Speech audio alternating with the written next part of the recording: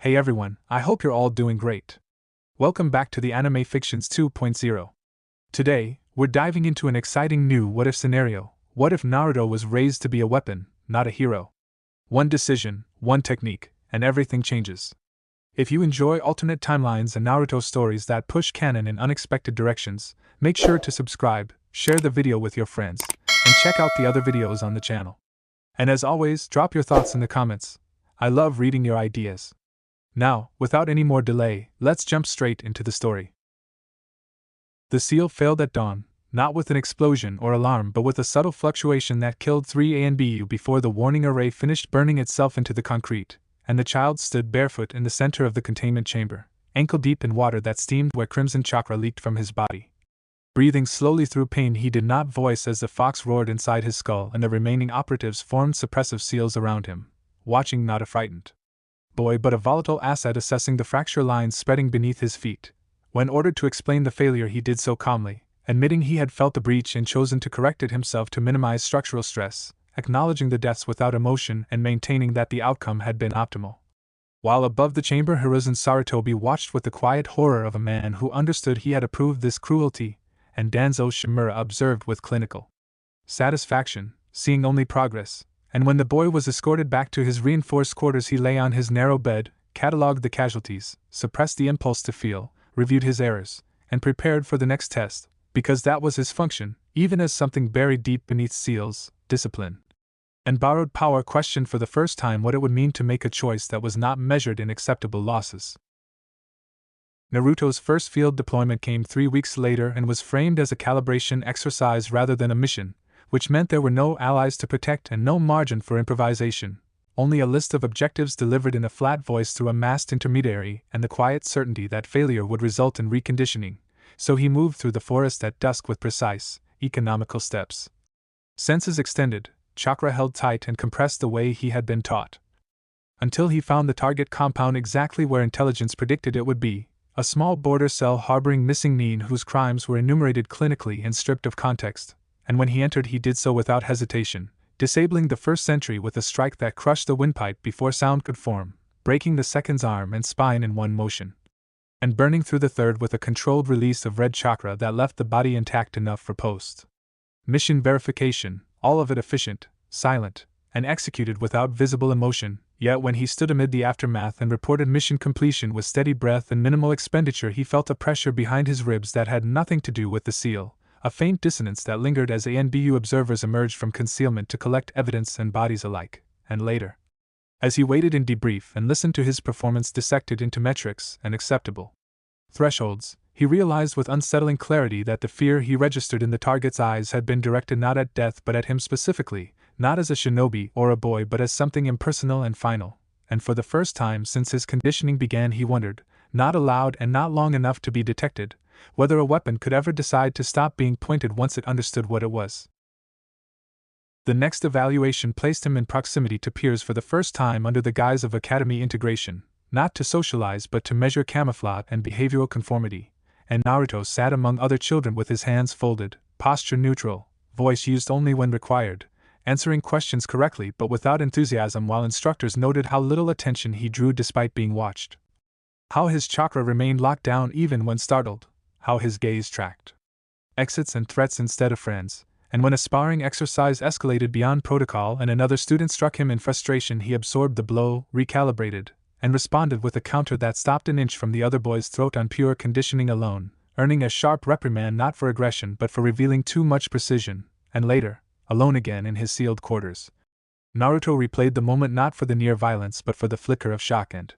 fear on the other child's face, a reaction that mirrored the ones from the field. And he realized that no matter how still he stood or how carefully he moderated his responses, the thing they sensed was not hostility but absence, the lack of hesitation that marked him as something shaped for outcomes rather than belonging, and as Kurama's low laughter echoed through the cage in his mind he tightened his control. Not because he feared losing it but because some quiet part of him understood that, if he ever stopped doing so, the system that made him would not ask whether he wanted to be human before reminding him why he was not. That understanding followed him into his first true team assignment, where the presence of a Jonin handler was meant to provide oversight rather than mentorship, and Kakashi Hatake learned within minutes that the boy assigned to him did not wait for instructions so much as interpret intent, moving ahead of commands, setting traps before threats fully emerged, and ending encounters with unnerving finality that left no room for improvisation or mercy. And while Sakura watched him with confusion, and Sasuke with sharpened interest, Naruto operated as if the mission existed in isolation from the people around him, responding to orders with clipped acknowledgement and stepping into violence with the same composure he used to tie his sandals, which forced Kakashi to confront the dissonance between a child's body and a soldier's reflexes. Especially when an ambush escalated beyond academy parameters and Naruto neutralized an enemy with lethal efficiency before Kakashi could intervene.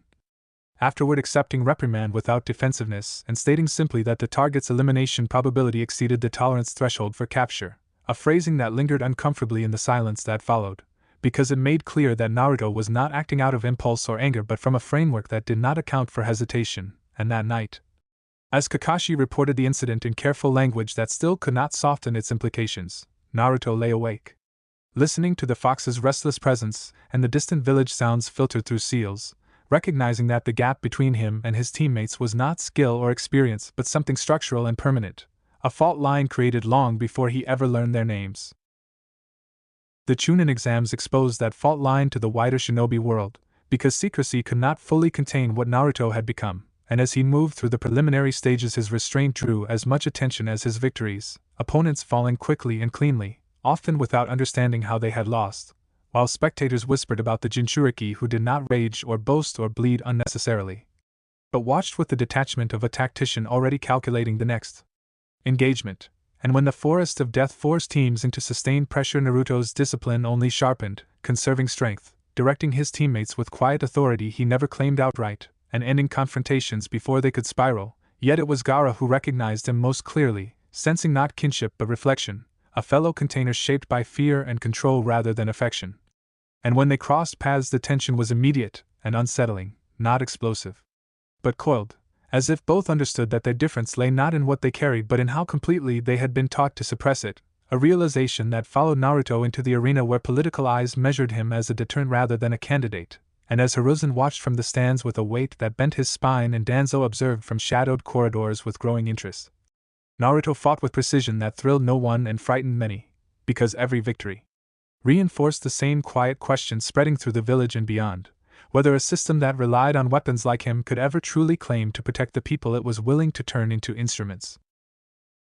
That question began to answer itself during the invasion, when chaos fractured the careful boundaries the village relied upon and Naruto was deployed not as a genin but as an emergency countermeasure, released into collapsing streets and burning rooftops with authority passed down through sealed channels that treated his presence like a calculated escalation, and he moved through enemy forces with brutal economy, dismantling squads, disrupting summons, and suppressing threats before panic could spread. Yet in the midst of it he witnessed civilians fleeing without direction, shinobi abandoning posts to protect their own, and children crying in ways he had been trained never to do, and something in him faltered not in action but in interpretation, because the parameters he had been given did not account for protecting people who were not mission-critical assets. And when Kurama pushed against the seals sensing blood and disorder, Naruto drew on its chakra just enough to survive an encounter that would have killed him otherwise, feeling the familiar burn and the unfamiliar clarity that followed, a realization that power given without choice still demanded a decision. And when the smoke cleared and the dead were counted and the Hokage lay fallen beneath a village he had sacrificed too much to defend, Naruto stood amid the wreckage awaiting further orders that did not come, understanding with a quiet finality that the system that forged him had relied on control to avoid responsibility, and that from this moment forward every use of him would carry not just strategic costs but moral consequence, whether his handlers acknowledged it or not. In the aftermath, as emergency councils convened behind sealed doors and new leadership was negotiated in whispers and leverage, Naruto was reassigned, repositioned, and quietly rewritten in classified documents as a stabilizing force rather than a last resort, which meant more missions with fewer witnesses and increasingly deniable objectives that pushed him beyond containment into influence. Dismantling cells before they formed, eliminating threats before they declared themselves, and learning through pattern rather than instruction that peace enforced by anticipation demanded a level of violence that never appeared on public records, yet each operation sharpened the same internal tension, because the more effective he became the less human his role allowed him to be, and when Akatsuki finally turned their attention toward him, it was not with brute force but with recognition. Treating him not as prey but as a peer shaped by the same ruthless calculus, offering him understanding instead of chains, which unsettled him more than any battle had, and as he confronted them and survived encounters that left scars no medic could see, Naruto began to understand that the true conflict was not between villages or ideologies but between systems that created weapons and then pretended surprise when those weapons started asking why. A question that grew heavier as the world edged toward war and the village tightened its grip, convinced that control was the only thing standing between survival and collapse, unaware that the weapon they relied upon was no longer merely executing orders but quietly, inexorably deciding which ones deserved to be followed. That quiet shift reached its breaking point during the war, when Naruto was no longer deployed reactively but positioned deliberately at fault lines meant to break enemy momentum, his presence altering battlefields before they fully formed as alliances watched him with equal parts reliance and fear, and as orders grew broader and more abstract he began to see how easily language could turn necessity into justification. How phrases like collateral tolerance and strategic denial erased faces and voices. So when a command came that required the sacrifice of an allied unit to secure a larger objective, he paused for the first time in open conflict, not long enough to be noticed by most but long enough for the decision to be unmistakably his, choosing to intervene instead, rerouting the battle at immense personal cost and forcing victory through exhaustion rather than expendability. An act that saved lives and destabilized trust in equal measure, because it proved the weapon could disobey without losing effectiveness. And when the war finally ended not with triumph but with fragile cessation, Naruto did not accept commendation or position, stepping away from the structures that had defined him and offering instead a single, controlled condition for his continued presence in the world, that he would act not as property or deterrent but as an autonomous force bound by accountability rather than obedience. A demand that unsettled every council yet could not be refused, and so he became something unprecedented and uneasy, neither hero nor weapon but a reminder carved into the new peace, that systems built on dehumanization could win wars but would never survive the moment their creations learned to choose. And as Naruto walked beyond the village gates not into exile but into a role defined on his own terms, he carried the weight of what he had been made and the quiet resolve of deciding, at last, what he would be. Years later, long after treaties hardened into habit and fear learned new disguises, Naruto remained a presence rather than a figurehead, appearing where imbalance threatened to calcify into doctrine, intervening sparingly and without spectacle, answering to no village yet bound by the consequences of every choice he made, and though some still called him a weapon and others a safeguard, either label fully held. Because he neither belonged to the system that forged him nor sought absolution from it, carrying instead a quiet, unromantic resolve shaped by everything taken from him. And when he looked back on the boy who had once stood barefoot in a containment chamber measuring lives against acceptable loss, he did not forgive the world that made that child necessary, but he did ensure it would never again be able to claim ignorance. Because peace built on weapons could endure only if those weapons were allowed to remember they had once been human, and Naruto Uzumaki, raised as an asset and sharpened by fear, chose to let that memory remain, not as weakness, but as the final constraint the world would have to live with. In time, even that role began to change, not because the world grew kinder but because it learned to anticipate him less as a solution and more as a boundary. And Naruto understood that this, too, was a consequence of choice, that by refusing to belong he had forced nations to confront their own capacity for restraint, and when he finally withdrew further from the center of events it was not into obscurity but into silence. A deliberate absence that denied the Shinobi system its most dangerous comfort, the belief that there would always be something else to deploy when decisions became unbearable, and though rumors persisted of a figure who intervened when lines were crossed and disappeared before gratitude or blame could form, Naruto did not correct them, because anonymity was the only freedom he had never been trained to surrender. And as the years passed and the world adjusted to a peace that no longer rested on a single controlled weapon, his existence became less a threat and more a warning etched into history, proof that what was done in the name of survival never truly ends when the war does, and that the cost of turning a child into an instrument is not measured in victories, but in how long it takes before the world learns to live without pointing him at its problems. Eventually even the warnings faded into something subtler and more dangerous, a precedent rather than a memory, and Naruto understood that this was the final test the world would impose on him, not whether he could fight or decide or refuse, but whether he could exist without being needed, because reliance had been the original sin that justified everything done to him. And so he chose distance not as punishment but as correction, severing the last informal channels through which villages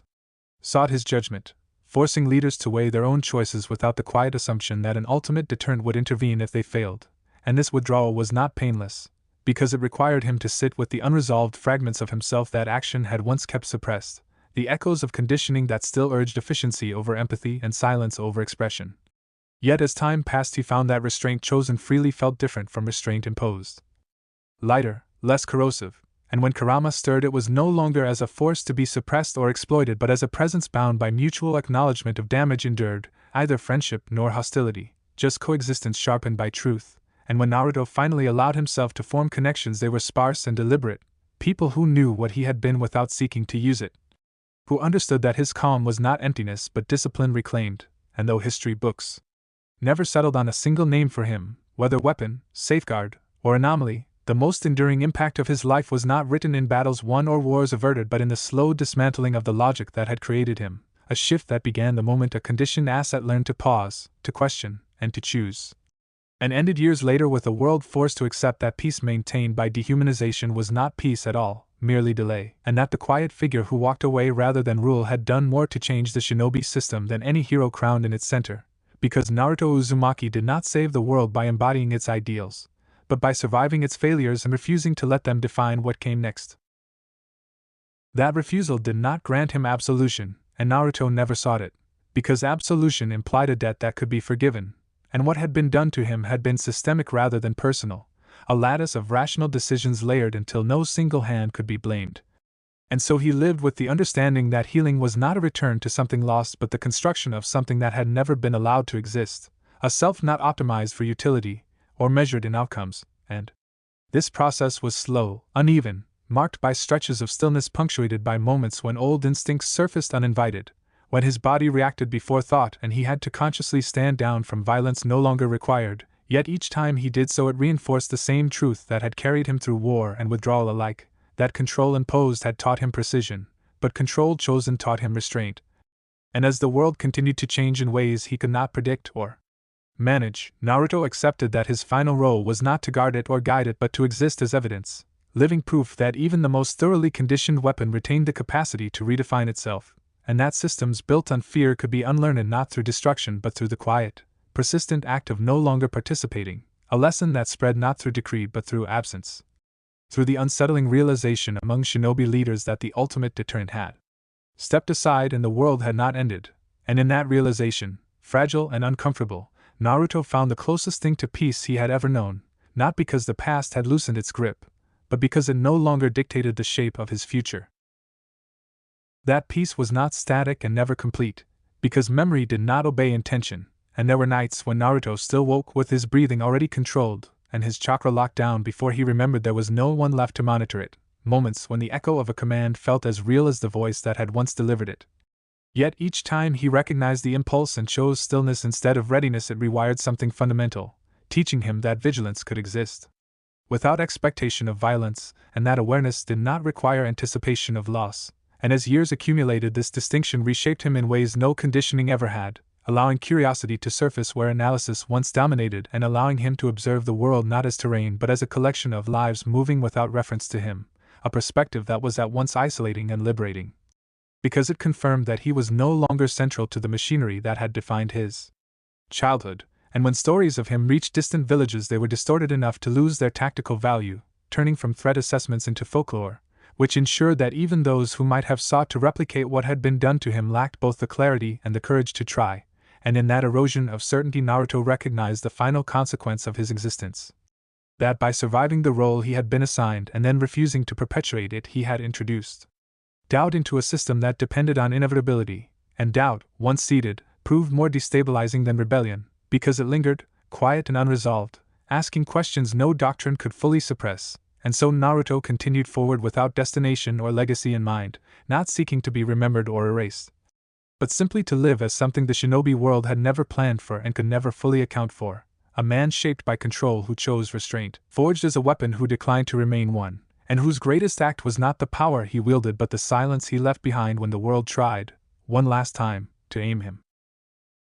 In the end, even silence became a language he learned to speak fluently, one that did not demand attention yet carried weight precisely because it could not be ignored, and Naruto understood that this was the final inversion of everything he had been trained for, because where once his value had been measured in visibility, deterrence, and calculated fear, now it resided in the absence of all three. In the way conflicts stalled when no ultimate solution presented itself, and leaders were forced to negotiate not because a weapon loomed but because there was no longer one to hide behind, and though the Shinobi system never publicly acknowledged this shift, it adapted to it in small, reluctant ways, reducing reliance on singular forces, dispersing authority, and hesitating before repeating the logic that had once seemed unavoidable. And Naruto watched these changes from the margins with a detachment that was no longer defensive but earned, aware that he could not undo the past or reclaim what had been taken from him, yet equally aware that he had denied the world the satisfaction of repeating it. And when he finally allowed himself to consider his own life not as an ongoing correction but as something permitted to exist without justification, he found that the question of who he was beyond function no longer demanded an answer, because it resolved itself through action unmeasured and time unaccounted for. Through days that required nothing of him and nights that passed without readiness drills or internal audits, and if there was grief in this freedom it was quiet and survivable, no longer sharpened by urgency or command. And so Naruto Uzumaki continued on not as a myth or a safeguard or a failure of policy but as a man who had outlived the purpose imposed upon him, carrying the memory of what dehumanization cost without allowing it to dictate what remained. And in doing so he left behind the only legacy that could not be weaponized, the proof that even in a world built on fear, the most radical act was not domination or rebellion but the decision to stop being used at all. Long after his name ceased to carry strategic weight and became instead a historical footnote argued over by scholars who never met him, Naruto remained attentive to the quiet ways the world still tried to recreate what it had lost, the subtle drift toward shortcuts and contingencies whenever fear resurfaced. And though he no longer intervened directly, he paid attention, because awareness was the one discipline he chose to keep. Not as obligation but as inheritance, and when he encountered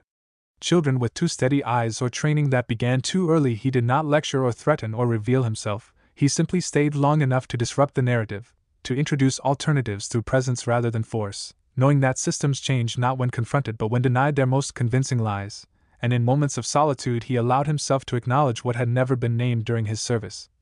The grief for a childhood reduced to metrics, the anger that had been folded into control until it became unrecognizable, and the lingering tenderness he had never been permitted to express, and he accepted these not as weaknesses but as evidence of survival, proof that the conditioning had not erased everything worth preserving, and as age softened his edges without dulling his clarity he understood that the world would never fully atone for what it had done. Nor would it ever completely stop trying to justify it, but it would hesitate, and that hesitation mattered because it created space where choice could exist, and in that space Naruto found meaning not in resolution but in continuity, in living on without needing to reconcile every contradiction, allowing the story to end not with triumph or forgiveness but with endurance, the quiet, unremarkable fact of a life no longer owned, no longer deployed, and no longer defined by the fear that had shaped it. A life that did not redeem the system that created him but stood as its unanswered question, persistent and unresolved, asking generation after generation whether peace was worth the cost of turning children into tools, and offering no instruction beyond the simple, difficult truth that once a weapon learns to choose, the world must either change or learn to live without pointing it at its problems ever again. Time continued its quiet work, sanding down urgency into memory, and Naruto found that what endured was not the shape of conflict but the habits people formed in its absence, the small decisions that accumulated into culture, and though he never claimed credit and never allowed proximity to turn into authority, he noticed how restraint slowly replaced escalation in places that had once defaulted to force. How negotiations stretched longer before breaking, how the idea of creating another living deterrent began to feel distasteful rather than clever, and he understood that this, too, was a form of influence that could not be traced back to him without unraveling the very logic it depended on, because his impact existed not as an action but as a constraint, a memory of consequence embedded deep enough that it no longer required reinforcement. And as his body aged and his chakra settled into something quieter and less volatile, Naruto accepted the limits that came with time not as loss, but as confirmation that he had finally been allowed to move forward rather than remain suspended at the peak of usefulness. And when pain came it was ordinary, unremarkable, unclassified, no longer a signal to push through or compensate but simply a reminder that he inhabited a human body rather than a strategic asset. And if there were moments when he wondered what life might have been had the world chosen differently at the beginning, he let those thoughts pass without resistance, because speculation had once been a luxury denied to him and now felt unnecessary, replaced by the grounded certainty that meaning did not require an ideal origin to exist, only the freedom to continue, and so Naruto lived, quietly and deliberately, without banners or permission, carrying forward not as a symbol to be interpreted but as a presence that refused to resolve into something convenient. And in doing so he ensured that the story ended not with a final battle or a grand reconciliation, but with something far less dramatic and far more unsettling to the systems that had shaped him, the simple, sustained reality of a man who had been raised as a weapon and chose, every day that followed, to remain neither hero nor tool, but wholly, irrevocably his own. That choice, repeated without witnesses or ceremony, became the true measure of his life, because it demanded more endurance than any war had, more patience than any conditioning, and as seasons cycled and generations who knew his name only through distorted accounts came of age, Naruto remained attentive to the quiet signals that once would have summoned him into motion but now served only as reminders of a past he no longer inhabited, and when he encountered remnants of the old logic, councils arguing for necessity, commanders speaking in probabilities and tolerances, he felt no urge to intervene directly, understanding that intervention would only reinforce the myth that someone else would always bear the cost of difficult decisions, and instead he allowed time and consequence to do the work that force once had, trusting that uncertainty would erode what certainty had built. And though there were moments of loneliness that pressed in when dusk fell and the world felt vast, in its indifference, he accepted those moments as part of the life he had chosen, because solitude freely entered was different from isolation imposed, and as Kurama's presence settled into something like silence rather than suppression, Naruto understood that even the power sealed within him had changed, not diminished but contextualized. No longer a justification or threat but a fact that required responsibility rather than dominance, and in rare conversations with those who sensed what he was without fully understanding it, he spoke little and listened more, offering no doctrine, no absolution, only the lived example of restraint as something stronger than control. And if the shinobi world continued to struggle with the legacy of its choices, continued to rationalize and revise and obscure, Naruto did not demand accountability from it, because his existence already imposed it.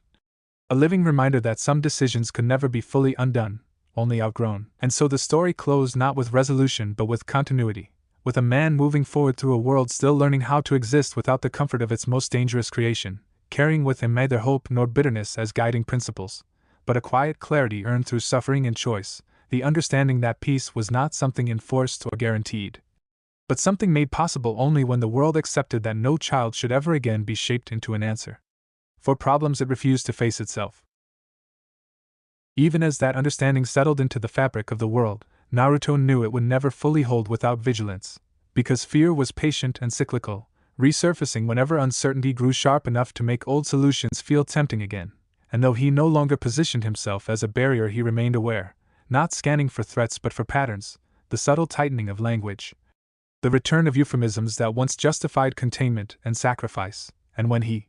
encountered those echoes he did not confront them with argument or force, because he had learned that systems defended themselves best when attacked directly, instead choosing to exist as contradiction, a living example that invalidated the premise that weapons were inevitable, and this existence required a steadiness deeper than discipline, a commitment to remain present even when disengagement would have been easier. And as years continued to thin his strength and quiet his chakra, he accepted that there would come a day when even his presence would fade into abstraction, when the last living memory of what had been done to him would pass beyond reach, yet rather than fearing that erasure he prepared for it, not by securing legacy or preserving narrative control but by trusting that the doubt he had introduced would outlive him. That once planted it would continue to unsettle every attempt to recreate the conditions that had shaped him, and in that trust he found a form of peace that did not rely on permanence, understanding that the value of a life was not measured by how long its influence endured but by whether it changed the direction of what followed. And so Naruto Uzumaki moved through his final years without urgency or regret, not reconciled with the past but no longer defined by it, carrying the quiet certainty that the world had been forced, however reluctantly, to confront the cost of its choices, and that even if it forgot his name or softened the truth of his story, it would remember the hesitation he left behind, the pause before repeating a familiar cruelty, and in that pause, fragile and imperfect, lay the only ending that could ever have made sense for a child raised as a weapon, not redemption, not victory, but the enduring possibility that the world might choose differently next time.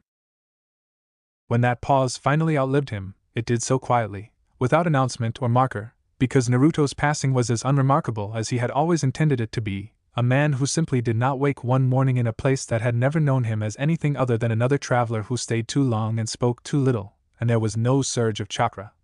No sign that the power sealed within him had rebelled or demanded spectacle, only the stillness of a body that had carried too much for too long and was finally permitted to rest, and if the fox noticed the moment it did not rage against it, remaining bound in a silence shaped by shared endurance rather than conquest, and in the weeks that followed nothing immediate changed, no alarms were raised, no councils convened in panic, because the world had already been living without him for years, relying not on intervention but on the habits it had been forced to develop in his absence, and it was only later, in the slow and indirect way truth often travels, that the significance of his life sharpened into focus, not as legend but as a negative space in history, a missing solution that had never been replaced, compelling each generation to confront its own crises without recourse to a living deterrent, and scholars argued in officials revised language and some attempted to frame his existence as an anomaly rather than an indictment. But none could erase the structural shift that followed him, the way conversations stalled when someone proposed shaping another child into an answer, the way that suggestion now carried a weight of discomfort it once lacked, and though no monument bore his name and no doctrine credited his influence, the most telling evidence of what he had changed was found in what never happened again, the sealed chambers that remained in use, the programs that never advanced beyond proposal, the quiet consensus that some lines, once crossed, could not be justified a second time, and in that absence Naruto's life continued to speak, not as a moral victory or a redeemed tragedy, but as a sustained interruption in a cycle that had once seemed inevitable, a reminder that the world did not end when the weapon stepped away, nor when it finally vanished, and that the cost of turning a child into an instrument had proven so enduring, so corrosive, that even those who benefited from it learned, slowly and unwillingly, that some tools were too expensive to ever forge again. After that realization settled into institutional memory, it became something like an inherited caution, rarely articulated yet felt whenever policy drifted toward desperation, and though no one traced it back to a single boy or a single decision, the hesitation that followed became habitual, a learned pause before cruelty dressed itself as necessity, and in that pause the shinobi world began, imperfectly and without absolution, to redefine what strength meant when it could no longer be outsourced to a living weapon, and if progress was uneven and sometimes reversed, it was still constrained by the knowledge that a line once crossed had exacted a cost no victory had justified, and so generations grew up without ever seeing containment chambers brought online or children assessed as assets rather than lives, not because the world had become virtuous but because it had become wary. And that wariness shaped a quieter era in which conflict still existed but escalation was no longer automatic, and in this way Naruto Uzumaki endured not as a savior or martyr but as a structural memory embedded in the bones of a system that had been forced to change in order to survive itself, a man whose life proved that the most dangerous consequence of creating a weapon was not what it destroyed but what it revealed, that once a child learned to choose, the world could no longer pretend its violence was impersonal. And so the story did not close with redemption or justice or reconciliation, but with continuity altered, with a future no longer built on the assumption that someone else would bear the unbearable, and if that future remained flawed and uncertain, it was at least one where the question Naruto left behind could not be easily dismissed, a question that lingered in policy debates and training halls and moments of fear, asking again and again whether survival was worth the cost of erasing humanity, and refusing to provide an answer simple enough to turn another child into a solution. That refusal to simplify became the quiet inheritance Naruto left behind, not a doctrine but a pressure that bent decisions just enough to prevent them from hardening into inevitability, and as decades passed and the world layered new conflicts over old scars, the absence of an ultimate weapon reshaped ambition itself, forcing leaders to cultivate patience where they once cultivated deterrence, to invest in trust not because it was purer but because it was cheaper than repeating a catastrophe that could not be contained once born. And in this slow recalibration there were failures and regressions and moments when fear nearly reclaimed its old authority, yet each time the question returned, unanswerable and persistent, asking who would pay the cost this time and whether the world was prepared to admit it aloud, and because no one could point to a single figure and say the burden would be carried elsewhere, the burden spread, becoming shared and therefore resisted, and in that resistance Naruto's life continued to matter without needing to be remembered, a paradox he would have understood, because anonymity had been his first protection and his last freedom, and if there were nights when the wind moved through places that had once been sealed and guarded and nothing answered back, that silence was not emptiness but closure of a kind the shinobi world rarely allowed itself. The closing of a door that had been opened too easily and kept open too long, and so the story ended not with a moral resolved or a system redeemed, but with a lasting imbalance in favor of restraint, a tilt so slight it could be missed by those looking for spectacle, yet strong enough to change the direction of a future that no longer assumed children could be shaped into answers, and if the world never fully learned the lesson Naruto embodied, it learned enough to hesitate, enough to doubt, Enough to choose a harder path when the easier one demanded dehumanization, and in that imperfect, ongoing choice lay the only ending that could honor a life spent under control and concluded in freedom, not as proof that peace could be guaranteed, but as evidence that it could be pursued without sacrificing the humanity it claimed to protect. And in that pursuit, halting and unfinished, the world carried forward with a restraint it did not celebrate and a caution it did not fully understand, because the most enduring changes rarely announce themselves as victories, and Naruto's absence continued to shape outcomes precisely because it denied easy resolution, leaving people to confront the weight of their own decisions without the comfort of displacement. And if there were moments when someone wondered aloud what might have happened had the weapon remained, the question never lingered long enough to become policy, because history had already provided its answer in the form of consequences that could not be erased, only absorbed, and so life went on in its uneven way, marked by conflict tempered by hesitation and ambition slowed by memory, and though no one named him in oaths or inscribed him into law, Naruto Uzumaki remained present in the spaces where restraint prevailed over expedience, where a child was allowed to grow without assessment, where power was met with limits rather than escalation, and this presence, diffuse and unclaimed, was the final irony of a life shaped by control, that its greatest influence emerged only once it could no longer be directed, and if the world never became just or gentle because of it, it became slightly more careful, slightly less willing to turn necessity into excuse, and that margin, narrow and fragile, was enough to ensure that the question he embodied would persist beyond any single era, asking not how much could be taken in the name of peace, but how much must be preserved for peace to mean anything at all, a question without final answer, carried forward by those who inherited a world no longer anchored to a living weapon, and who, whether they knew it or not, lived within the space that choice had made possible. That space, once opened, resisted closure even when fear pressed hardest against it, because people had learned, slowly and without celebration, that shortcuts carved through children left scars that never truly faded, and so restraint became less an ideal than a habit practiced under pressure, imperfect and often resented, yet present enough to alter outcomes in ways that could not be easily traced or undone. And as the shinobi world aged into something quieter and more fragmented, Naruto's life remained its unspoken reference point, not as legend but as a boundary condition, the example that made certain arguments feel incomplete the moment they were voiced. And in villages where training halls echoed with ambition tempered by caution, instructors found themselves hesitating before praising obedience without question, leaders paused before framing sacrifice as abstract. And even when conflict flared, it did so within limits that once would have seemed naive, and if those limits were sometimes breached, they were no longer defended with the same confidence, because the memory of what unchecked necessity produced had settled into collective instinct, and in that instinct lay a fragile continuity that did not promise peace but made cruelty harder to disguise. And so the world continued, uneven and unresolved, carrying forward a life that had never asked to be symbolic yet became so by refusing to be used, a life that ended without spectacle and endured without command, leaving behind not a solution but a constraint, not an answer but a question that refused to fade, and in that refusal the story found its final shape, not closed or redeemed, but held open just enough to ensure that when the world faced its next crisis, it would have to look inward rather than outward, and decide, without the comfort of a weapon to shoulder the burden, whether it was willing to choose a path that preserved humanity even when doing so was the harder, lonelier, and more uncertain way forward.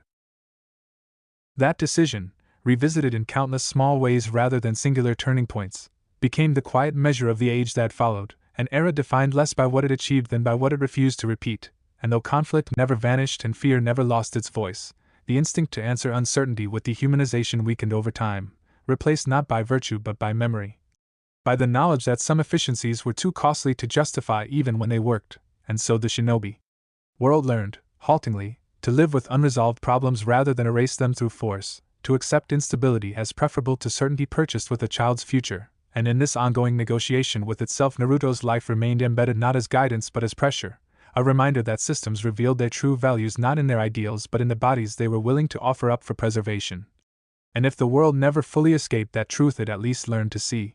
it, to hesitate before crossing lines once treated as pragmatic, and in that hesitation the legacy of a boy raised as a weapon endured without needing to be spoken, shaping choices through absence rather than command, through the quiet understanding that once humanity was stripped away in the name of peace it could never be cleanly restored. And so the story did not end with resolution or redemption but with vigilance redistributed across generations, a shared burden where none could claim ignorance or delegation. And if the future remained uncertain, it did so honestly, without the lie that someone else could be shaped to absorb its cost, leaving behind a world still flawed, still struggling, but one that had learned, through suffering and restraint, that the most dangerous weapon it had ever created was not power itself, but the belief that power could replace responsibility. A belief Naruto Uzumaki dismantled simply by surviving it, and then choosing, again and again, not to be used. And even as that belief faded into something closer to instinct than lesson, its absence continued to shape the texture of everyday life in ways too subtle for proclamation, because people no longer expected salvation to arrive embodied and obedient, no longer waited for a singular force to resolve what collective courage refused to face, and this recalibration altered not just policy but identity, forcing shinobi and civilians alike to accept responsibility as something shared rather than deferred. And if that made the world feel heavier at times, it also made it more honest, because fear could no longer be displaced onto a constructed other, and in this honesty Naruto's life found its final resonance, not as an endpoint but as a threshold crossed once and never reopened, a moment when the world had been confronted with the full weight of its own logic and found it wanting. And though the future that followed was imperfect and often painful, it was at least one in which pain was acknowledged rather than abstracted, carried rather than assigned, and if stories persisted they did so not to glorify or condemn but to remind, quietly and without instruction, that there had once been a child shaped into an answer and that the answer had walked away, leaving behind a silence that demanded better questions, and in that silence generations learned, unevenly and without certainty. That peace was not a state enforced through control but a practice sustained through restraint, and that the cost of preserving humanity was not efficiency or safety but courage, the courage to live without guarantees, without weapons shaped from children, and without the comfort of believing that necessity excused everything. And so the world continued forward, marked not by the presence of a hero or the shadow of a weapon but by the lingering awareness that some lines, once crossed, changed everything, and that the truest legacy of Naruto Uzumaki was not the power he wielded or the wars he influenced but the enduring refusal to let that power be the answer again, a refusal that lived on not in monuments or memory but in choice, repeated quietly, imperfectly, and endlessly, wherever fear tempted the world to forget what it had already learned.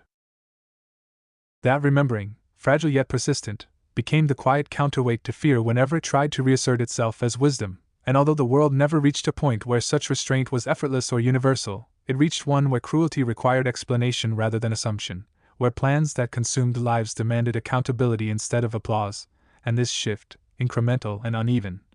proved more durable than any enforced peace because it lived in habit rather than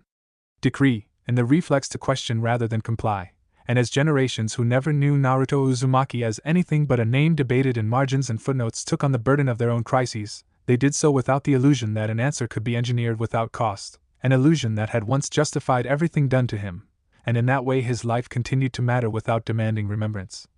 Because the absence of a weapon shaped expectations more powerfully than its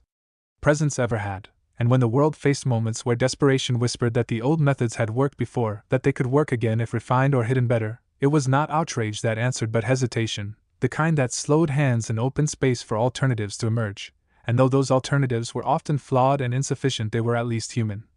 bound to choice and consequence rather than inevitability, and so the story settled not into closure but into pattern, a rhythm of restraint learned through loss and sustained through awareness, and if Naruto's life offered anything resembling resolution, it lay not in healing the damage done to him or redeeming the system that shaped him, but in proving that even the most thoroughly conditioned weapon could refuse the role it was given and survive that refusal, leaving behind a world altered just enough to make repetition harder. Just enough to force responsibility back where it belonged, and in that narrow margin between fear and choice, between efficiency and humanity, his existence continued to resonate, not loudly or cleanly, but steadily, as a reminder that the most meaningful endings were not those that resolved conflict, but those that changed what the world was willing to accept as necessary, and that sometimes the most radical act was not to save the world or condemn it, but to live beyond the purpose it tried to impose, and in doing so, quietly, irrevocably deny it the right to do the same thing again. And so the world moved forward carrying that denial like a scar rather than a lesson, something felt more than understood, influencing decisions at the edges where fear and ambition met, and while it never became immune to cruelty, it became less fluent in justifying it, stumbling over explanations that once came easily, and this friction slowed the machinery that had once turned children into contingencies. Because machinery depended on smoothness, on the absence of doubt, and doubt had become unavoidable. And in that sense Naruto's life achieved something no reform or decree ever had, it disrupted the rhythm of inevitability, forcing people to remain present with the consequences of what they chose rather than delegating them to something created to endure what others would not, and if the cost of that disruption was uncertainty, inefficiency, and the loss of comforting absolutes. It was a cost borne collectively rather than extracted from the young and the voiceless, and though the future that followed was neither peaceful nor just by any absolute measure, it was at least one where responsibility could no longer be cleanly displaced, where power had to answer for itself rather than hide behind necessity, and in that ongoing tension the absence of a living weapon became not a vulnerability but a boundary, a line that reminded the world that survival purchased through erasure left nothing worth preserving. And so the story settled into its final truth, not as a warning, shouted or a moral resolved, but as a sustained condition of restraint that endured precisely because it offered no comfort, no hero, no solution shaped to absorb the unbearable, only the difficult, human work of choosing again and again not to repeat what had already proven too costly to justify, and in that work Naruto Uzumaki continued to exist, not as memory or myth, but as the quiet fact that a child raised to be a weapon had lived long enough, and freely enough, to ensure that the world would never again be able to claim it had no other choice.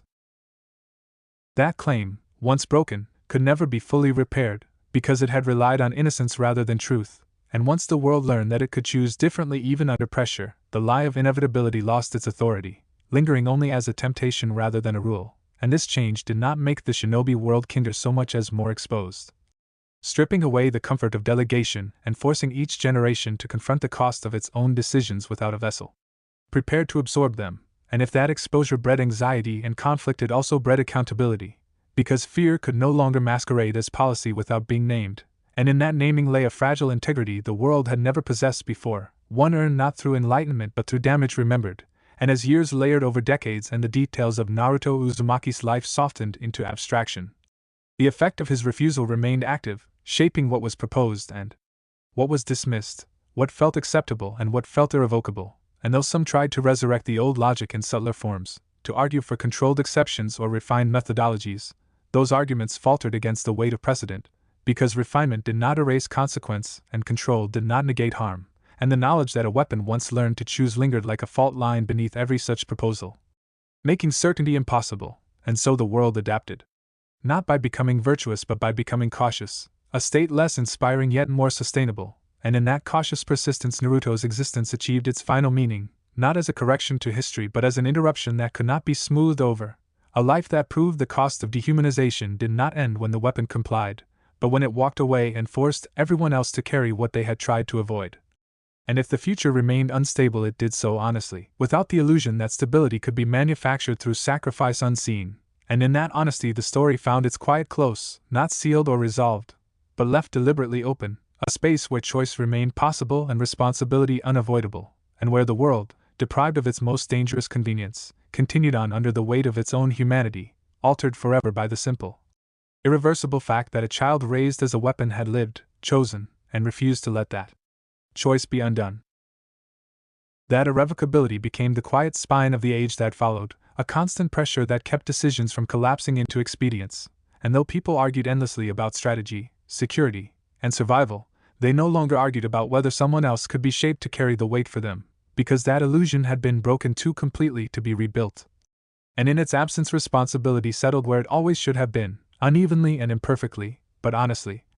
borne by those who chose rather than those who were made, and if this made leadership harder and conflict messier it also made them real, stripping away the false cleanliness that had once allowed cruelty to masquerade as order, and so the world endured not because it had found a better weapon but because it had learned, reluctantly, to live without one, to accept that uncertainty was preferable to certainty purchased with a child's future. And in that acceptance Naruto Uzumaki's life reached its final consequence, not redemption or vindication but transformation without ownership, a change that could not be credited, reversed, or contained, only lived with, and as time continued to move forward, indifferent and unceremonious, the systems that had once defined him adapted around the absence he left behind, becoming slower, more cautious, and less willing to pretend that necessity absolved everything. And though suffering did not vanish and injustice did not resolve itself, the world no longer possessed the comforting lie that it could solve its deepest problems by creating something designed to endure what others would not, and in that loss lay a difficult gain, the forced recognition that peace could not be delegated, weaponized, or sealed away, only practiced, imperfectly and continuously, by people willing to remain human even when doing so was dangerous, and that was the final unspoken ending of the story, not a triumph or a tragedy but a sustained refusal, carried forward by a world that had been changed not by the power of a weapon, but by the moment that weapon chose to stop being one, and lived long enough for everyone else to understand that they would never again be able to claim there had been no other choice. And from that understanding grew a quieter, heavier form of endurance, one that did not rely on optimism or belief in progress but on the simple refusal to surrender agency when fear demanded it most. And while the world continued to fracture and reform in uneven cycles, it did so without the false comfort of a singular answer, forcing communities to negotiate their survival through compromise, patience, and the acceptance of limits. And though this made outcomes slower and often unsatisfying, it preserved something essential that had once been considered expendable, the acknowledgement that every decision carried human cost that could not be abstracted away. And in this acknowledgement Naruto's life continued to exert influence without presence, a negative space that shaped what was possible by defining what was no longer permissible, and as time passed the distinction between legend and consequence blurred, leaving behind not a story to be told but a condition to be lived with, a world in which restraint was no longer framed as weakness but as a necessity learned through irreversible loss. And if there were those who resented this constraint, who longed for the simplicity of a weapon that could be aimed and absolve them of doubt, their resentment found no foothold strong enough to overcome the collective memory of what that simplicity had cost, and so the future unfolded without guarantees or heroes, marked instead by ongoing negotiation and the shared burden of choice. And in that burden lay the truest measure of peace the Shinobi world had ever known, not the absence of conflict but the presence of accountability, a state made possible only because a child raised as a weapon had survived long enough to refuse the role and leave behind a world that could no longer pretend its violence was inevitable. And as generations continued to inherit that world, imperfect and unresolved, they did so under the quiet pressure of a truth that could not be undone. That humanity preserved through restraint was not weaker than power imposed through control, but harder, lonelier, and ultimately more honest. And in that honesty the story finally rested, not concluded but sustained, living on not in memory or myth but in the continual, difficult act of choosing not to repeat what had already proven too costly to justify. And even that sustaining required effort, because memory without ritual has a way of thinning, and so the world's restraint was never guaranteed, only practiced, renewed through small acts of refusal that rarely drew notice, through leaders choosing slower paths, through teachers hesitating before equating obedience with virtue, through communities absorbing risk rather than exporting it to the unseen. And in these quiet, cumulative choices Naruto's life continued to exert gravity long after its end, not as a lesson learned once but as a tension that had to be held. And when the world stumbled, as it inevitably did, the stumble was no longer hidden behind rhetoric of necessity but confronted as failure, acknowledged rather than sanitized. And this acknowledgement, uncomfortable and incomplete, prevented collapse into old certainties. Because certainty had been exposed as the most dangerous luxury of all, and as decades blurred into one another the idea of shaping children into instruments faded not through eradication but through impracticality, through the recognition that such creations carried consequences too diffuse and enduring to be controlled. And so ambition redirected itself, imperfectly, towards systems that distributed burden rather than concentrating it, towards structures that bent rather than broke under strain. And though none of this redeemed the past or healed what had been taken from Naruto, it ensured that his suffering did not become a blueprint. And in that distinction lay the final dignity of his life, not that it was justified, but that it was not repeated. And if the world never thanked him, never named him, never fully understood what it had taken and then been forced to return, it nevertheless lived within the altered conditions his existence had created, a world where power had limits not because they were imposed, but because they had been learned. And in that learning the story continued, not as a narrative with an ending but as a lived reality shaped by absence, hesitation, and the ongoing refusal to turn humanity into a resource, a reality that carried forward the quiet, unresolved truth at its core, that the most meaningful change did not arrive through conquest or design, but through a single, irrevocable choice made by someone who had been denied all others, a choice to step away, to endure, and to leave behind a world that could no longer claim ignorance, no longer claim inevitability, and no longer claim that it had no other way. That loss of inevitability remained the most disruptive inheritance of all, because it could not be legislated away or reframed without confronting the discomfort it imposed. And as time carried on and the world layered new names onto old fears, the absence of a living solution continued to demand something far more difficult than obedience, the willingness to remain accountable when outcomes were uncertain. And this willingness did not produce cleaner histories or simpler narratives, but it did produce a world that could no longer pretend its violence was impersonal, because every escalation now required someone to own it openly, to stand in the space where a weapon once stood and decide whether the cost was acceptable when there was no one else to bear it, and in that space many choices were abandoned before they were ever made, not out of mercy but out of recognition. The understanding that survival achieved through erasure hollowed whatever it preserved, and if this recognition slowed progress and complicated defense, it also preserved something fragile and essential, the idea that humanity was not a variable to be optimized away, and though this idea was often strained and sometimes betrayed, it never fully vanished again, because the precedent that had once justified its removal had been broken too completely, and so the world persisted in a state of uneasy balance, not redeemed, not healed, but altered, carrying forward the quiet consequence of a life that had refused to resolve cleanly into either triumph or tragedy. And if Naruto Uzumaki's story resisted conclusion, it was because the harm done to him could not be neatly contained within an ending, only dispersed into the choices that followed, shaping them through hesitation and doubt rather than instruction. And in that diffusion his life found its final form, not as a warning or a myth, but as a condition the world had to live with, the knowledge that once a child was turned into a tool and that tool learned to choose, the world lost forever the right to claim it had no other option, a loss that did not guarantee peace but made cruelty harder to excuse. And in that difficulty, sustained and unresolved, the story rested at last, not closed but carried forward, embedded in a future that would remain flawed and uncertain yet forever changed by the simple, irreversible fact that someone raised to be a weapon had lived, endured, and walked away, leaving behind not an answer, but the burden of choice where it belonged. That burden did not diminish with familiarity, because familiarity did not make it lighter, only more visible. And as societies adapted to carrying it, they found that the effort required was not heroic but constant, a low, steady strain that shaped behavior over time, encouraging caution where certainty once rushed in and encouraging dialogue where force once answered first. And though this did not eliminate suffering, it redistributed it away from the unseen and the silenced, making harm something that could no longer be neatly sealed behind policy or necessity. And in this redistribution Naruto's life continued to matter without ever becoming exemplary, because exemplars invited imitation and his existence had proven that imitation was precisely the danger, and so his legacy remained deliberately incomplete, a disruption rather than a template. A reminder that what had been done could not be refined into something acceptable without repeating its core violence, and as the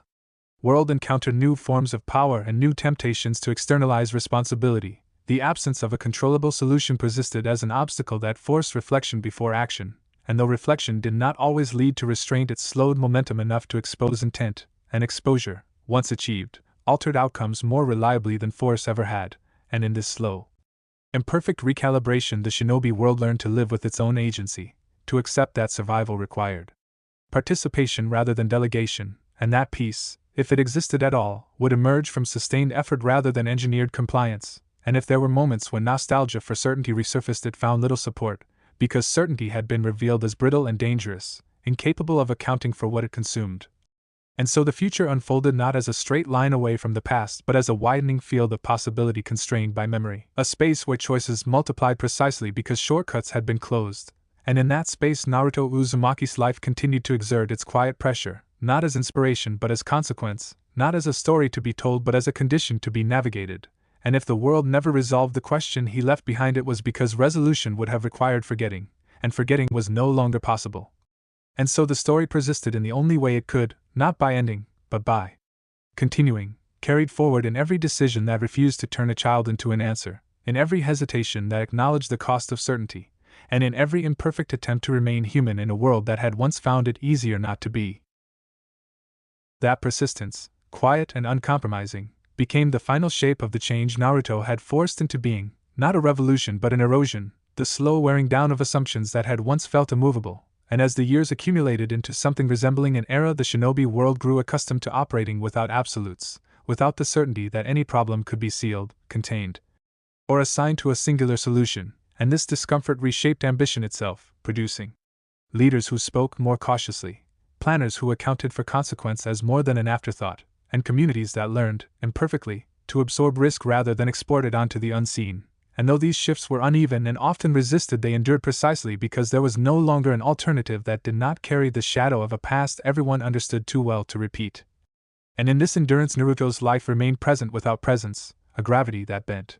decisions without ever announcing itself, and if that gravity was sometimes resented, it was also respected, because it demanded something harder than obedience, the willingness to remain accountable even when outcomes were uncertain and fear offered easier paths. and so the world continued forward not purified or redeemed but constrained by a memory it could not comfortably reinterpret.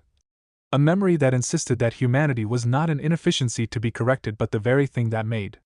survival worth pursuing, and if this insistence never fully triumphed it never fully vanished again, because it had been written not into doctrine but into consequence, into the lived understanding that once a child was shaped into a weapon and that weapon learned to choose, the world lost forever the right to claim ignorance, and in that loss lay a difficult, ongoing responsibility that no one could escape, a responsibility carried quietly by generations who might never know Naruto Uzumaki's face or voice but lived within the altered conditions his life had created, choosing again and again, without guarantee or comfort, to bear the weight themselves rather than passing it on, and in that continual choosing the story finally found its resting place, not in resolution or closure,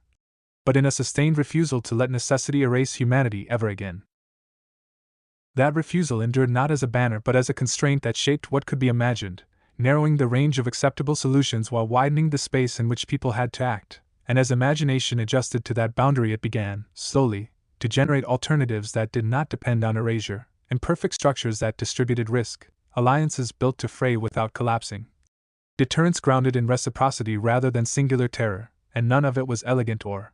absolute, but it was resilient in a way the old certainty had never been, because it did not hinge on the obedience of a single life, and when crises tested these arrangements they often exposed their flaws, yet those exposures no longer translated automatically into justification for repeating the past, instead prompting revision, repair, and at times failure born openly. And in this openness Naruto's life continued to exert its quiet influence, because it had demonstrated that the most dangerous thing a system could do was convince itself that suffering could be localized, contained, and endured by someone else. And once that illusion was gone the cost of decisions became visible enough to alter them, and as decades turned and the world layered new languages over old fears, the absence of a living weapon remained a stubborn fact that could not be argued away, forcing each generation to confront uncertainty without the comfort of absolution, and though many resented this burden none could convincingly argue that removing it would make the world safer, because history had already answered that question in scars too deep to ignore, and so the story continued without crescendo or conclusion, carried forward in the daily work of restraint, in the willingness to accept limits, in the choice to remain present with consequences rather than delegating them to something shaped to endure what others would not. And if this work was unglamorous and exhausting it was also honest, grounded in the recognition that peace, if it existed at all, was not a product to be engineered but a practice sustained through vigilance and care, and in that practice Naruto Uzumaki's life found its final resonance, not as a symbol to be celebrated or a tragedy to be redeemed, but as a permanent alteration to what the world would allow itself to do, a change that lived on not in memory or myth but in the simple, difficult fact that once a child had been turned into a weapon, and once that weapon had chosen to walk away, the world had been forced to accept that there were no longer any excuses left to hide behind. And with that acceptance came a quieter form of maturity the world had never planned for, one that did not announce itself as wisdom but manifested as restraint practiced even when it hurt, even when fear argued convincingly for older, simpler answers. And though this maturity did not prevent catastrophe or guarantee justice, it altered the way catastrophe was met. Because there was no longer a place to send the unbearable, no sealed chamber, or conditioned life to absorb what others refused to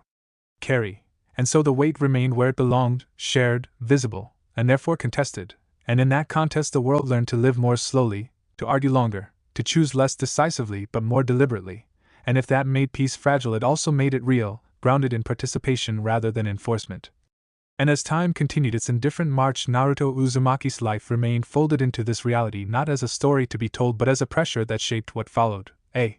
proof that once dehumanization had been exposed it could never again pass for necessity without resistance, and though resistance was not victory it was enough to keep the future open, enough to prevent certainty from closing around cruelty once more. And so the story did not end in triumph or despair but in continuity altered. In a world still capable of harm yet no longer able to pretend that harm was unavoidable, a world that had been forced, through the quiet endurance of one life shaped, and then reclaimed, to accept that the most dangerous thing it had ever created was not power without limit, but responsibility without escape, and in that acceptance the narrative finally came to rest, not resolved, not redeemed, but held in balance, carried forward by generations who might never know the name of the child who had been turned into a weapon, yet lived every day within the space his refusal had made possible, choosing again and again to remain human where once it had seemed easier not to be. And that choice, repeated so often it became invisible, reshaped the world more thoroughly than any decisive act ever had, because it embedded restraint into routine rather than heroism, turning what had once required exceptional courage into an expected part of governance and community alike. And while this did not eliminate ambition or fear, it altered their trajectories, forcing them to pass through layers of consideration that slowed their conversion into violence. And in those delays, alternatives sometimes emerged, fragile and incomplete but sufficient to avert the most irreversible outcomes, and when they did not, the resulting harm was at least acknowledged as chosen rather than inevitable, a distinction that mattered because it preserved the possibility of learning. And as the shinobi world aged into something less centralized and more negotiated, its institutions grew less efficient and more accountable. A trade that frustrated those who remembered the speed of absolute authority but protected those who would once have been consumed by it. And in this imperfect balance, Naruto Uzumaki's life continued to exert its influence not as a guiding hand but as a boundary condition, the proof that systems could not externalize their moral costs without consequence. And though his name faded and his story fragmented into conflicting accounts, the effect of his refusal persisted as a kind of background gravity, shaping decisions even when no one consciously invoked it.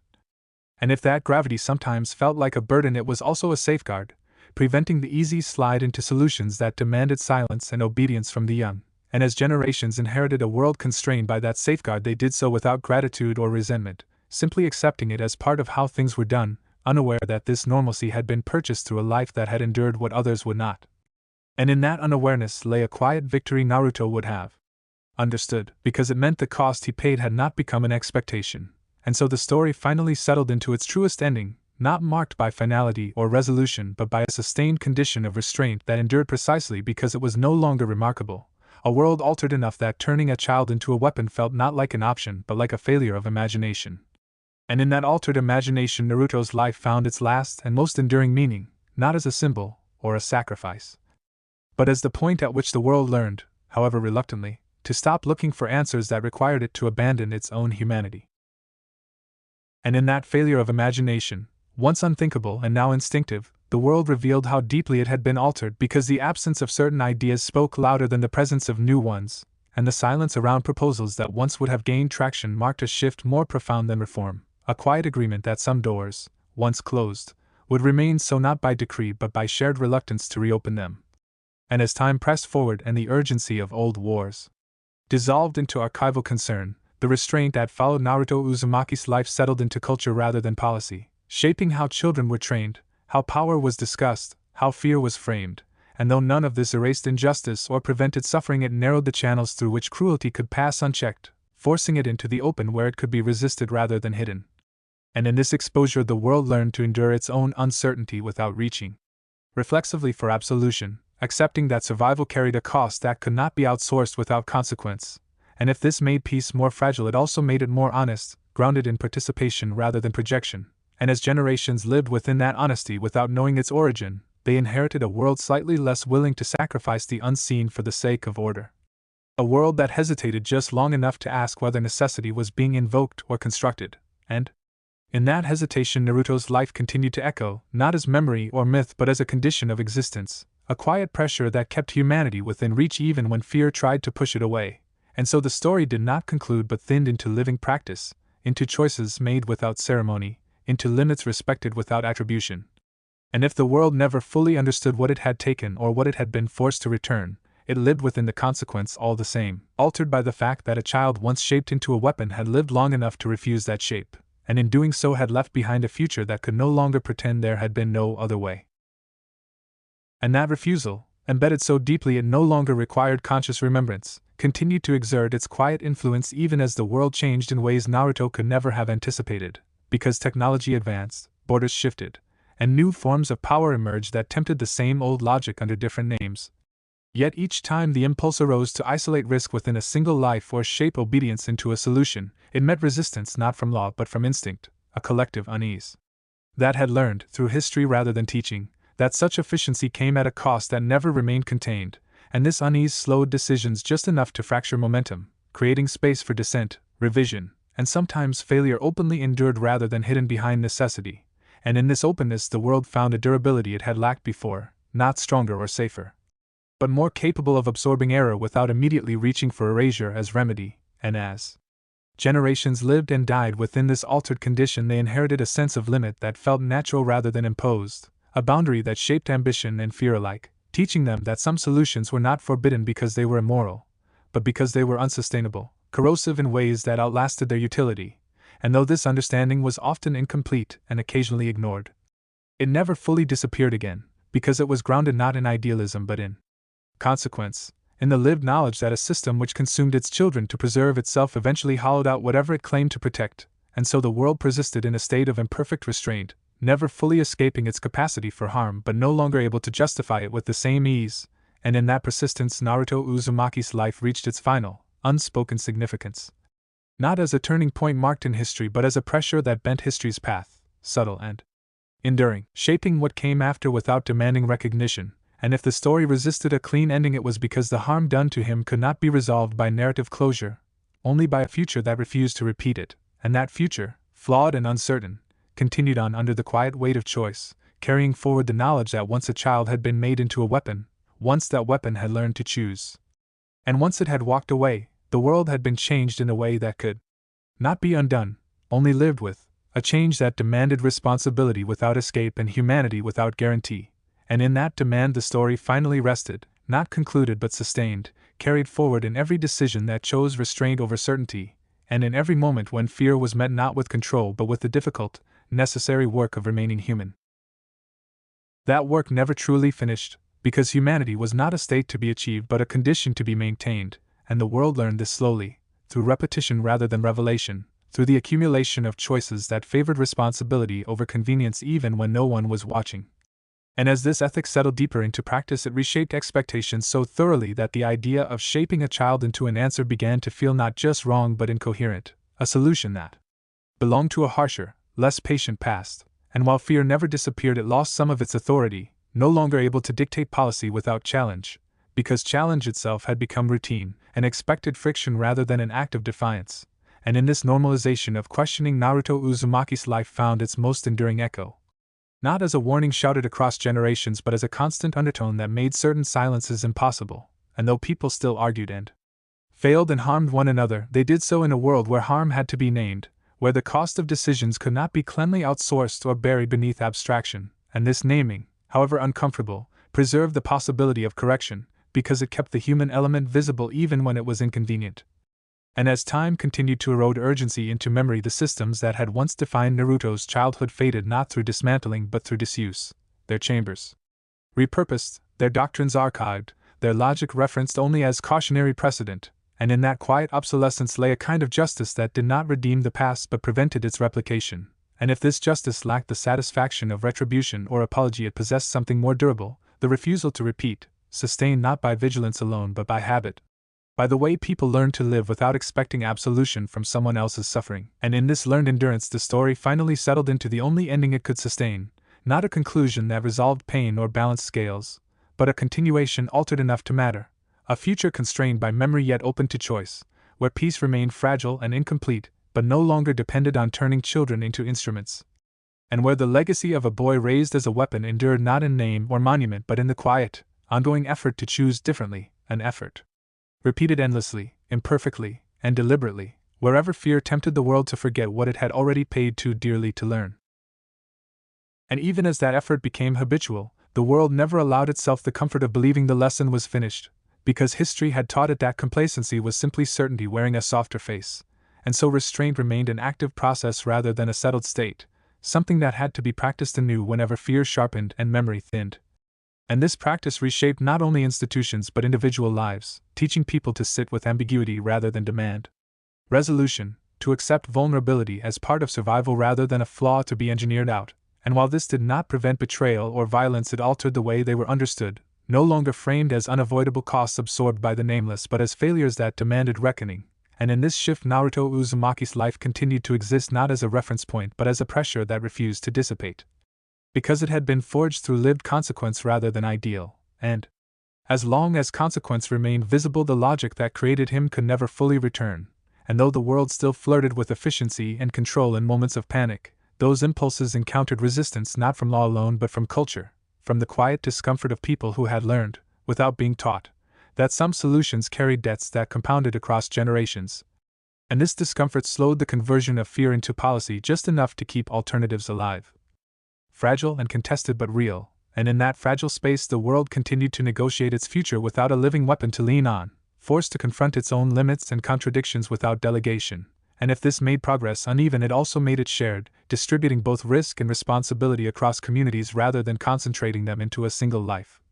And in that distribution, Naruto's absence achieved its final function, not as a safeguard but as a boundary that could not be crossed without acknowledgement. And as time passed, and those who had lived closest to his era faded from memory, the conditions his life had imposed remained, shaping what felt possible and what felt intolerable. And though the world never became gentle, it became less willing to mistake cruelty for necessity.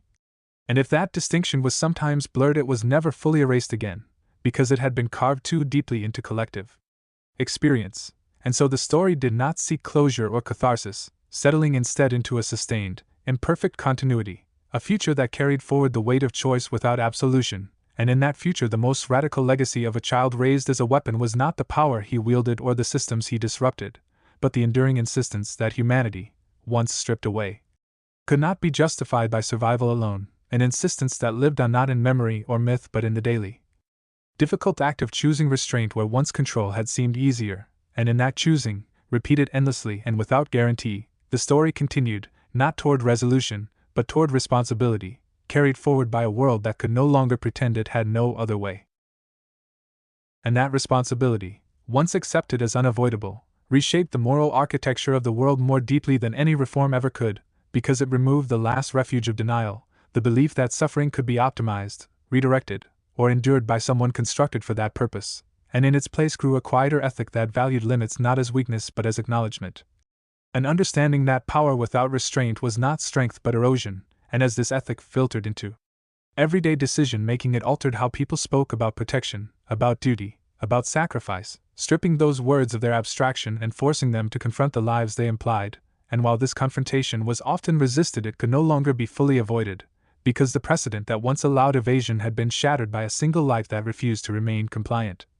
And over time that refusal became less a story than a condition, a gravity that pulled choices away from extremes and toward shared burden. And if the world still failed, still harmed, still justified too much in moments of fear, it did so with less certainty and more hesitation, a crack in resolve that allowed empathy and doubt to intrude where once there had been only calculation. And in that intrusion lay the slow, imperfect preservation of humanity, not as an ideal but as a constraint. And as generations continued to live within that constraint, they came to accept it not as loss but as cost, the price of choosing not to repeat a cruelty that had once seemed efficient. And in this acceptance, Naruto Uzumaki's life reached its quiet permanence, not as an ending written in history but as a force embedded in its direction, shaping what followed without commanding it, ensuring that the world would never again be able to claim innocence in the act of creating weapons from children.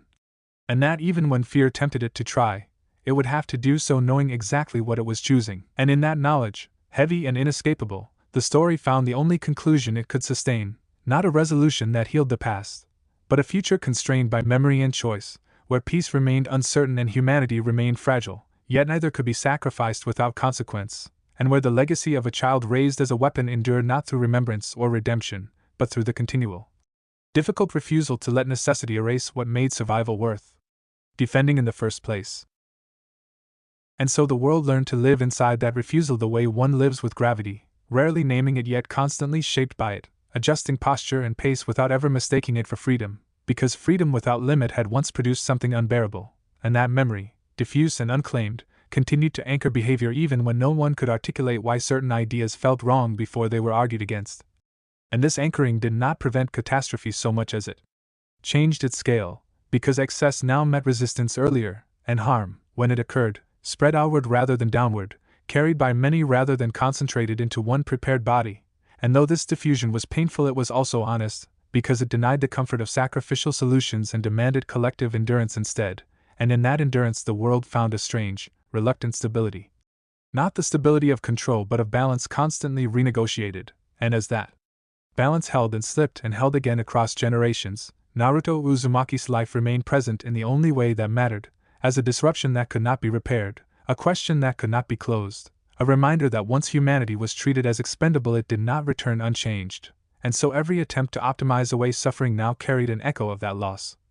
A quiet resistance that made such attempts feel incomplete before they were even enacted, and if this resistance never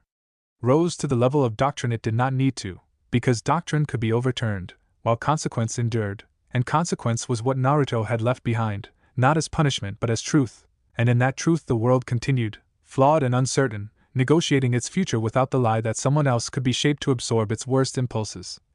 And though this made progress slower and outcomes messy, it preserved something irreducible, the understanding that peace could not be built on erasure without erasing itself, and in that understanding the story finally settled into a form that did not seek applause or closure, but persistence, a continuation shaped by restraint rather than resolution, where the absence of a weapon became the condition that made choice unavoidable, and where the life of a child once raised as an instrument endured not as myth or memory but as a permanent alteration to what the world was willing to do. A quiet, enduring line drawn not in law or stone but in collective hesitation, asking, every time fear demanded certainty, whether the cost would again be paid by those who never chose to bear it, and refusing, again and again, to accept an answer that required forgetting what had already been learned.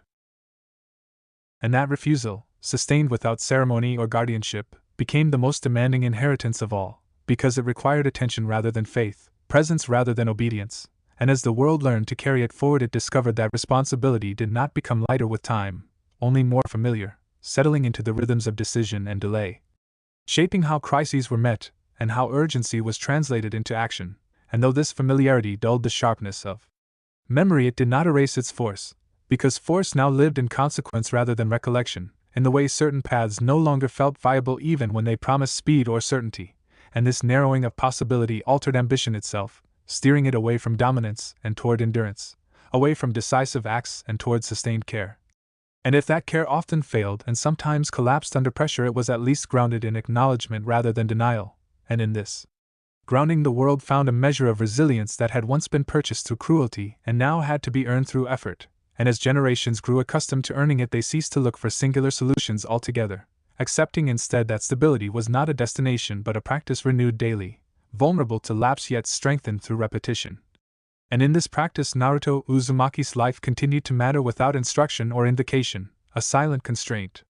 that kept certain doors closed not by prohibition but by shared reluctance to reopen them, and when new technologies or ideologies emerged that tempted the old logic under different names they encountered not outrage but weariness, a collective sense that such efficiency came with debts no one wished to inherit again, and this weariness slowed adoption just enough to allow scrutiny, dissent, and revision. Imperfect tools that nevertheless preserved choice where once there had been only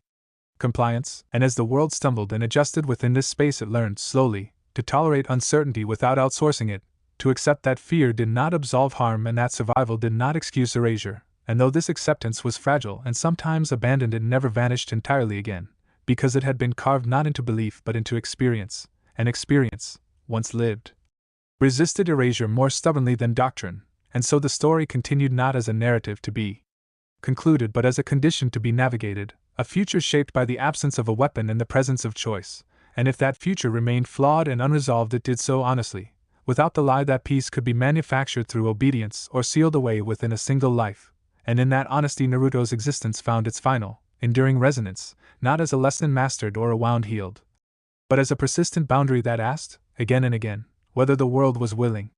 to remain human even when fear made it tempting not to be, and in the repeated choosing that followed, imperfect and uncelebrated, the story lived on, not ending, not redeeming, but sustaining itself through the quiet, difficult work of restraint, carried forward by a world that had learned, at last, that there were no answers worth building if they required the erasure of those who never chose to be the cost. And yet even that understanding never granted rest, because rest implied completion, and what Naruto left behind was not completion but vigilance redistributed across countless lives, a vigilance that had to be practiced without the clarity of an enemy or the relief of resolution, and so the world learned to endure its own attention, to remain awake to the consequences of its choices without the anesthesia of delegation, and this wakefulness proved exhausting in ways no war had been, because it demanded honesty in moments when certainty would have been easier, demanded patience when speed promised control, and demanded restraint when fear offered permission, and though many resented this burden they carried it all the same, because the alternative had been exposed as too costly to repeat, and in this reluctant endurance the world found a rhythm that was neither peace nor chaos but something in between. A fragile equilibrium sustained by the knowledge that humanity, once forfeited, did not return intact, and as years pressed on and the contours of history softened, the absence that Naruto had made permanent continued to shape expectation itself, so that even children who never heard his name grew up in a world where being treated as expendable felt aberrant rather than inevitable. And if that world remained unjust and uncertain, it was at least one where injustice required effort rather than habit. And uncertainty demanded participation rather than surrender, and in this shift, the most profound change took root, because it altered not what people believed but what they were willing to tolerate, and tolerance, once withdrawn, proved harder to reclaim than any territory lost. And so the story did not close with forgiveness or condemnation, but with a sustained narrowing of what the world would allow itself to become. A narrowing achieved not through law or legend but through the quiet accumulation of refusals that followed a single, irrevocable one. And if the future remained open, it did so under the weight of that refusal, constrained by the knowledge that once a child had been shaped into a weapon, once that weapon had learned to choose, and once it had walked away, the world had been changed in a way that could not be undone, only honored through restraint, and in that honoring, imperfect and ongoing, the narrative found its final shape, not an ending but a boundary. Not a triumph but a responsibility, carried forward by those who would never know the cost that made it possible, yet lived every day within the space it created, choosing, again and again, to remain human even when fear made it tempting to forget why that choice mattered. And in that choice, renewed without witnesses and without reward, the world finally learned what Naruto had never been allowed to learn as a child. That meaning did not come from being necessary but from being accountable, from standing inside uncertainty without demanding that someone else be shaped to absorb it. And this lesson, once internalized, changed the texture of life in ways too ordinary to be celebrated and too profound to be reversed, because it redefined what strength looked like. When no one was watching, when restraint was not enforced by threat or hierarchy but maintained through shared understanding of consequence, and as this understanding spread, it dulled the appeal of absolute solutions, making them feel crude rather than decisive, and though fear continued to test these limits, it found fewer hands willing to carry it forward at any cost, because cost itself had become visible, inseparable from outcome, and in that visibility the world found a harsher honesty that resisted myth-making, that refused to let suffering be abstracted into necessity or erased through rhetoric. And if this honesty produced fewer heroes and no clean endings, it produced something rarer, a continuity grounded in choice rather than compulsion. And as generations lived and died within that continuity, they did so without needing to know its origin, because the space it created felt simply like how things were. A world where children were not evaluated as contingencies, where power was constrained by memory even when memory had no name, and where the absence of a living weapon was not felt as vulnerability but as a boundary that made other forms of courage possible. And in that world, Naruto Uzumaki's life reached its quiet conclusion not through remembrance or redemption but through diffusion, spread thin across countless decisions that refused to repeat what had already proven too costly. And if the story seemed never to end, it was because its ending was not an event but a condition, sustained through effort rather than sealed by resolution, a future that remained flawed and uncertain yet irrevocably altered by a single fact that could not be undone, that a child raised to be a weapon had lived, had chosen, and had walked away, leaving behind not peace or justice or certainty, but something more difficult and more enduring. The obligation to choose humanity even when fear insisted there was no time, no alternative, and no other way. And still the world carried that obligation forward not as a triumph, but as a tension that never fully relaxed, because tension was the price of awareness and awareness the price of refusing old lies, and in this state the shinobi world aged into something less certain and more responsible, a place where answers took longer and failures could no longer be quietly buried. And while many lamented the loss of decisiveness, they could not deny that decisiveness had once demanded a sacrifice no one was willing to name again, and so restraint persisted not because it was noble but because the alternative had been understood too well to repeat. And in this understanding, Naruto Uzumaki's life continued to shape reality in the most unsettling way possible, by refusing to be resolved into meaning, remaining instead as an open wound that never festered and never healed, only reminded. And when fear returned as it always did, it found fewer structures willing to amplify it into doctrine, fewer leaders able to claim necessity without facing the human cost directly. And though this did not prevent violence, it changed its aftermath, because accountability followed where silence once had, and this follow-through altered memory itself, making it harder for the world to mythologize its own cruelty. And as time thinned even that memory into instinct, the most profound consequence of Naruto's existence emerged. Not in what the world remembered, but in what it no longer forgot to ask: who pays? Who chooses? And who is being shaped to endure what others refuse to carry? And as long as those questions surfaced, unresolved and uncomfortable, the path that had created him remained blocked not by force but by recognition, and in that recognition lay the quiet endurance of his story, a story without a final chapter because its purpose had never been narrative closure, but interruption.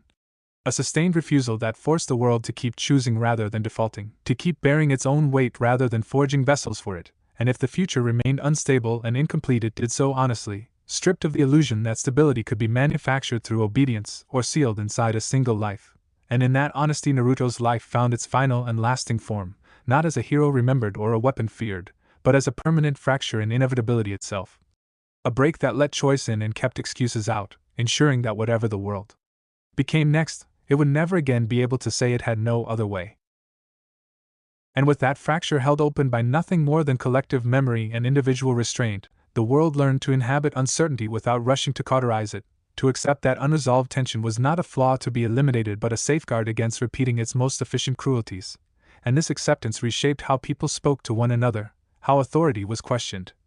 how obedience was reframed not as virtue but as a choice that carried responsibility. And though this did not produce harmony, it produced friction honest enough to slow descent into old patterns, because friction forced awareness and awareness forced ownership, and in this ownership Naruto Uzumaki's life continued to exert its quiet pressure, not as a demand but as a consequence that could not be escaped, reminding the world that once suffering had been made systematic it could never again be made invisible. And as generations grew up within this altered condition, they inherited not a story of warning or hope but a landscape shaped by absence, by the knowledge that some solutions were no longer available because their cost had been revealed too fully to ignore, and if that limitation sometimes felt like weakness, it also created space for other forms of strength to emerge, slower and less spectacular but harder to corrupt, rooted in shared burden rather than delegated sacrifice. And as crises rose and fell within this framework, the world continued its uneven negotiation with itself, failing and correcting and failing again, yet never quite returning to the certainty that had once allowed it to turn a child into an answer. And in that incomplete return lay the final endurance of Naruto's existence, not as redemption for what had been done to him but as prevention of its repetition, a life that did not fix the world but altered its trajectory just enough to keep it from collapsing back into the same shape. And if the story seemed to stretch on without conclusion, it was because conclusion had never been the point, only continuation under constraint, only the sustained effort to choose humanity without guarantees, and in that effort the world moved forward, carrying with it the quiet, unresolvable truth that some power once taken could never be justified again, and that living with that truth, heavy and inconvenient, was the price of refusing to let fear decide who would be used next. And so the world persisted within that constraint, learning over time that living without absolution did not mean living without hope, only without shortcuts, and this distinction, subtle yet decisive, reshaped how crises were framed and met, because hope no longer arrived as a solution imposed from above but as a practice sustained from within, carried by people willing to endure ambiguity rather than surrender to efficiency that erased others, and as this practice spread it altered expectations so thoroughly that urgency itself changed character, becoming less a demand for decisive force and more a call for shared effort, and though this slowed outcomes it deepened their legitimacy, because decisions made without delegation carried weight that could not be shrugged off or reassigned, and in this deepening Naruto Uzumaki's life continued to exert its quiet influence, not as a model to be followed but as a boundary that shaped imagination, narrowing what could be justified,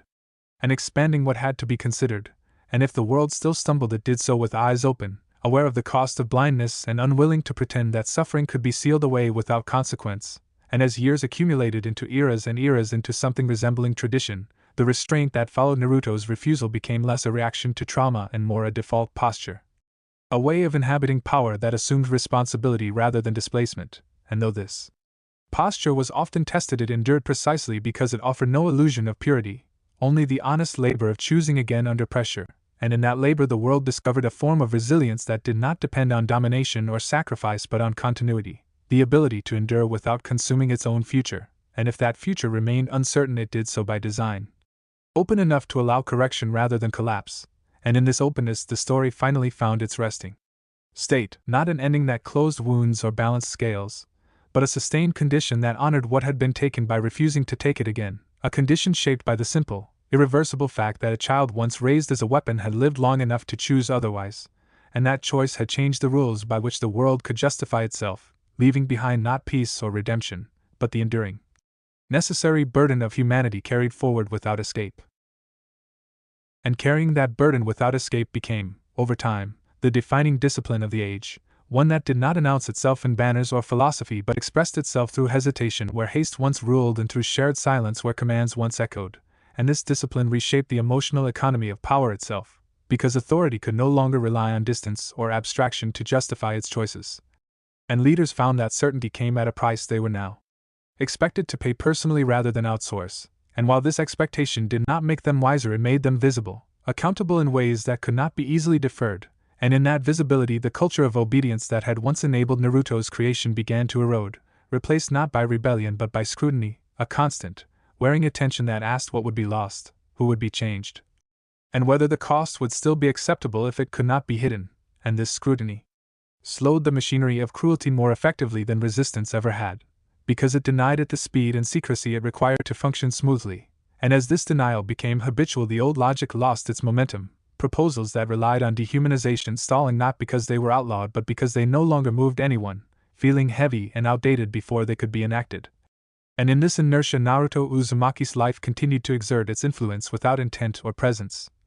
A quiet weight embedded in the decision-making process itself, and as generations grew accustomed to carrying that weight they ceased to experience it as loss, understanding instead that what had been relinquished was not strength but convenience, not safety but absolution, and that the price of retaining those had been far higher than the effort now required to live without them, and so the world continued, imperfect and unresolved, negotiating its future without the illusion that someone else could be shaped to endure its worst impulses. And if fear still whispered that the old ways had been simpler, it found fewer listeners willing to mistake simplicity for survival, because simplicity had once produced a child who was never allowed to be one, and that knowledge, diffuse yet persistent, kept certain paths closed even when they promised control. And in this closure the story found its final persistence, not as a conclusion that settled accounts but as a condition that demanded ongoing care, a future shaped by the refusal to repeat what had already proven too costly, and if that future remained fragile it did so honestly, sustained not by weapons or certainty but by the difficult, continuous act of choosing to remain human in a world that had once found it easier not to be, a world that could no longer claim it had no other way. Because a child raised as a weapon had lived, had chosen, and in walking away had left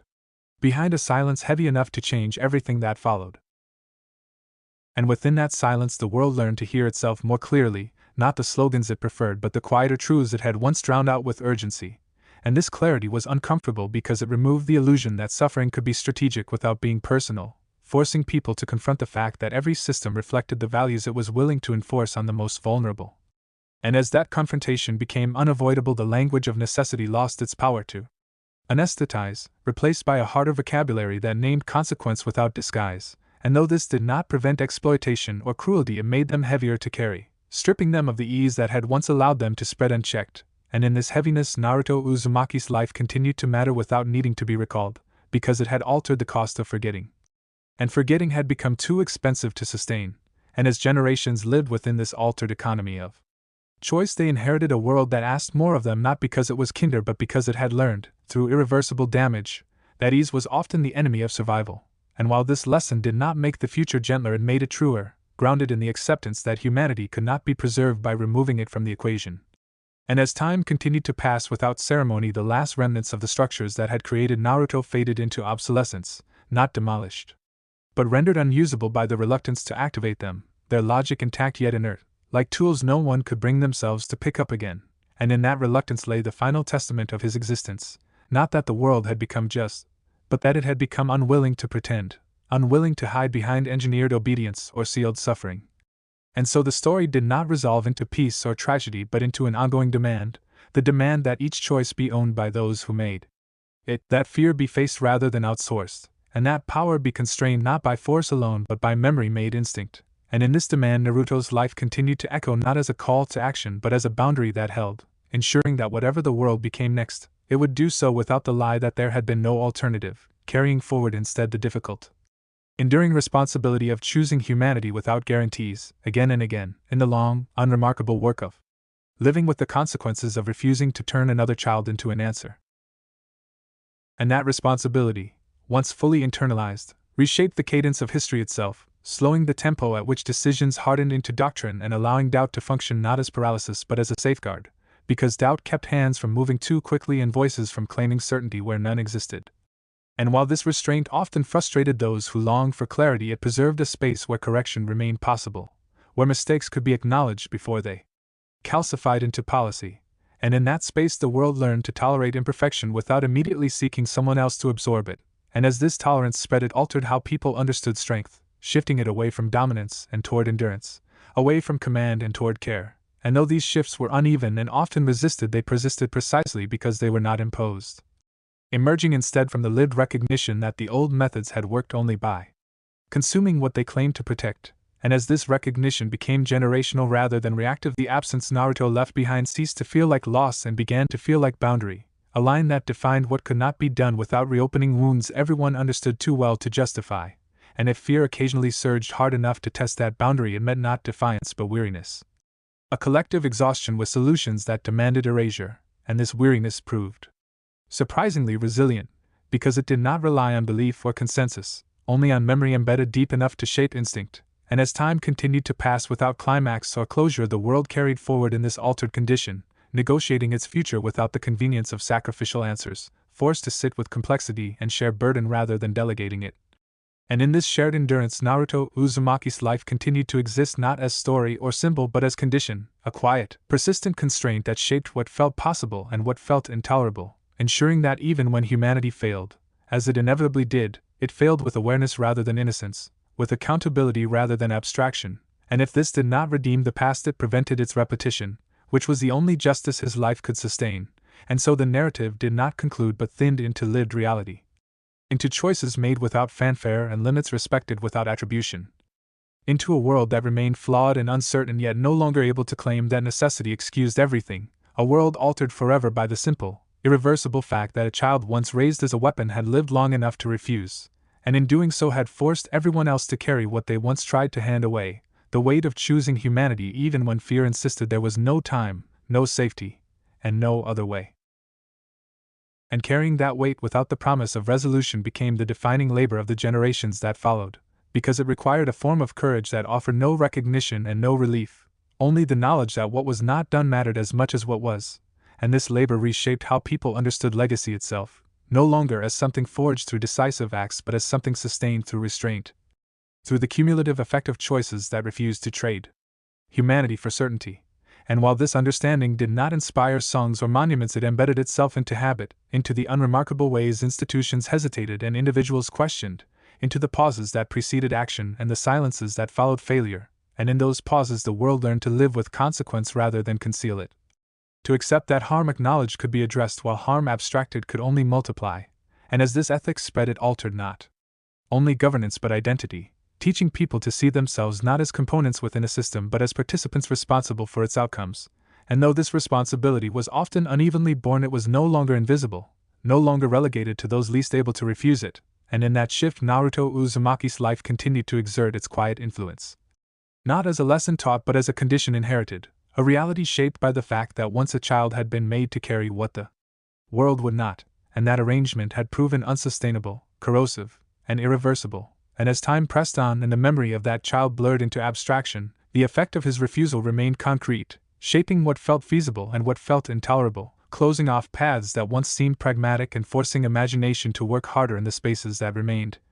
And though this made solutions messier and progress slower, it preserved something essential, the understanding that peace demanded participation rather than delegation, that survival could not be outsourced without consequence, and if this understanding never became comfortable, it became familiar enough to endure. And in that endurance the story finally found its lasting form, not an ending that resolved the past but a future constrained by memory and choice.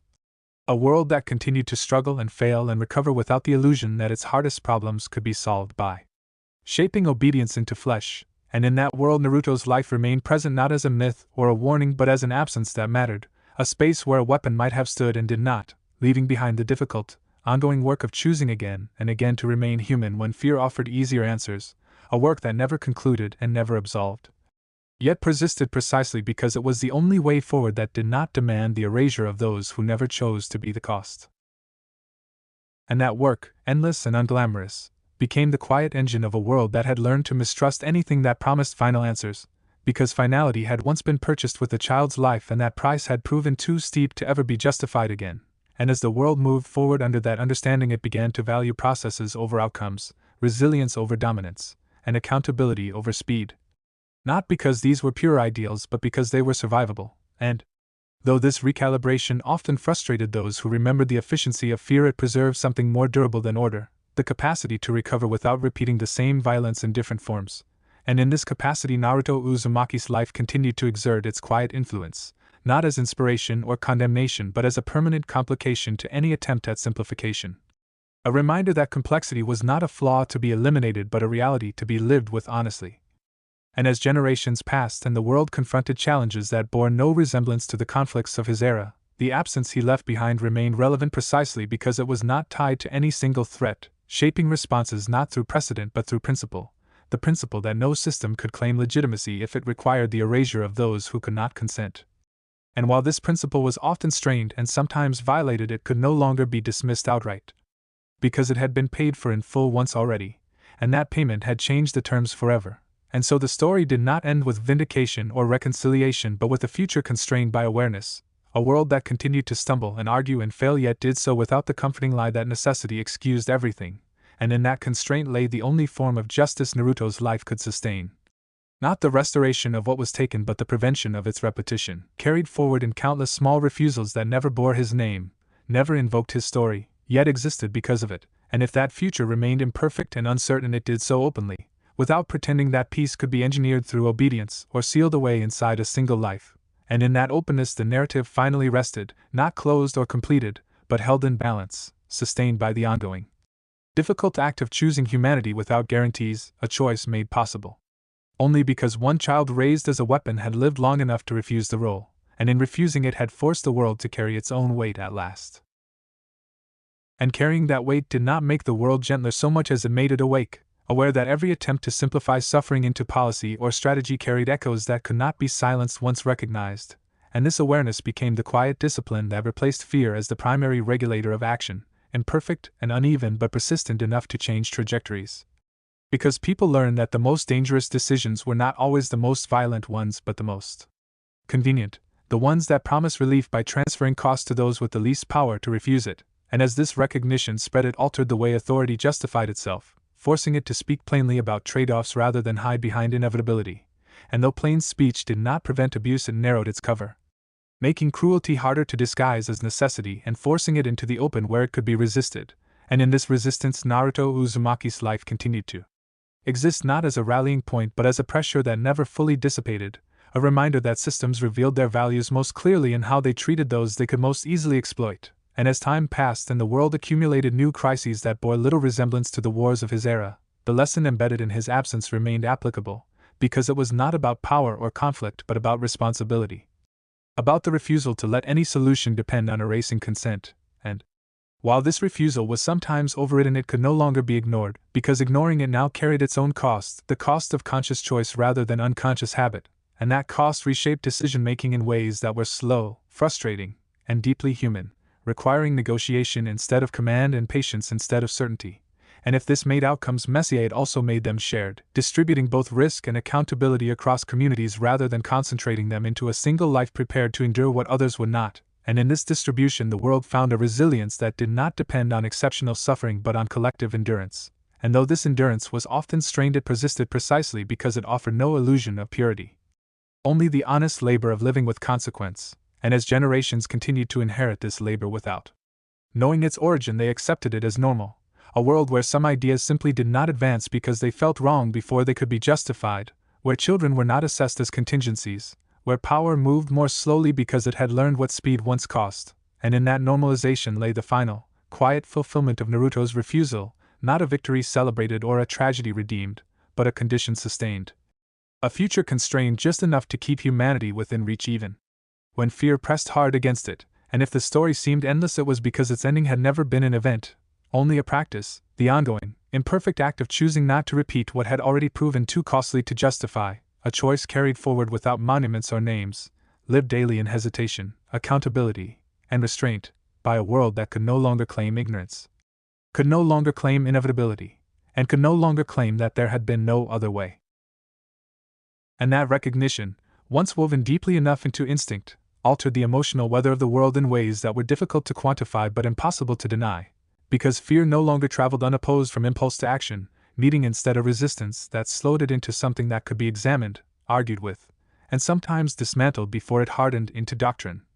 And this slowing changed the texture of history itself, stretching moments of decision into spaces where alternatives could surface, where voices that once would have been dismissed as impractical or weak could be heard long enough to matter, and while this did not prevent tragedy, it altered its distribution, ensuring that harm was no longer silently concentrated into those least able to refuse it, and in this redistribution Naruto Uzumaki's life continued to exert its quiet influence. Not by inspiring imitation but by foreclosing repetition, by making certain efficiencies feel morally and practically untenable, and as time moved forward and urgency softened into pattern, the world adjusted to living without the expectation of perfect solutions, learning instead to value reversibility, the ability to correct course before damage became irreversible, and this value reshaped institutions that had once prized decisiveness above all else, forcing them to build in delay, dissent, and review not as obstacles but as safeguards, and though these mechanisms were often frustrating, they endured because they reflected an understanding born of consequence, that speed purchased through erasure left nothing stable behind, and as generations lived within these structures they grew accustomed to the discomfort of shared responsibility, accepting that safety could not be guaranteed without cost and that cost could not be offloaded without harm. And in this acceptance the absence Naruto left behind became not a gap to be filled but a boundary to be respected, a silent reminder that some lines, once crossed, changed everything, and as the world encountered new temptations to redraw those lines under different names it found itself hesitating not because it had been forbidden to proceed but because it remembered, however dimly, that proceeding had once produced something it could never fully undo, and this hesitation, repeated often enough, reshaped ambition itself, narrowing its appetite for domination and widening its tolerance for uncertainty, and if this made the future less predictable it also made it more honest, grounded in the recognition that humanity preserved through restraint was more resilient than order imposed through control, and in that recognition the story continued not toward closure but toward continuity, a future carried forward by people who might never know the name Naruto Uzumaki yet lived within the space his refusal had made possible, choosing again and again to bear their own weight rather than forging others to carry it for them, and if that future remained fragile it did so deliberately, sustained not by certainty or power but by the ongoing, difficult practice of accountability, a practice born from the simple, irreversible fact that a child once raised as a weapon had lived long enough to choose, and in choosing had forced the world to confront itself, not once, but endlessly. In every moment when fear asked for an answer and humanity refused to be the cost. And that confrontation, unending and unresolved, became the truest legacy of all, because it denied the world the comfort of final lessons and forced it instead into an ongoing relationship with its own capacity for harm. A relationship that demanded attention rather than absolution, and as attention replaced denial the world grew less adept at hiding behind abstraction. Less willing to describe lives as margins and losses as tolerances, because those words had lost their insulation, their ability to make suffering feel distant or necessary, and in this linguistic shift alone the logic that had once shaped Naruto's childhood began to unravel, its precision exposed as a way of avoiding responsibility rather than exercising it. And though new languages of power emerged they were met with skepticism sharpened by history, a reluctance to accept clean solutions to messy realities. And this skepticism slowed the machinery of dehumanization more effectively than outrage ever had. Because it refused to provide the emotional energy cruelty required to move quickly, and as the world adapted to this slower rhythm it found itself investing more in repair than replacement, more in prevention than containment, imperfectly and unevenly, yet persistently enough to matter. And in this persistence Naruto Uzumaki's life continued to resonate without presence. Not as a beacon or a cautionary tale but as a pressure that bent decisions away from irreversibility, ensuring that even when harm occurred it did not pretend to be anything other than harm, and that acknowledgement preserved the possibility of learning where denial once closed it off, and as generations inherited this possibility without knowing its origin they treated it as normal, as the baseline expectation that power should answer to consequence, and that necessity should be questioned rather than obeyed. And if this expectation was sometimes disappointed it was never fully abandoned again, because abandonment would have required forgetting, and forgetting had become too costly, and so the world continued, flawed and unfinished, carrying forward the weight of its own choices without forging vessels to absorb them, and in that weight lay a strange durability, the ability to endure without consuming its future, and if this endurance lacked the drama of victory it possessed something rarer. The capacity to remain human under pressure, a capacity that had once been stripped from a child and could never be returned, only honored by refusing to repeat the act, and in that refusal, practiced quietly and endlessly, the story lived on, not as an ending written in history but as a condition embedded in time, a future constrained by memory and choice, where the absence of a weapon was no longer felt as loss but as the boundary that made everything else possible, and where the world, having once been forced to face the cost of its own logic, continued forward with no illusions left to hide behind, choosing again and again, without guarantee or absolution, to bear its own humanity rather than shaping another child to carry it instead. And bearing that humanity without escape slowly reshaped what the world considered possible, because possibility itself became tethered to accountability rather than imagination alone, and as that tether held it prevented ambition from drifting too far from consequence, anchoring even the most far-reaching visions in the knowledge that every gain demanded someone's endurance, someone's consent, someone's willingness to live with the outcome, and this grounding altered the emotional texture of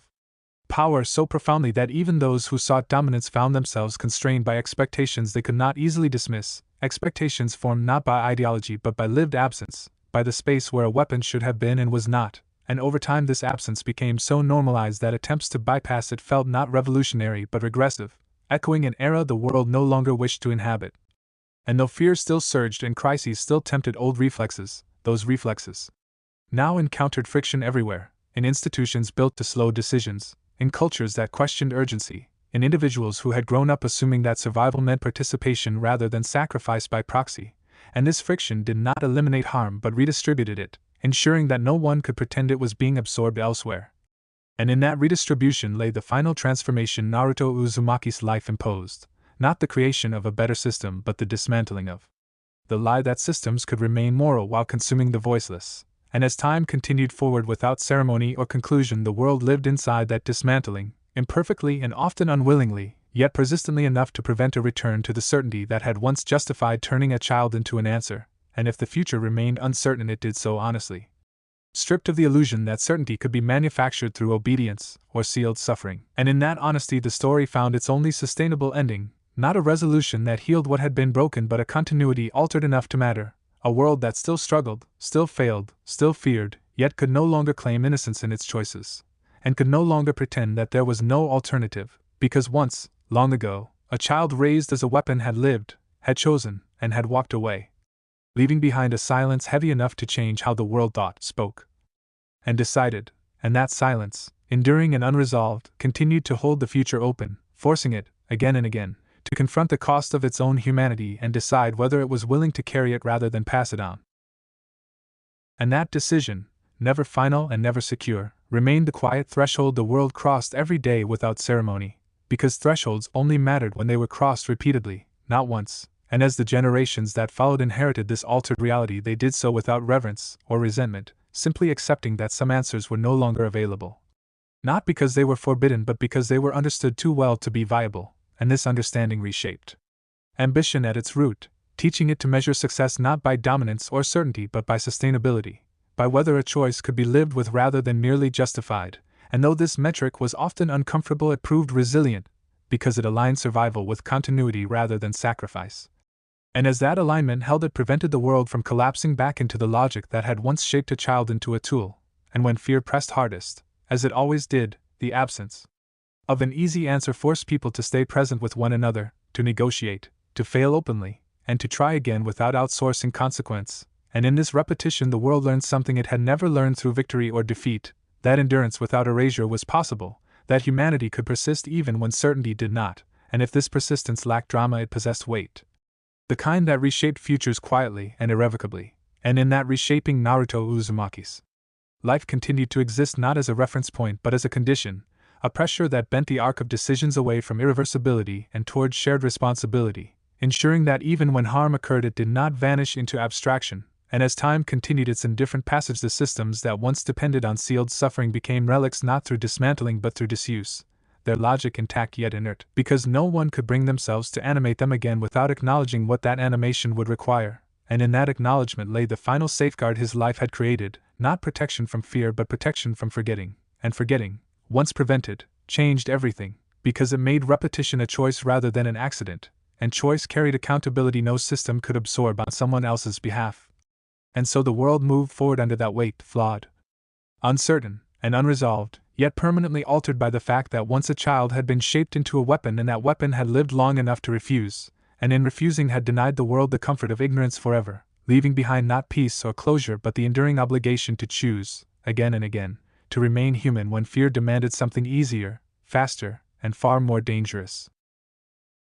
And so the obligation remained, not as a moral triumph, but as a pressure that never fully eased, shaping decisions in ways that felt less like guidance and more like resistance, a constant drag against the instinct to simplify what should never have been simple. And as this resistance became woven into the ordinary fabric of life, it altered how people perceived loss itself. Because loss could no longer be framed as acceptable if it had been deliberately engineered into someone else's existence. And this reframing did not spare the world from grief, but it redistributed grief outward rather than downward, making it communal rather than contained. And while this made suffering more visible, it also made it harder to ignore. And in that visibility, the logic that had once justified containment chambers and conditioned obedience continued to erode, its precision revealed as a method of avoidance rather than mastery. And as avoidance lost its legitimacy, the world learned, haltingly, to sit with discomfort rather than convert it into doctrine, to accept that uncertainty did not require resolution through force. And though this acceptance was often tested, it persisted because the alternative had been experienced too fully to be dismissed. And as generations lived within this altered landscape, they inherited not a cautionary tale but a sensibility. An instinctive recoil from solutions that promised safety through erasure. And this recoil shaped culture more deeply than law ever could, influencing what felt persuasive, what felt reasonable, and what felt intolerable before arguments were even made. And in this preconscious shift, Naruto Uzumaki's life continued to exert its quiet force, not as memory but as constraint, narrowing the range of acceptable cruelty without offering replacement absolution.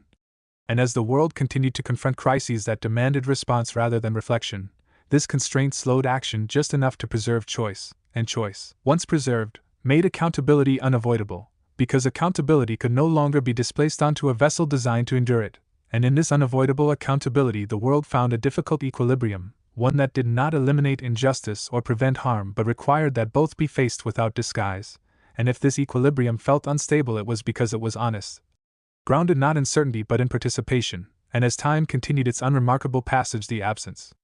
Naruto left behind became less a remembered fact and more an ambient condition, a shaping influence that no longer needed explanation. And if the world ever forgot why certain paths felt closed, it still felt their closure all the same, because consequence had replaced doctrine as the primary teacher, and consequence did not require belief to operate.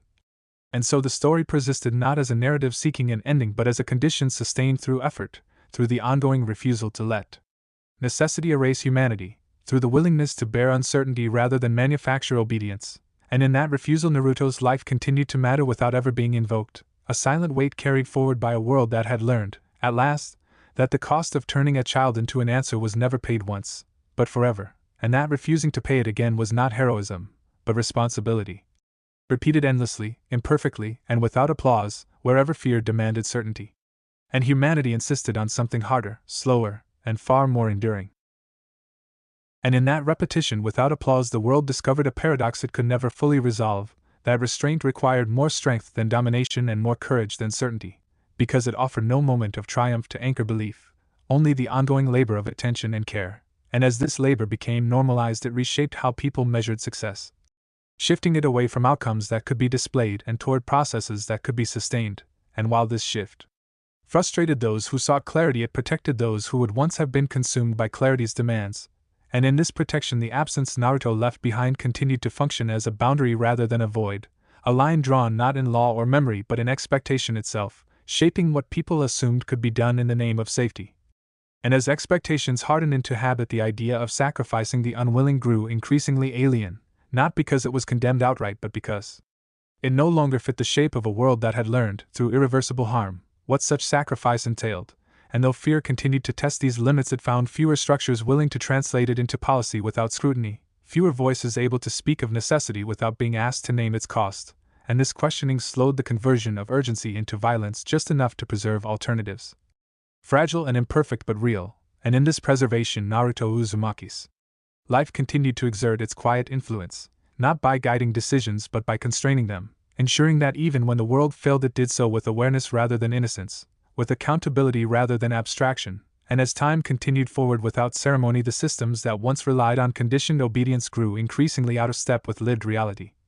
Their logic preserved only in archives and warnings rather than practice, because no one could activate them without confronting what activation required, and that confrontation proved heavier than any benefit they promised. And so the world learned, haltingly, to endure complexity rather than erase it, to share burden rather than concentrate it, and to accept that peace, if it existed at all, was not something imposed through control but something negotiated continuously through restraint. And if this negotiation never reached resolution, it did not need to, because its value lay in continuity rather than closure, in the sustained refusal to repeat what had already been paid for too dearly, and in that refusal the story found its lasting form, not as an ending that resolved pain or redeemed systems, but as an altered trajectory that kept the future open enough to choose differently, a future shaped by the simple, irrevocable fact that once a child raised as a weapon had lived long enough to refuse the role, and in refusing had denied the world the comfort of believing that survival required erasure, leaving behind instead the harder, quieter work of remaining human under pressure, a work that never concluded and never absolved, yet endured precisely because it was the only path that did not demand the sacrifice of those who never chose to bear it, and so the world moved on, imperfect and uncertain, carrying forward not a lesson mastered or a wound healed, but a responsibility accepted, again and again, wherever fear asked for an answer and humanity insisted on something slower, heavier, and far more difficult to surrender. And so that insistence endured, not as resistance to fear but as refusal to let fear decide alone, a subtle yet profound distinction that reshaped how people lived with risk, because risk was no longer something to be exiled into another body or another life, but something to be acknowledged and shared, and as this acknowledgement became habitual it altered the emotional logic of sacrifice itself, making it impossible to speak of necessary losses without confronting whose lives were being measured and why. And though this confrontation was often avoided, it could no longer be entirely bypassed, because the world had learned, through consequence rather than teaching, that avoidance only delayed reckoning, and as that reckoning arrived earlier and more openly it changed not only policy but conscience, encouraging a form of collective maturity that did not rely on innocence or certainty. And while this maturity was uneven and often fragile, it persisted because it was anchored in memory embedded deeply enough to feel instinctive, a recall from solutions that promised stability through erasure. And in this recall Naruto Uzumaki's life continued to exist not as an example to follow but as a reality that could not be undone, a permanent reminder that once humanity was treated as expendable it did not return whole, and that preventing repetition mattered more than assigning blame. And as generations inherited this reality they did so without knowing its source, accepting as normal a world where children were not evaluated as contingencies, where power moved more slowly because it had learned what speed once consumed, and where uncertainty was tolerated because certainty had proven too dangerous to trust, and if this tolerance sometimes felt like weakness it was because the world had been conditioned to mistake domination for strength, and unlearning that mistake took time and discomfort. Yet unlearning it proved possible precisely because the cost of not doing so had been paid once already and could not be ignored, and so the story did not conclude with harmony or redemption but with persistence altered, a future constrained not by law or legend but by lived awareness, where the absence of a weapon shaped expectation itself, and where the quiet, uncelebrated act of restraint became the most radical expression of survival, and in that survival Naruto's life found its final, enduring meaning, not as a sacrifice redeemed or a system corrected, but as a line that could not be crossed again without acknowledgement, a line drawn by a child who had been turned into an instrument, and who, by living long enough to refuse that role, forced the world to carry its own weight at last, imperfectly, reluctantly, and without escape, choosing again and again to remain human even when fear insisted there was no time, no certainty, and no other way. And carrying that weight without escape became the world's most demanding discipline, not because it required constant heroism but because it demanded consistency, the willingness to choose restraint on days when no catastrophe loomed and no lesson felt urgent. And over time this consistency reshaped the baseline of expectation so thoroughly that the idea of engineering obedience into flesh began to feel less like a forbidden act and more like a fundamental misunderstanding of what survival required, and this misunderstanding, once exposed, could not be easily corrected or refined, because it had never been a technical error but a moral shortcut, and shortcuts lost their appeal when everyone understood where they led, and as that understanding settled into habit it altered the pace of the world, slowing reactions just enough to preserve deliberation, lengthening conversations that once would have ended with commands, and while this did not prevent harm it ensured that harm arrived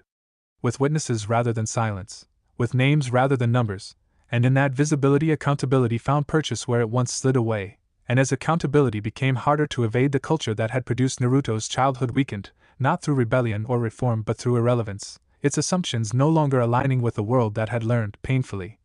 that some efficiencies destroyed the very stability they promised, and as generations passed and urgency gave way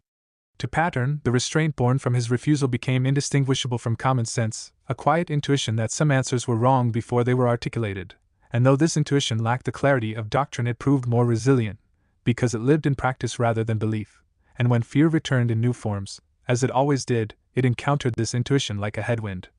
slowing its conversion into policy and forcing it to justify itself in human terms. And if justification failed often enough, the proposal fell away, not with outrage but with indifference, because indifference was what ideas earned when they no longer fit the shape of the world. And in this indifference, Naruto Uzumaki's life continued to matter without remembrance, not as a story told but as a condition maintained, a quiet narrowing of what could be imagined and therefore enacted. And as the world continued to negotiate its future within that narrowing, it did so imperfectly, and without guarantees, yet with a shared understanding that whatever came next would have to be carried by those who chose it, not by children shaped to endure what others would not. And in that understanding the story found its true endurance, not as an ending that closed a chapter but as a sustained refusal that kept the next one from repeating the same harm, a refusal renewed daily in hesitation, in accountability, in the acceptance of uncertainty as the price of remaining human. And if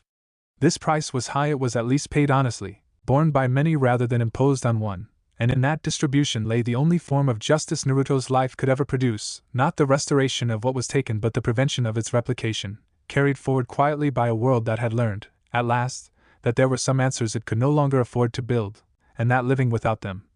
difficult and unresolved as it was, remained preferable to turning another child into the cost of certainty. And eventually, without ceremony or declaration, that refusal settled into something like a horizon the world no longer tried to cross, not because it had been warned away but because it had learned, through accumulated consequence, that crossing it led only back to the same damage in new disguises, and this learning did not feel like wisdom so much as fatigue. A deep weariness with solutions that demanded the disappearance of others in exchange for order, and in that weariness the final trace of the logic that had created Naruto Uzumaki lost its urgency, its proposals sounding hollow even to those who once would have embraced them, because urgency without legitimacy could no longer move institutions or people who had grown accustomed to carrying their own risk, and as that hollowness spread, the last containment chambers remained sealed not by law but by neglect. Their doors closed because no one could summon the conviction to open them again, and in this neglect lay a strange mercy. Not forgiveness for the past but a refusal to extend it into the future, and so the world continued forward, not healed and not redeemed but altered enough to matter. A place where power still tempted and fear still spoke, yet neither could claim innocence, where every decision arrived burdened with the knowledge of what had once been done, and what would never be acceptable again. And in that burden Naruto's life finally reached its quiet completion, not as a figure remembered or a system corrected but as a boundary made permanent, a limit the world learned to live within, and if that limit constrained ambition it also preserved humanity, keeping open the fragile space where choice could exist without being coerced. And in that space the story ended as it had lived, without spectacle, without absolution, and without replacement, leaving behind not a hero, not a weapon, but the enduring fact that a child once raised to be an answer had survived long enough to refuse, and that refusal, carried forward in countless unseen decisions, had changed the world in the only way that truly lasts, by making certain harms impossible to justify again, and by forcing every future choice to be made in full awareness of its cost, a cost no longer hidden, no longer delegated, but borne by those who chose, in a world that could no longer pretend there had been no other way.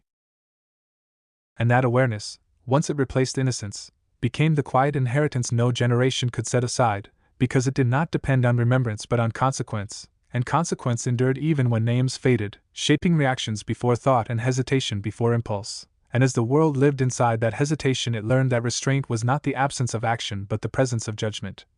The willingness to remain with uncertainty long enough to choose without erasure, and this willingness altered the rhythm of crisis itself, stretching moments that once collapsed into violence into intervals where responsibility had time to surface. And while these intervals did not guarantee better outcomes, they prevented the worst ones from passing unnoticed, and in that prevention Naruto Uzumaki's life continued to exert its final influence. Not by instructing or inspiring but by denying the world the comfort of forgetfulness, and as that denial settled into culture it made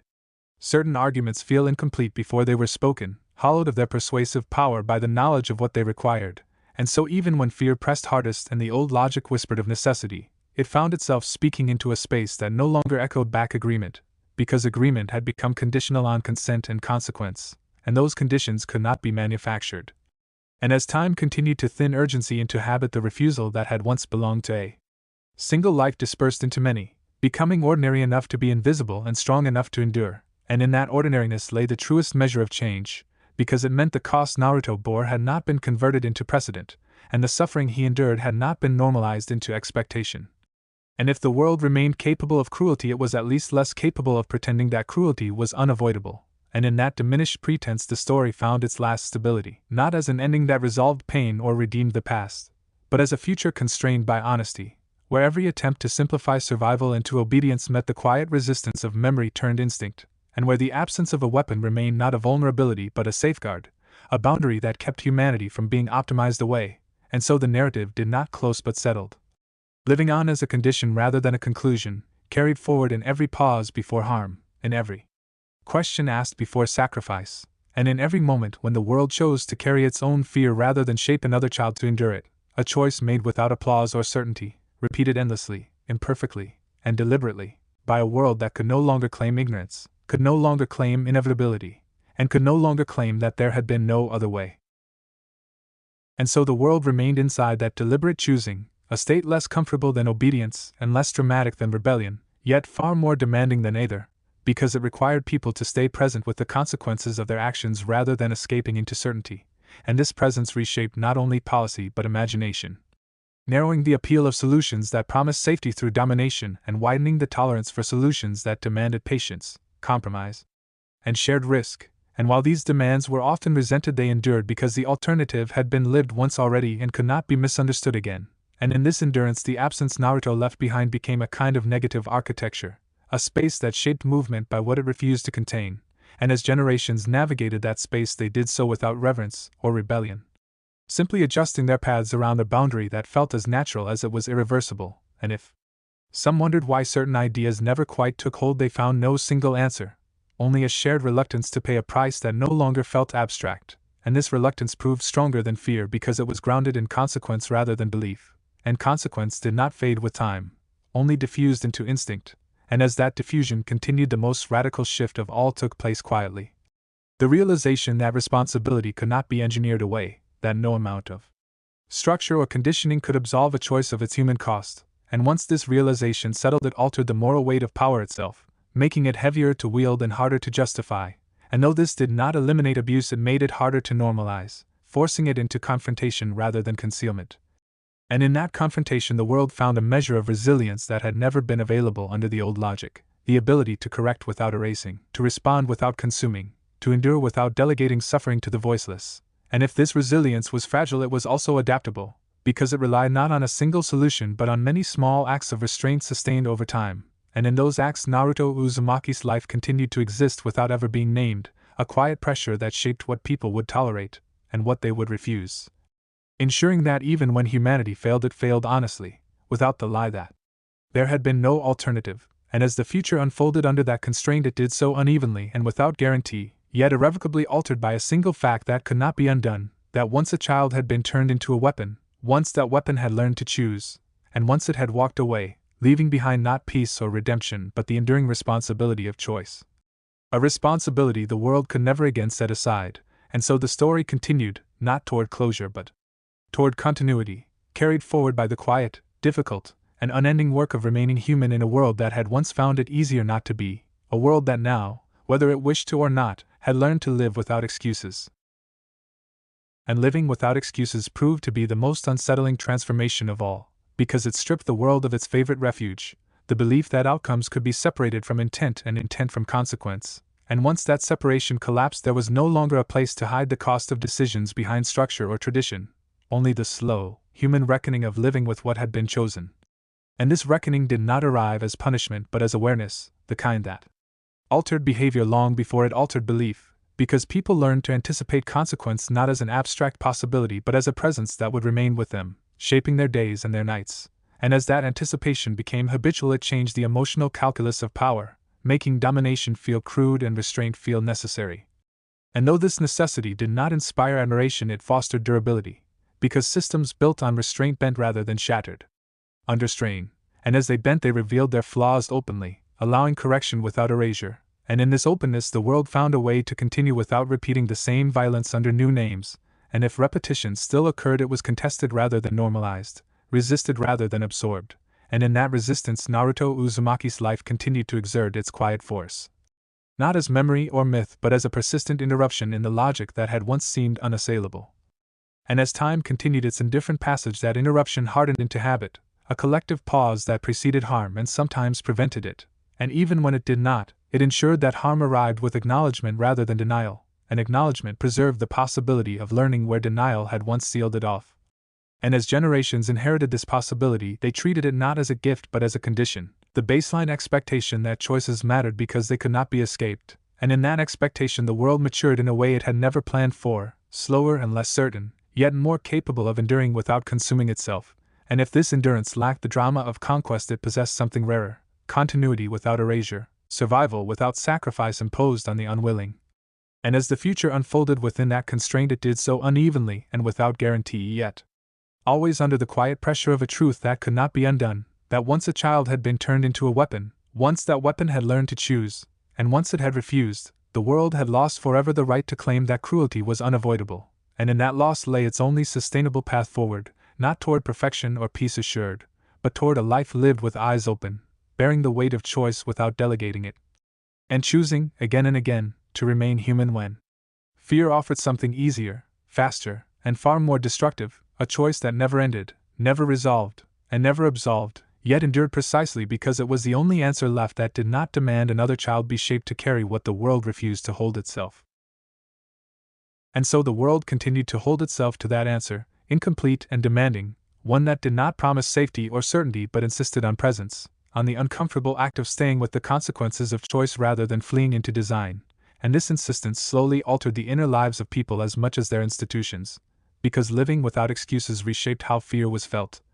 No longer as a command that demanded immediate obedience but as a signal to slow down, to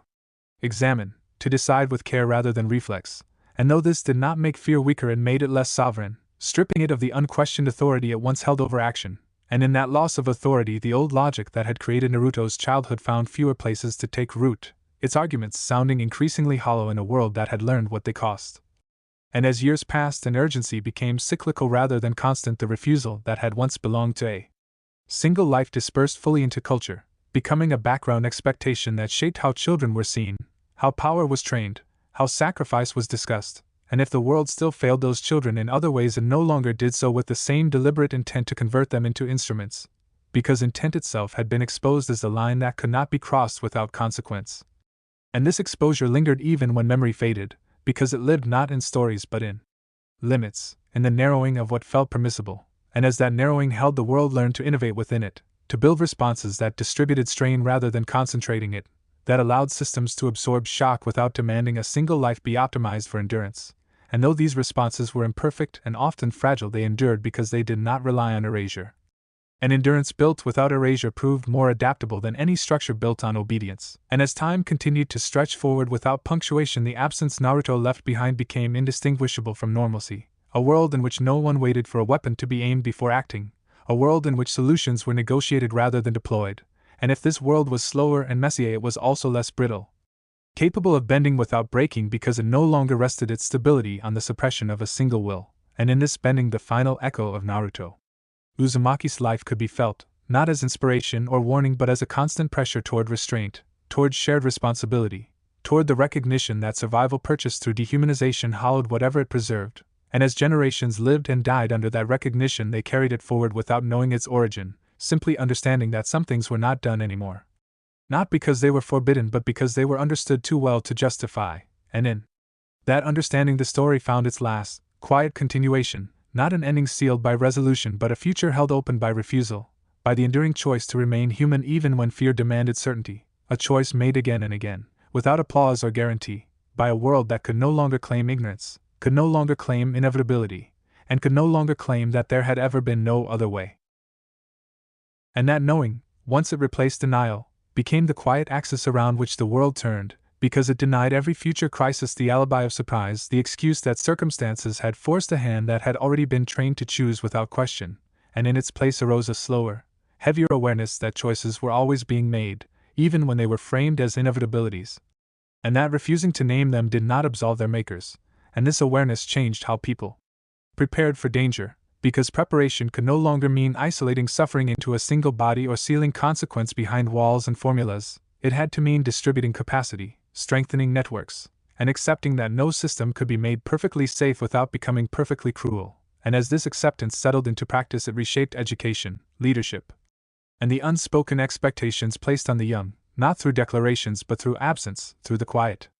non-existence of programs that once would have been proposed, refined, and implemented without hesitation. And if this absence sometimes felt like vulnerability, it also felt like restraint earned rather than imposed, and restraint earned proved more durable than fear enforced, because it did not require constant reinforcement to persist. And as years accumulated and the immediate memory of Naruto Uzumaki's era dissolved into something indistinct, the effect of his refusal remained precise, shaping what could be imagined long after the details of why had faded. And when people asked why certain lines were not crossed, they received no satisfying answer, only the sense that crossing them would cost something that could not be recovered, and that sense proved enough, because it made repetition a conscious act rather than a default, and consciousness carried accountability no system could erase. And in that accountability the world learned to endure its own complexity, to accept that peace was not the absence of conflict but the refusal to resolve conflict through erasure, and though this refusal demanded more from everyone, it asked less of the vulnerable. And that inversion alone marked a profound shift from the world that had once shaped a child into an instrument, and as the future continued to unfold under that inversion, it did so unevenly, with setbacks and compromises and failures that were neither hidden nor denied, and in those failures the world practiced repair rather than replacement, correction rather than containment, and while this practice was often slow and incomplete, it preserved the possibility of learning, something the old logic had sacrificed for speed. And as learning replaced obedience as the primary mode of survival, the world grew less efficient and more resilient, capable of absorbing error without demanding that someone else be built to endure it. And in that resilience Naruto's life found its final and enduring form. Not as a chapter closed or a wound healed, but as a permanent alteration to the rules by which the world justified itself, a change that lived on not in memory or myth but in the quiet, unremarkable decisions that refused to repeat what had already proven too costly. And so the story did not end, because endings implied resolution, and resolution implied that what had been done could be balanced or undone. And it could not, but it could be honored through restraint, through the ongoing refusal to turn humanity into a resource, and through the acceptance that surviving without excuses was harder, slower, and far more honest than any certainty forged through control. And in that acceptance the world continued forward, carrying the weight it once tried to hand away, choosing again and again, without guarantee or absolution, to remain human even when fear demanded something simpler, faster, and devastatingly familiar. And remaining human, stripped of the illusions that once made cruelty feel efficient, became the quiet test no generation could pass once and be done with, because humanity was not proven through a single refusal but sustained through thousands of smaller ones, many of them unnoticed, many of them made under pressure that did not announce itself as historical, and this endurance reshaped time itself. Because the world no longer measured progress by decisive moments, but by accumulation, by the slow build of trust, by the absence of certain harms rather than the presence of dramatic victories. And while this made history harder to narrate, it made it harder to weaponize as well, because narratives thrived on clarity and certainty had lost its monopoly on authority. And as that monopoly dissolved, the mechanisms that once justified turning lives into instruments found themselves without momentum. Their arguments intact but their urgency gone, sounding rehearsed in a world that had learned what rehearsal concealed, and in this loss of urgency Naruto Uzumaki's life continued to exert its final, quiet force, not by shaping belief but by exhausting justification, because the justifications had been used once and their cost had been paid in full, and no refinement could erase that payment. And as time moved forward and crises arose that demanded response rather than reflection, the world responded imperfectly yet differently, absorbing instability rather than sealing it away, tolerating discomfort rather than exporting it to the unseen. And though this tolerance did not eliminate fear, it changed its trajectory, forcing it to coexist with restraint rather than override it, and in that coexistence the old logic weakened further, because it had relied on fear's dominance to function smoothly, and smoothness was no longer possible in a world that had learned to pause. And as pausing became habitual, it reshaped power itself, making it slower, heavier, and more accountable, less capable of acting without consequence, and less willing to pretend otherwise. And while this transformation was never complete, it was irreversible, because it was grounded not in ideals but in lived awareness, and awareness once gained could not be fully unlearned, only ignored at cost, and that cost had become too visible to dismiss. And so the future continued to unfold under that visibility, flawed and uncertain yet constrained by a memory that no longer needed to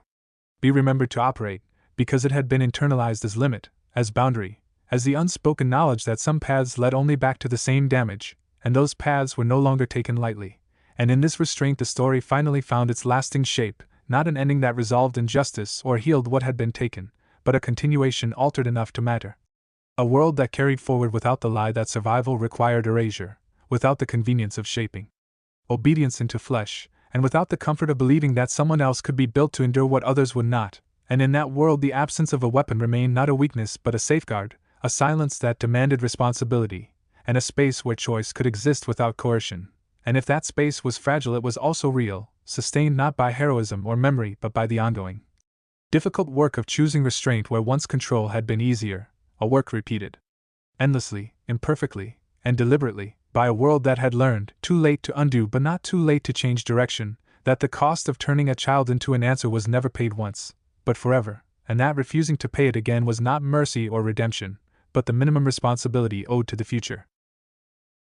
And so that responsibility settled into the future like a constant undertow, unseen by many yet felt by all, shaping movement even when no one named it, because the world had learned, in the only way it ever truly learned, by surviving the consequences of its own logic. And once that survival had been achieved without repeating the same cruelty, repetition lost its inevitability.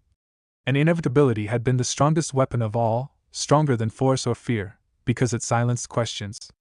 before they formed, and now that silence was gone, replaced by a low, persistent awareness that never quite allowed urgency to become unquestioned authority again. And this awareness altered how people understood risk, because risk could no longer be neutralized by transferring it into another life. It had to be managed, shared, and endured, and while this made decision-making heavier, it also made it truer. Grounded in the recognition that harm could not be erased, only acknowledged and reduced. And as this recognition took root, it reshaped not just systems but relationships, fostering a culture where trust mattered because coercion had lost its appeal, where cooperation mattered because domination carried too much visible cost, and though these values were often strained, they endured because they were no longer aspirational, they were practical responses to a reality that had been paid for too dearly to ignore. And in this practicality, Naruto Uzumaki's life continued to exist not as a story that inspired but as a condition that constrained, narrowing the path of least resistance away from cruelty and toward shared burden. And as time stretched on without climax or closure, the world learned to live within that narrowing, to innovate under constraint rather than seek escape from it. And if innovation was slower, it was also safer, less prone to producing solutions that demanded obedience rather than consent. And in this safety lay a paradoxical freedom, the freedom to act without requiring someone else to be shaped into an answer. And as generations lived inside that freedom without knowing its origin, they accepted it as normal, unaware that it had once been denied to a child whose entire existence had been measured in utility. And that unawareness was not failure but success, because it meant the cost had not become precedent, and the harm had not become template. And so the story continued, not by expanding outward into legend but by thinning into everyday life, into pauses before action, into questions asked too early to be ignored, into refusals made quietly when fear demanded speed, and in those moments the world chose, again and again, to carry itself rather than forge something to carry it, and if those choices never added up to perfection, they added up to difference. A difference that mattered because it prevented the future from collapsing back into the same shape as the past, and in that prevention Naruto's life reached its final, enduring significance, not as a triumph or a tragedy resolved, but as a permanent disruption to inevitability itself, a reminder etched into the structure of choice that once a child had been turned into a weapon, once that weapon had learned to choose, and once it had walked away, the world had been forced to grow up, slowly and painfully, into the knowledge that there were no longer any excuses left. Only decisions, consequences, and the ongoing responsibility to remain human even when fear insisted that humanity was too expensive to afford. And that adulthood the world had been forced into never felt complete or comfortable, because maturity rarely did, and the loss of comforting illusions left behind a landscape that demanded effort rather than obedience, participation rather than surrender. And as people learned to navigate it, they discovered that responsibility was not a burden to be endured once but a posture to be maintained. A way of standing in the world that required attention even when nothing dramatic was happening, and this attentiveness reshaped daily life in ways too small to be noticed yet too numerous to be dismissed, in the questions people asked before acting, in the reluctance to accept simple narratives for complex harm, in the expectation that power explain itself rather than assume entitlement. And though these habits did not prevent failure, they altered how failure was understood, transforming it from something to be hidden into something to be addressed, and as that transformation settled into practice, it weakened the last defense of the logic that had once shaped Naruto's childhood, the claim that cruelty was unavoidable because nothing else would work, because the world was now living proof that other ways, though slower and messier, did in fact endure, and in that endurance Naruto Uzumaki's life continued to exert its final influence, not as a memory invoked but as a constraint felt. A narrowing of acceptable harm that did not require consensus to operate, because it had been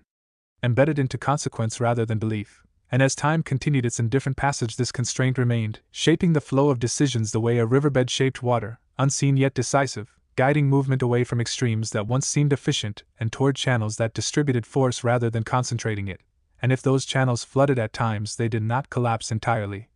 because they were not built on the sacrifice of a single life. And as generations lived and died within this altered current, they accepted it as ordinary, unaware that it had been purchased through a refusal that had cost one child his childhood, his certainty, and his freedom before he reclaimed it on his own terms. And that unawareness was the final measure of change, because it meant the suffering had not become a blueprint, and the world had not learned the wrong lesson from it. And so the story did not end in resolution or redemption, but in continuation, constrained by memory turned instinct, a future shaped by the absence of a weapon and the presence of choice, where fear still spoke but no longer commanded, where power still tempted but could not hide, and where humanity, fragile and imperfect, remained part of the equation even when it was inconvenient, and in that inclusion lay the only ending this story could sustain. Not a closing of wounds or a settling of accounts, but a world that continued forward without pretending that survival justified everything, a world that had learned, too late to undo but not too late to change direction, that once a child had been raised as a weapon and had lived long enough to refuse, there could be no going back to innocence, only forward into responsibility, carried quietly, imperfectly, and endlessly, by those who inherited a future that could no longer claim there had been no other way. And moving forward under that responsibility altered not only what the world did but how it understood itself, because identity built without absolution had to be constructed deliberately rather than inherited unquestioned. And as people learned to do that work, they became less interested in purity and more invested in repair, less drawn to decisive gestures and more committed to sustained care. And though this shift did not eliminate conflict, it reframed it, turning disagreements into processes rather than verdicts, and while those processes were often exhausting, they prevented the collapse into solutions that demanded silence and obedience. And in this prevention, the world learned to value durability over dominance, continuity over conquest, and accountability over speed, and these values, once considered liabilities, became the scaffolding that held everything else upright, because they distributed strain instead of concentrating it, allowing systems to bend without breaking and communities to absorb shock without consuming their own future. And as this scaffolding settled into place, it became increasingly difficult to imagine returning to the logic that had once shaped a child into an answer, not because it was forbidden, but because it no longer fit the scale or shape of the world that had grown around its absence. And if fear occasionally tried to resurrect that logic, it found itself speaking a language no one quite remembered how to act on, its promises of certainty feeling brittle in a culture accustomed to living with uncertainty honestly. And in this cultural shift, Naruto Uzumaki's life continued to exert its quiet, final pressure, not as a symbol or lesson but as a condition of possibility, narrowing the range of what could be justified and widening the space in which shared responsibility had to operate. And as generations continued to live within that space, they did so without reverence or rebellion, simply assuming that power required explanation, that harm demanded acknowledgement, and that no solution was acceptable if it required erasing the consent of those least able to refuse. And this assumption, once radical, became ordinary enough to be invisible, and invisibility was its strength, because it meant the cost Naruto paid had not been converted into spectacle or precedent, and the suffering he endured had not been repurposed into justification. And as time continued its unremarkable passage, the world remained imperfect and unresolved, still capable of fear and failure, yet permanently altered by the knowledge that some efficiencies destroyed the very stability they promised, and that knowledge acted as a brake on cruelty rather than a cure, slowing its advance and exposing its contours before it could fully take shape. And in that slowing, the future remained open, not safe or certain, but open enough to choose differently. And if that openness demanded effort without guarantee, it also preserved the one thing that had once been stripped away and could never be fully restored, the right to choose without being shaped into an instrument. And in preserving that right, imperfectly and collectively, the world honored the only ending this story could ever have, not a conclusion that balanced scales or redeemed systems, but a continuation that refused repetition, a future carried forward by people who might never know why certain paths felt closed, only that crossing them would cost something they were no longer willing to pay. And in that unwillingness lay the final, enduring legacy of a child raised as a weapon, a legacy not written in memory or myth but lived daily in restraint, in accountability, and in the quiet, ongoing act of choosing to remain human when fear insisted there was no time, no safety, and no other way. And that unwillingness to pay the old price became, over time, the clearest sign that something fundamental had shifted, because it meant the world no longer mistook endurance for expendability, nor equated sacrifice with virtue simply because it was imposed on someone else, and this distinction, once internalized, changed how suffering itself was interpreted. No longer as a resource to be managed but as a reality to be minimized, acknowledged, and shared, and while this did not eliminate hardship, it stripped it of the false nobility that had once allowed systems to hide behind it, and in doing so it forced a more honest reckoning with power, because power could no longer claim legitimacy without consent or distance itself from consequence through structure, and as this reckoning settled into daily practice it reshaped the emotional contract between individuals and the systems they inhabited. Replacing obedience with expectation, silence with scrutiny, and inevitability with choice. And though these replacements were often messy and slow, they endured because they aligned with something the world had learned too deeply to forget, that when humanity was removed from the equation, stability collapsed inward, hollow and unsustainable, and as generations lived within this altered contract they grew less tolerant of solutions that promised certainty at the cost of erasure. Not because they were idealistic but because they understood, instinctively, that such certainty was a lie that always came due, and this understanding changed how fear moved through society, no longer able to accelerate unchecked into policy, meeting instead a friction that slowed it into something examinable, something that could be argued with rather than obeyed, and in that friction lay the quiet continuation of Naruto Uzumaki's refusal, not as an act remembered but as a condition enforced by consequence, shaping what could be done without ever needing to be said. And as time continued its indifferent passage, this condition became indistinguishable from normalcy, a world where some doors simply did not open anymore, not because they were locked but because no one reached for them, and if someone did they found no momentum behind them, no appetite to turn suffering into solution again, and this lack of appetite proved more powerful than prohibition, because it meant the old logic had lost not just its legitimacy but its appeal, and without appeal it could not reproduce itself, and so the future unfolded without that particular shadow, still flawed, still uncertain, still capable of harm, yet constrained by an awareness that made certain paths feel impossible to walk without self-recognition. And in that self-recognition lay the final endurance of this story, not an ending that resolved what had been broken, but a continuation shaped by restraint rather than repetition. A world that moved forward without the lie that there had been no other way. Because once, long ago, a child had been raised as a weapon and had lived long enough to refuse, and that refusal had stripped the world of its most dangerous excuse, leaving behind not peace or certainty, but the difficult, ongoing responsibility of choosing, again and again, to remain human even when fear insisted that humanity was too slow, too fragile, and too expensive to keep. And keeping that humanity, once recognized as fragile rather than expendable, became the measure by which the world began to judge itself, not in public declarations but in the quiet arithmetic of what it refused to do even when fear made refusal costly, and this arithmetic did not balance neatly, because nothing about shared responsibility ever did. Yet it endured precisely because it could not be reduced to a single solution or delegated to a single life, and as that endurance settled into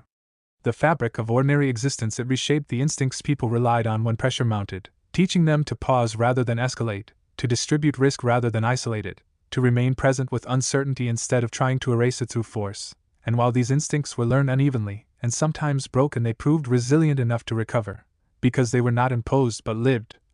reinforced by consequence rather than command, and as time continued its slow accumulation, the absence that Naruto Uzumaki had left behind no longer felt like a wound or a warning but like a boundary so ingrained it went unnoticed, a line the world had learned not to cross because crossing it led nowhere worth going, and if future generations struggled to articulate why certain choices felt wrong they did not need to, because the weight of that wrongness had been carried forward into expectation itself, shaping how power moved and how fear was answered, and this shaping did not require memory to function, because it was embedded in habit, in the reflex to ask who would pay, who would decide, and whether the cost could be borne without erasing consent, and as those questions surfaced again and again they kept the old logic from reforming under new names, exhausting its justifications before they could take hold, and in that exhaustion lay the quiet triumph of a life that had never sought triumph at all. A life that had simply refused to remain what it was made to be, and in doing so had denied the world the convenience of repeating its cruelty without self-recognition, and as the future continued to unfold within that denial it did so imperfectly and without guarantees, yet free from the most dangerous illusion it had ever held, the belief that survival could be purchased by shaping obedience into flesh. And though the world remained capable of harm it could no longer perform that harm with clean hands or easy conscience, and this friction, constant and Uncomfortable, slowed its worst impulses enough to matter, enough to preserve space where choice could exist without coercion, and if that space was fragile it was also real, sustained not by heroes or weapons but by the unremarkable, continuous labor of restraint, a labor inherited by people who would never know the name of the child whose life had made it necessary. Yet lived every day within the altered conditions his refusal had created, choosing again and again, without applause or certainty, to carry their own fear, their own responsibility, and their own humanity forward, because there was no longer anywhere else to put them, and because at last the world understood that there never should have been. And with nowhere else to place that burden, the world slowly learned to stand upright beneath it, discovering that endurance did not require hardness so much as honesty, the willingness to acknowledge limits and still act within them, and this discovery reshaped courage itself, because courage no longer meant bearing what others could not but refusing to make others bear what one would not. And though this form of courage rarely announced itself, it altered outcomes in ways that accumulated quietly over time, reducing the scale of harm even when it could not prevent it, and as these reductions compounded they created a future that felt less spectacular yet more survivable, one in which crises still erupted but did not immediately metastasize into doctrines of necessity, because doctrine had lost its immunity to consequence, and as consequence remained visible the old logic continued to starve. Unable to feed on silence or speed, and in that starvation Naruto Uzumaki's life achieved its final, unintended effect, not the correction of the world but the interruption of its worst reflexes, a hesitation that lived on long after his name had thinned into abstraction, shaping choices before they hardened into action, and if this hesitation sometimes felt like weakness it proved again and again to be resilience. The kind that bent without breaking because it was not built on the sacrifice of a single life, and as time moved forward without milestone or memorial the world continued to negotiate its existence within that resilience, failing and adjusting and failing again, yet never quite returning to the certainty that had once allowed it to turn a child into an instrument, and in that incomplete return lay the only justice his life could ever produce, not redemption for what had been taken but prevention of its repetition. Carried forward in countless ordinary decisions that refused to make erasure acceptable again, and if those decisions were rarely celebrated they did not need to be, because their power lay in accumulation, in the quiet fact that some answers no longer advanced, some doors no longer opened, some solutions no longer persuaded, and as the future unfolded within that narrowing it remained flawed and uncertain yet fundamentally altered, a world that could still harm but could no longer pretend harm was impersonal. A world that had been forced to grow into responsibility without escape, and in that growth the story finally found its lasting rest, not as an ending that resolved pain or balanced scales, but as a continuation shaped by restraint rather than repetition, where the absence of a weapon remained not a gap to be filled but a boundary that held, and where the legacy of a child raised as a weapon endured not through memory or myth but through the ongoing, uncelebrated work of choosing to remain human when fear demanded something easier, faster, and irrevocably destructive, a work that did not conclude, did not absolve, and did not promise safety, yet endured precisely because it was the only path left that did not require the world to sacrifice its future in the name of surviving the present. And that refusal to sacrifice the future for the present became the quiet discipline that outlasted every crisis, because it did not depend on optimism or faith in progress, only on memory made instinct and consequence made habit, and as the world learned to live inside that discipline it discovered that survival without shortcuts demanded a different kind of attention. One that lingered on second-order effects and long shadows rather than immediate outcomes, and while this attention slowed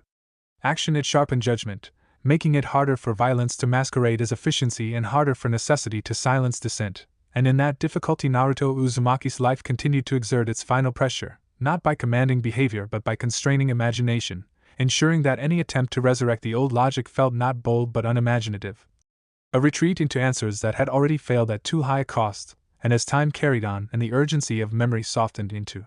texture, the world internalized that constraint so fully it no longer felt imposed, only present, like gravity or time, shaping movement without demanding acknowledgement, and in this shaping the most radical shift of all took place quietly, the understanding that responsibility was not a burden to be escaped but a condition of agency itself. And that agency without responsibility was not freedom but abandonment, and as this understanding spread it altered how people raised children, how they taught obedience and dissent, how they framed duty not as submission but as participation. And though these changes were uneven and often resisted they endured because they aligned with the truth the world had already paid for, that systems which consumed the voiceless eventually consumed themselves, and as that truth settled into culture the mechanisms that had once justified containment, and conditioning lost their relevance, their precision exposed as a means of avoiding accountability rather than exercising it, and in this exposure Naruto's absence achieved its final permanence, not as a loss to be remedied but as a safeguard against repetition, a silence that refused to be filled by anything requiring erasure, and as generations continued to live within that silence they found it neither empty nor peaceful, but demanding. Asking again and again who would carry the cost and whether that cost could be borne without destroying what it claimed to protect, and if the answer was often uncertain it was at least honest, grounded in shared burden rather than delegated suffering, and in that honesty the world found a form of endurance it had never known before, not the endurance of weapons or walls but of people willing to remain present with consequence, and as the future unfolded under that endurance it did so without guarantees, without heroes, and without absolution, yet with a clarity that had once been denied, the clarity that survival purchased through dehumanization hollowed itself out from within, and that refusing to repeat such survival was not weakness but responsibility, carried forward imperfectly and relentlessly by those who inherited a world no longer able to claim ignorance, no longer able to claim inevitability, and no longer able to claim that there had ever been no other way, because once, long ago, a child raised as a weapon had lived long enough to choose, and in choosing had forced the world to carry itself, flawed and fearful and human, into a future that remained uncertain yet undeniably its own. And at last, without announcement or ceremony, that future arrived not as a destination but as a condition sustained long enough to feel ordinary, a world that no longer waited for permission to act humanely and no longer searched for vessels to absorb what it feared to face, and if this ordinariness lacked the satisfaction of closure it carried something more honest, the knowledge that endings were a luxury history rarely granted, and that the truest measure of change was not resolution but persistence, the ability to keep choosing under pressure without surrendering agency or empathy. And in that persistence the story finally reached its natural limit, not because the questions were answered but because they no longer demanded a single life to hold them, and the silence left behind by a child who had been shaped into a weapon and then refused to remain one became simply part of how the world breathed. Unnoticed yet essential, shaping what could be imagined and what could not, and if fear still rose it rose into a space already occupied by responsibility, slowed by memory turned instinct, constrained by a collective unwillingness to repeat what had already been paid for in full. And in that unwillingness the narrative ended as it had always been moving toward, not with triumph or forgiveness, but with a world forced to live without excuses, carrying forward its own weight, its own choices, and its own humanity, imperfectly and without guarantee, yet irrevocably changed by the fact that once a child had been turned into an answer, once that answer had learned to choose, and once it had walked away, leaving behind not peace or certainty, but the only ending that could endure, a future where no one could ever again say that turning a child into a weapon was the only way. And even after that understanding settled, even after the world learned to live inside it without naming it, the work did not stop, because stopping had never been an option, only continuing with eyes open, and so the future unfolded in small, unremarkable moments rather than grand declarations, in councils that argued longer than they once would have, in commanders who hesitated before issuing orders that could not be recalled, in teachers who measured discipline not by obedience but by awareness, and none of these moments carried the weight of legend, yet together they formed the quiet architecture of a world that had learned, slowly and without pride, to distrust its own appetite for easy answers, and in that distrust lay a fragile kind of wisdom, one that did not claim to know better but knew enough to ask again, to pause again, to refuse again, and this repetition, exhausting and incomplete, proved more transformative than any singular act ever could, because it did not depend on memory or reverence, only on the willingness to keep choosing differently when fear made the old paths feel tempting, and as generations continued to inherit that willingness they did so without gratitude or resentment, simply accepting that this was how the world worked now, that some things were no longer done, not because they were impossible but because they were understood too well to justify. And in that quiet acceptance Naruto Uzumaki's life finally dissolved fully into consequence rather than story, no longer something to be remembered but something that had reshaped what remembering was even for, and if the world remained flawed, uncertain, and capable of harm it was at least one where harm no longer wore the mask of inevitability, where responsibility could not be engineered away, and where the future, however fragile, remained open not because it was safe but because it was shared. And that sharing, imperfect and relentless, was the last and only resolution the story ever needed, a world that continued forward without answers shaped from children, without certainty purchased through erasure, and without the lie that survival required abandoning what made survival worth having, choosing instead, again and again, to carry its own weight, to live with its own fear, and to remain human even when doing so was slower, harder, and infinitely more demanding than turning someone else into the cost.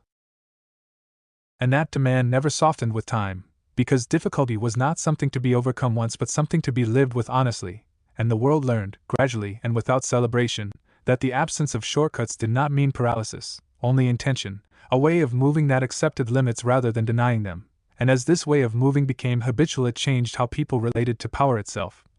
No longer seeing it as a tool to erase discomfort but as a responsibility that required constant negotiation, and while this negotiation was tiring it prevented the hardening that once turned fear into doctrine, and in that prevention the most dangerous patterns lost their rhythm, unable to accelerate without resistance, unable to hide behind silence, and as resistance became ordinary rather than exceptional it reshaped the emotional climate of the world, cooling the extremes that once justified everything in the name of survival, and if that cooling did not bring peace,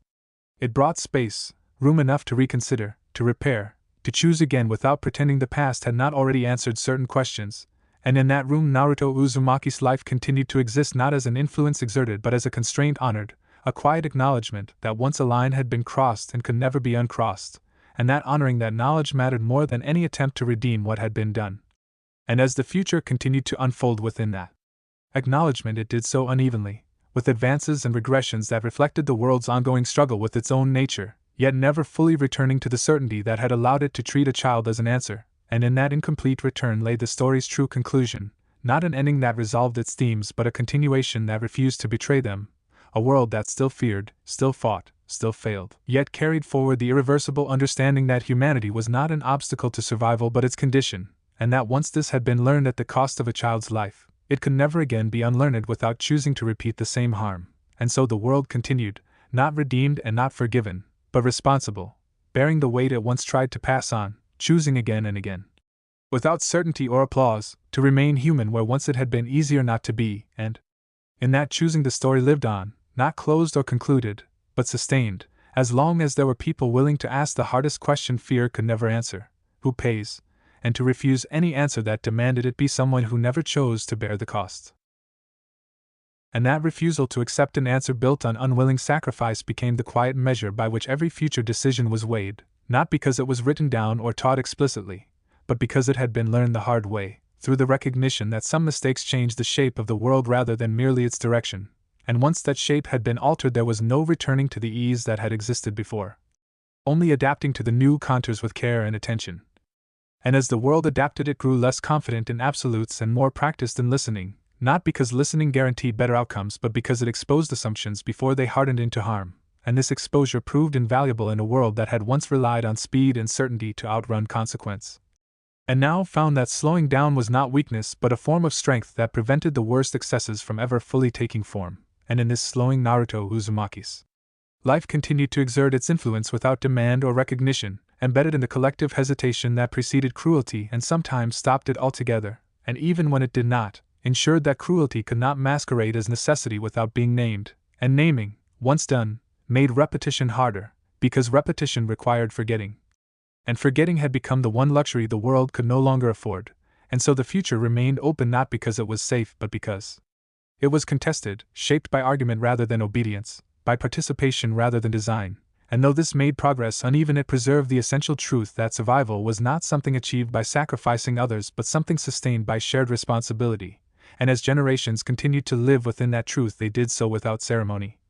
simply accepting that this was the cost of choosing not to repeat what had already proven too costly to justify. And in that acceptance the story continued, not toward resolution or redemption, but toward endurance, carried forward by a world that no longer sought to escape its humanity, even when fear made escape seem tempting, and that choice, repeated endlessly and imperfectly, remained the quiet, unbreakable legacy of a child who had once been turned into a weapon and who, by refusing to remain one, had forced the world to confront itself and keep confronting itself, without excuses, without shortcuts, and without ever again being able to say that there had been no other way.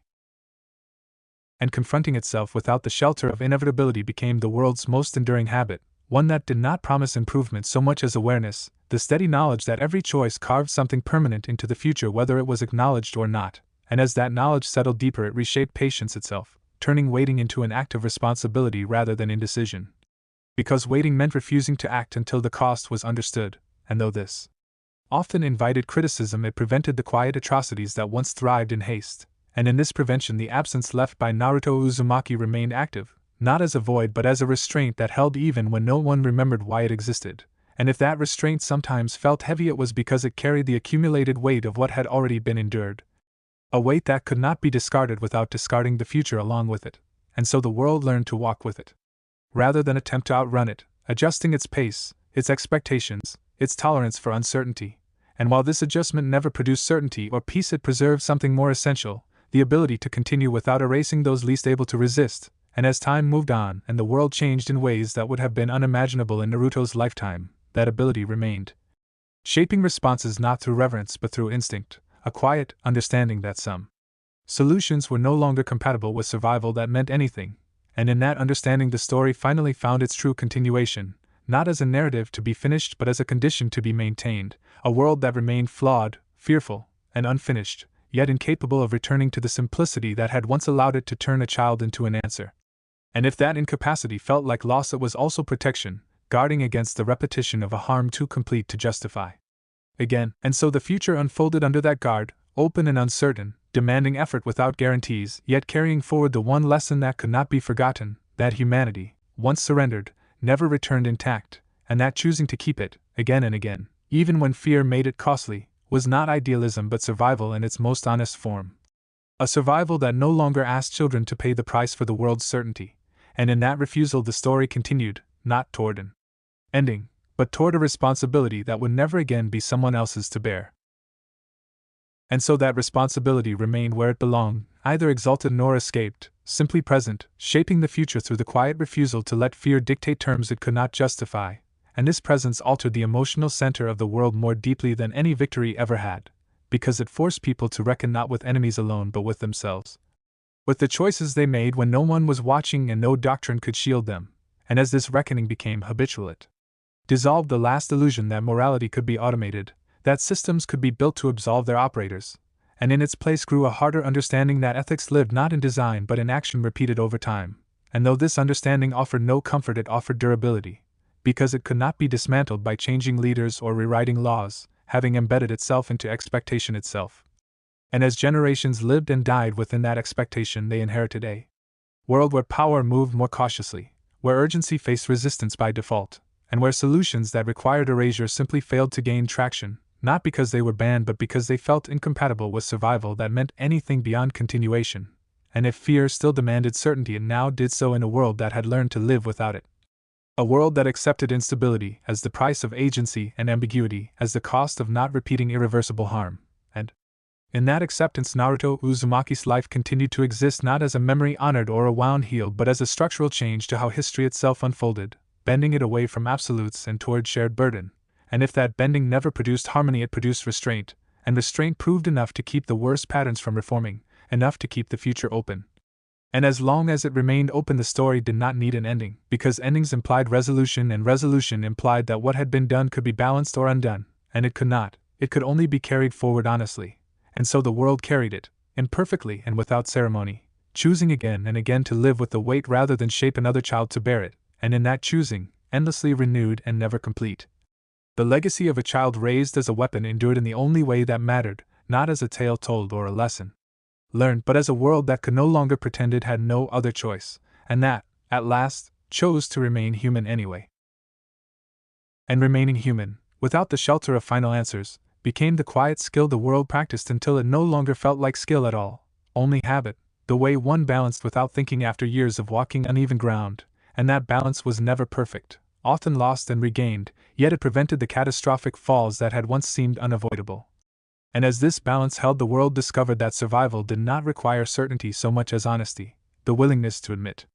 fear without granting it authority, and this admission changed how fear moved through people and systems alike, slowing it, softening its edges, turning it from a command into a signal, and those signals could still be ignored they could no longer masquerade as destiny, and in that distinction the logic that had once shaped Naruto Uzumaki's childhood continued to wither. Not refuted but starved of the unquestioned obedience it required to function, and as time went on that starvation became complete, leaving behind structures that still existed in theory but not in practice, artifacts of a way of thinking the world no longer knew how to inhabit without recoiling, and this recoil was not moral outrage but recognition, the simple awareness that some paths led only to damage already understood, and so those paths remained untaken, not sealed off by force but by reluctance. And in that reluctance Naruto's life achieved its final diffusion, spread thinly across millions of ordinary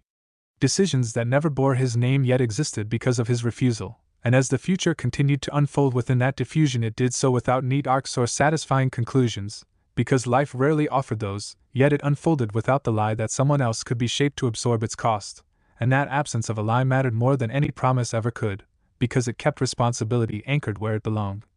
with those who chose, and if that anchoring felt heavy it was also grounding, preventing the drift into abstractions that once allowed cruelty to feel efficient, and in that groundedness the world continued, not better in any simple sense, but changed enough to matter, carrying forward a truth it could not unlearn, that once a child had been turned into a weapon, once that weapon had learned to choose, and once it had walked away. The world had been forced to live without excuses, and living without excuses, difficult and unglamorous as it was, remained the only way forward that did not demand the future be paid for with another child's life.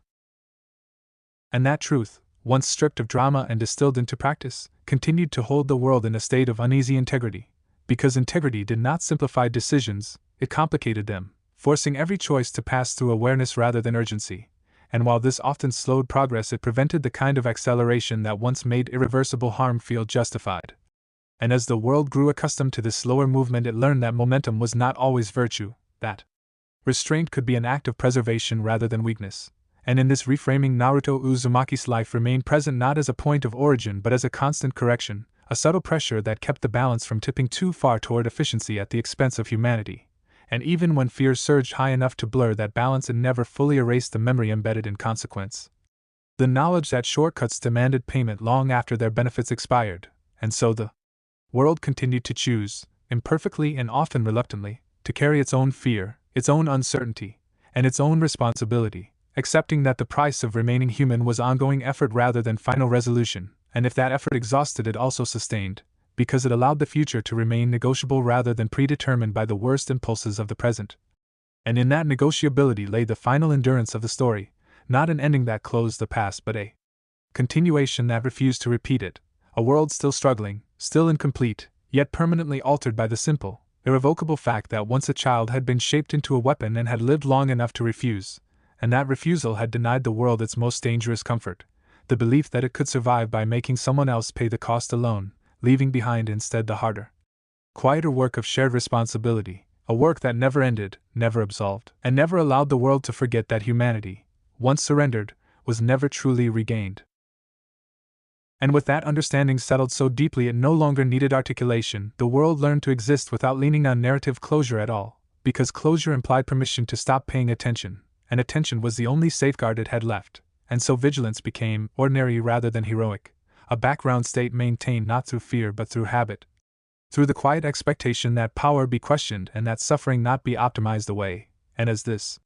expectation persisted it reshaped even how history was remembered, less as a sequence of decisive moments and more as a continuum of choices, some loud, most silent, all consequential, and in this reframing Naruto Uzumaki's life remained present not as a chapter but as a fracture that prevented history from sealing itself into inevitability again. And if that fracture made the past harder to romanticize it also made the future harder to abuse, because abuse thrived on certainty and certainty no longer held uncontested ground, and as time continued to pass the world's relationship with fear matured into something more measured, less reactive, because fear no longer promised relief through obedience, only responsibility through choice, and though that choice was often uncomfortable it proved survivable, and survivability mattered more than comfort, because comfort had once been purchased at a price no one wished to pay again. And so the world carried forward without fanfare, without heroes shaped to endure what others would not, and without the belief that peace could be enforced by stripping someone else of their humanity, and if this made peace fragile it also made it real, grounded in participation rather than projection, and as generations continued to inherit this fragile reality they did so without knowing the name of the boy whose life had forced it into being,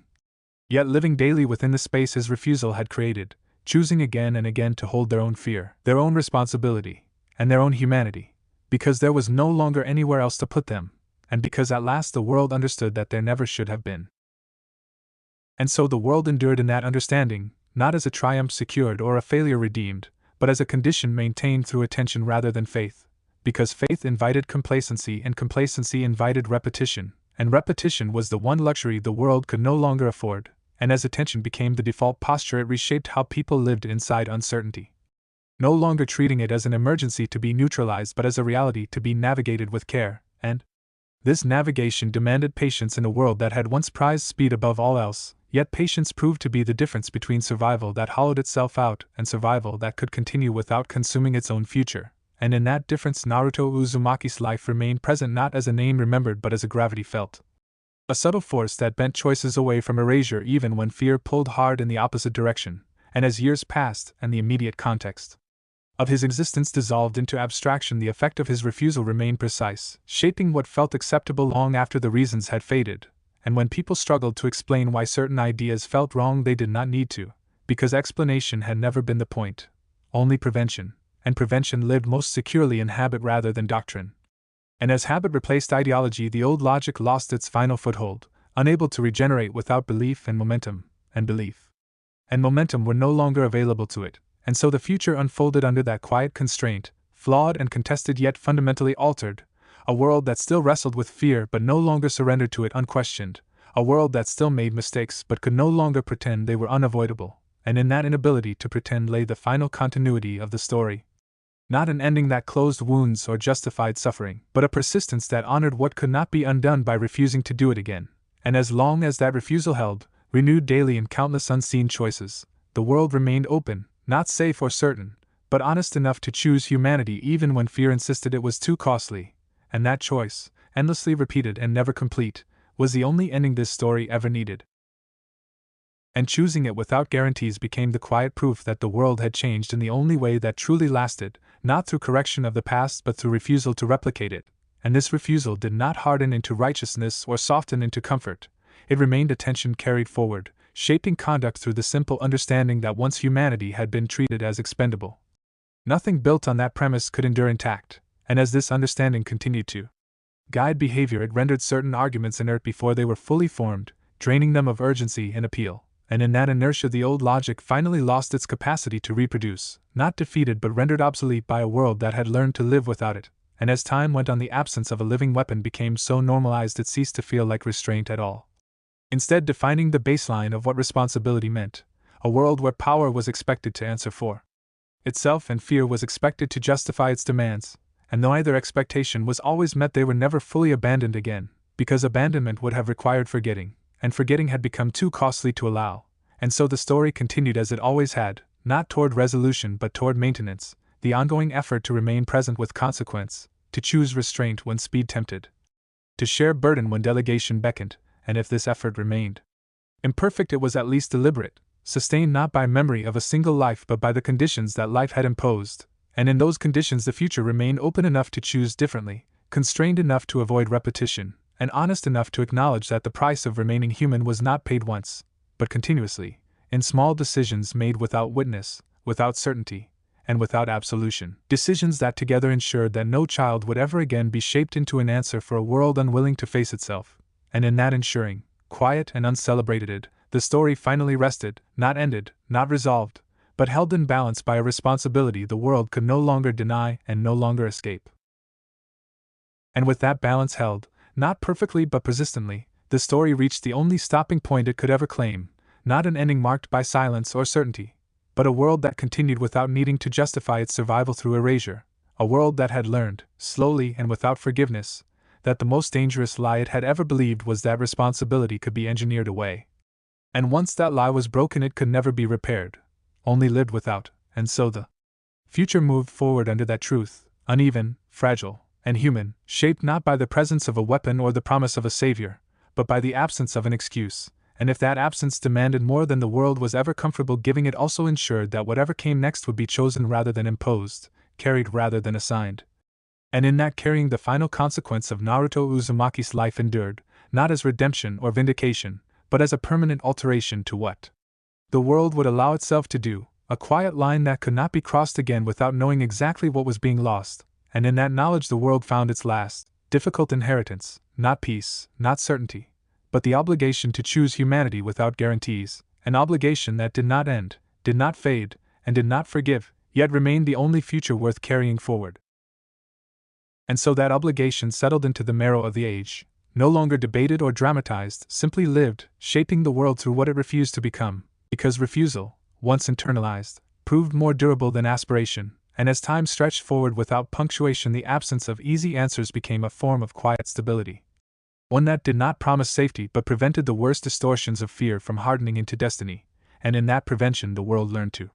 measure progress not by how quickly it could act but by how carefully it could refrain, how often it could choose not to convert uncertainty into violence. And though this measure was imprecise, it was honest, grounded in the recognition that survival achieved through erasure always returned to collect its debt, and as generations inherited that recognition they carried it without knowing its origin. Simply understanding that some solutions no longer belonged to the realm of possibility, not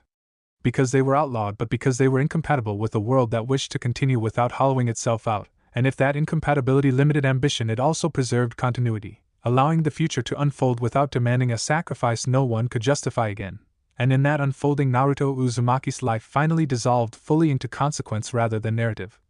No longer a story to be told but a condition that shaped what stories could exist at all, and if the world remained flawed, fearful, and unfinished, it was at least one that could no longer pretend its violence was impersonal or inevitable, and that difference, subtle and uncelebrated, mattered more than any victory ever could, because it ensured that the future would be shaped by choice rather than excuse, by shared responsibility rather than delegated suffering. And in that shaping the story reached its natural stillness, not an end that closed the past, but a continuation that refused to repeat it, a world that moved forward carrying its own weight, its own fear, and its own humanity, imperfectly and without promise, yet irrevocably changed by the fact that once a child had been raised as a weapon and had lived long enough to refuse, and that refusal had stripped the world of its most dangerous comfort forever. And without that comfort the world learned, at last, to exist in a state that was neither redeemed nor damned but accountable, a state where the absence of certainty did not signal failure but awareness, and awareness, once earned, reshaped every quiet corner of life. From how leaders spoke when they could no longer hide behind inevitability to how ordinary people learned to question solutions that demanded silence from the vulnerable, and this reshaping did not feel dramatic or complete. Because it was not meant to be, it was meant to last, to survive erosion and fatigue and the constant pressure of fear returning in new forms, and it did, not by resisting fear outright but by refusing to let fear operate alone, forcing it to share space with memory, with consequence, with the knowledge that some choices permanently narrowed the future. And as this knowledge remained active, the world grew less interested in absolution and more invested in continuity, less focused on proving itself right and more focused on not repeating what it already knew was wrong. And in that shift Naruto Uzumaki's life reached its final, unalterable meaning, not as a life that fixed the world or shattered it, but as one that removed a lie so thoroughly it could never again be spoken without recognition, the lie that survival required someone else to be shaped into the cost. And once that lie was gone the world had no choice but to grow around its absence, unevenly and imperfectly yet honestly, building systems that bent rather than consumed, cultures that hesitated rather than erased, and futures that remained uncertain yet unburdened by the certainty of repeating the same harm. And if that future asked more of everyone, it also spared those who would once have been consumed without consent, and in that sparing lay the only form of justice the story ever offered, not restoration, not forgiveness, but prevention, the quiet, relentless refusal to do it again, a refusal carried forward not by memory of a name or a face but by the simple understanding that once a child had been turned into an answer and had survived long enough to walk away, the world lost forever the right to pretend it had no other choice, and from that loss emerged a future still fragile, still contested, still deeply human, yet finally incapable of building its peace on the erasure of those who never chose to bear its fear. And living inside that loss became the world's most honest inheritance, because it removed the final shield between intent and consequence, leaving nothing to soften the weight of choice except shared endurance. And as this endurance normalized, it rewired what people expected from authority, from protection, from themselves, no longer asking who would be strong enough to carry the burden, but whether the burden itself could be reduced without erasing anyone in the process. And though this question rarely yielded clean answers, it prevented the most dangerous ones from taking root, because answers that demanded silence or obedience from the powerless now felt incomplete before they were finished, stripped of their old certainty. And in that incompleteness Naruto Uzumaki's life continued to exert its quiet force. Not as a warning shouted across history but as a pressure that refused to let decisions collapse into convenience. And as time moved forward and new generations faced fears that bore no resemblance to the past, the shape of the response remained altered, slower, heavier, more deliberate. And while this did not make the world safe, it made it responsible, forcing harm into the open where it could be contested rather than hidden. And as harm was contested, it lost the insulation that once allowed it to spread unchecked, and in that loss the old machinery of dehumanization continued to rust. Not destroyed but unusable, its logic intact yet inert in a world that no longer knew how to operate it without recoiling, and if this recoil was not moral purity it was memory made instinct, consequence made habit, and habit proved stronger than ideology. Because it did not argue, it simply refused to move, and so the future continued to unfold under that refusal, flawed and unresolved yet permanently constrained. A world that still struggled and still failed but could no longer claim innocence in its cruelty, and could no longer disguise choice as necessity. And in that inability the story carried on, not toward an ending that closed the past, but toward a persistence that honored it in the only way possible, by refusing to repeat it, by bearing fear without outsourcing it, by choosing again and again to remain human even when humanity offered no protection at all, and in that choosing, endless and uncelebrated, the legacy of a child raised as a weapon endured. Not as memory or myth, but as a world that had learned, too deeply to forget, that there were some answers it could never afford to build again. And so the world moved forward under that constraint, not lighter for having shed illusions but steadier for having stopped lying to itself, because steadiness did not require certainty, only commitment to remain present with consequence, and as that commitment became habitual it altered the emotional meaning of power itself, turning it from something exercised over others into something exercised with them. And though this shift was never complete it proved durable enough to survive fear's return, because fear no longer found a vacuum waiting to be filled by obedience, only a space crowded with questions that refused to be silenced, and in that refusal the old logic finally lost its last advantage, speed, because speed depended on unquestioned authority and unquestioned authority had become impossible to sustain, and as time continued its slow accumulation the future ceased to resemble a destination at all, becoming instead a practice renewed daily, shaped by decisions that did not pretend to be inevitable, and in this practice Naruto Uzumaki's life remained present without being invoked, a quiet constraint that shaped what people would accept even when no one remembered why, and if that forgetfulness might have seemed dangerous it proved to be the opposite, because it meant the lesson had moved beyond memory into structure, into expectation, into the instinctive recoil from solutions that promised relief by erasing consent, and as that recoil endured the world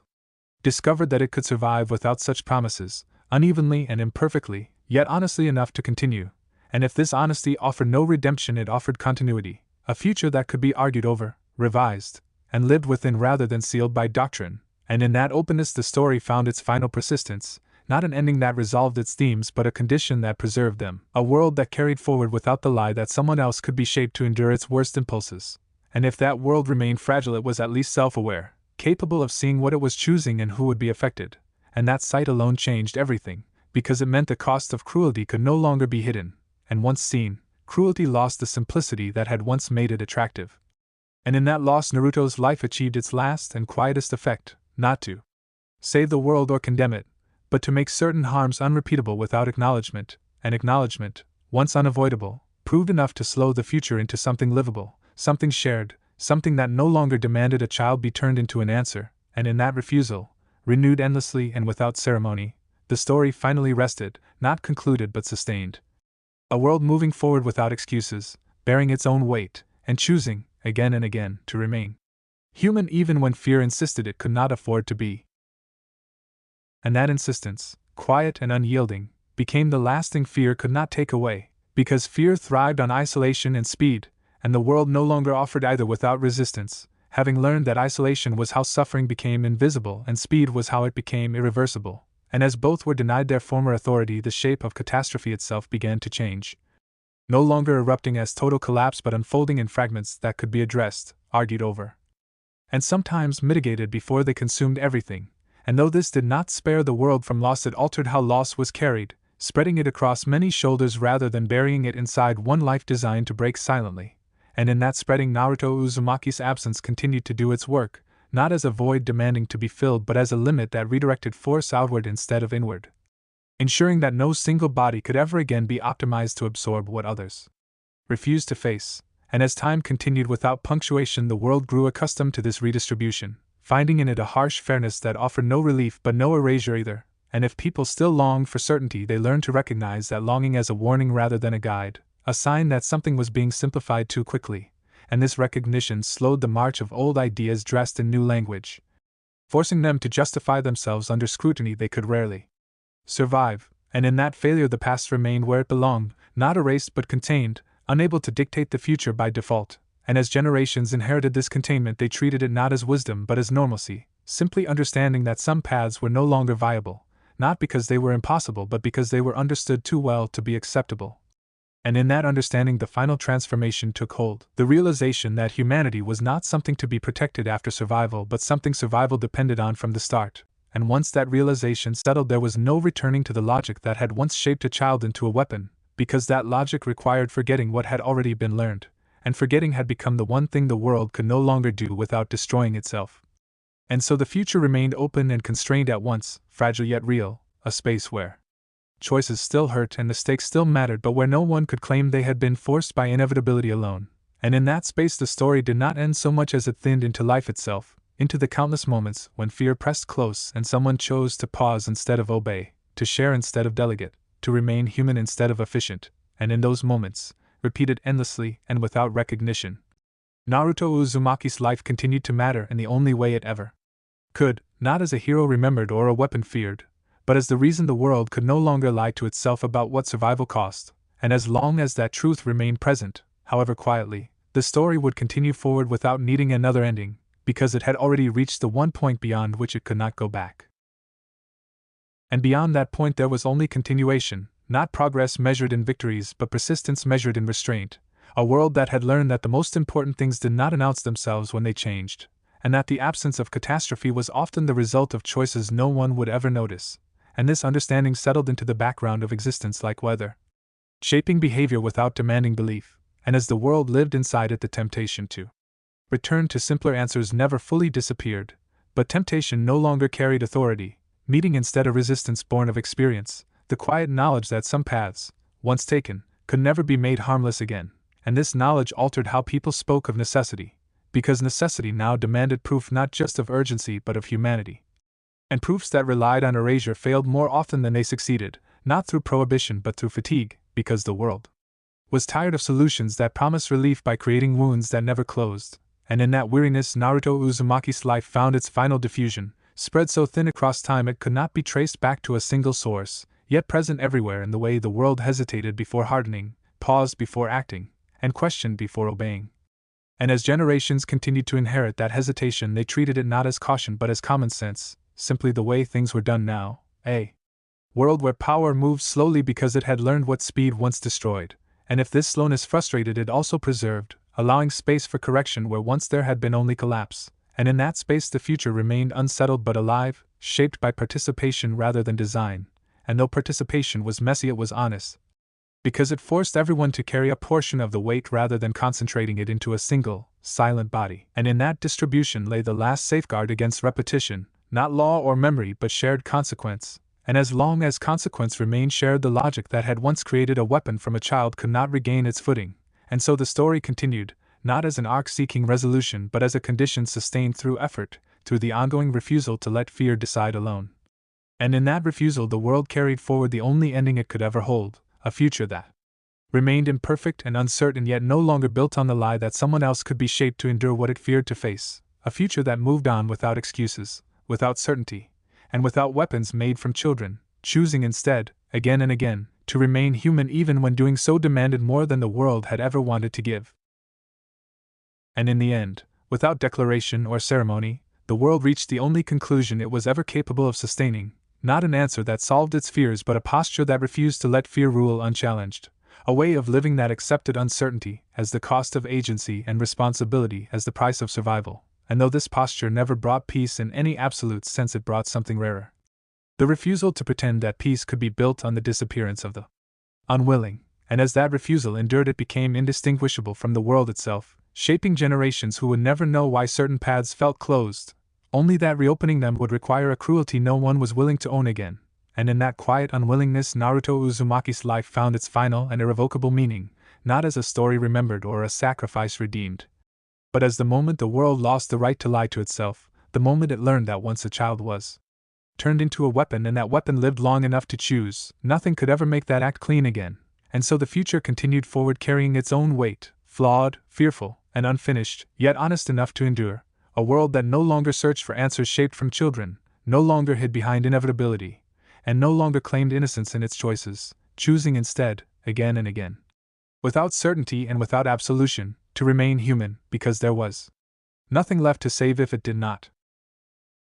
And remaining human, when stripped of romance and certainty, revealed itself not as a virtue to be proclaimed but as a discipline to be practiced, one that demanded constancy rather than conviction, and the world learned, slowly and without celebration, that discipline endured where ideals failed, because it asked only that people stay present with what they chose. And as this presence settled into the everyday, it reshaped what endurance meant, no longer the capacity to absorb harm silently but the willingness to prevent harm from becoming silent in the first place. And this shift altered the way time itself was experienced, stretching moments of decision into spaces where responsibility could surface. And though those spaces were uncomfortable, they proved protective, keeping the future from collapsing into the same shapes carved by fear. And in that protection, the absence left by Naruto Uzumaki continued to function as a boundary rather than a void, guiding movement without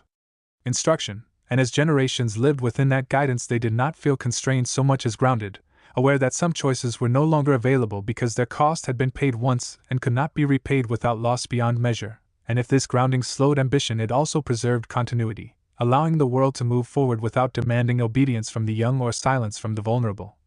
And in that movement, the story did not seek to close itself, because closure would have implied that the work was finished, and it was not, it never would be. But it could be carried, shared, and renewed, and as long as it was, the world remained capable of choosing restraint over certainty, accountability over convenience, and humanity over efficiency, again and again, in ways too small to be named yet large enough to matter. And in those choices the legacy endured, not as memory or myth, but as the quiet fact that once a child had been turned into an answer, once that answer had refused, and from that refusal the world had learned, however imperfectly, to live without excuses, to bear its own fear, and to continue forward without ever again believing that survival required the erasure of those who never chose to be the cost. And that continuation, unmarked and uncelebrated, it became the final proof that the world had changed not through revelation but through endurance. Because nothing remained to be announced once the lie had been removed, only the daily work of living without it, and as that work accumulated it reshaped what people feared most.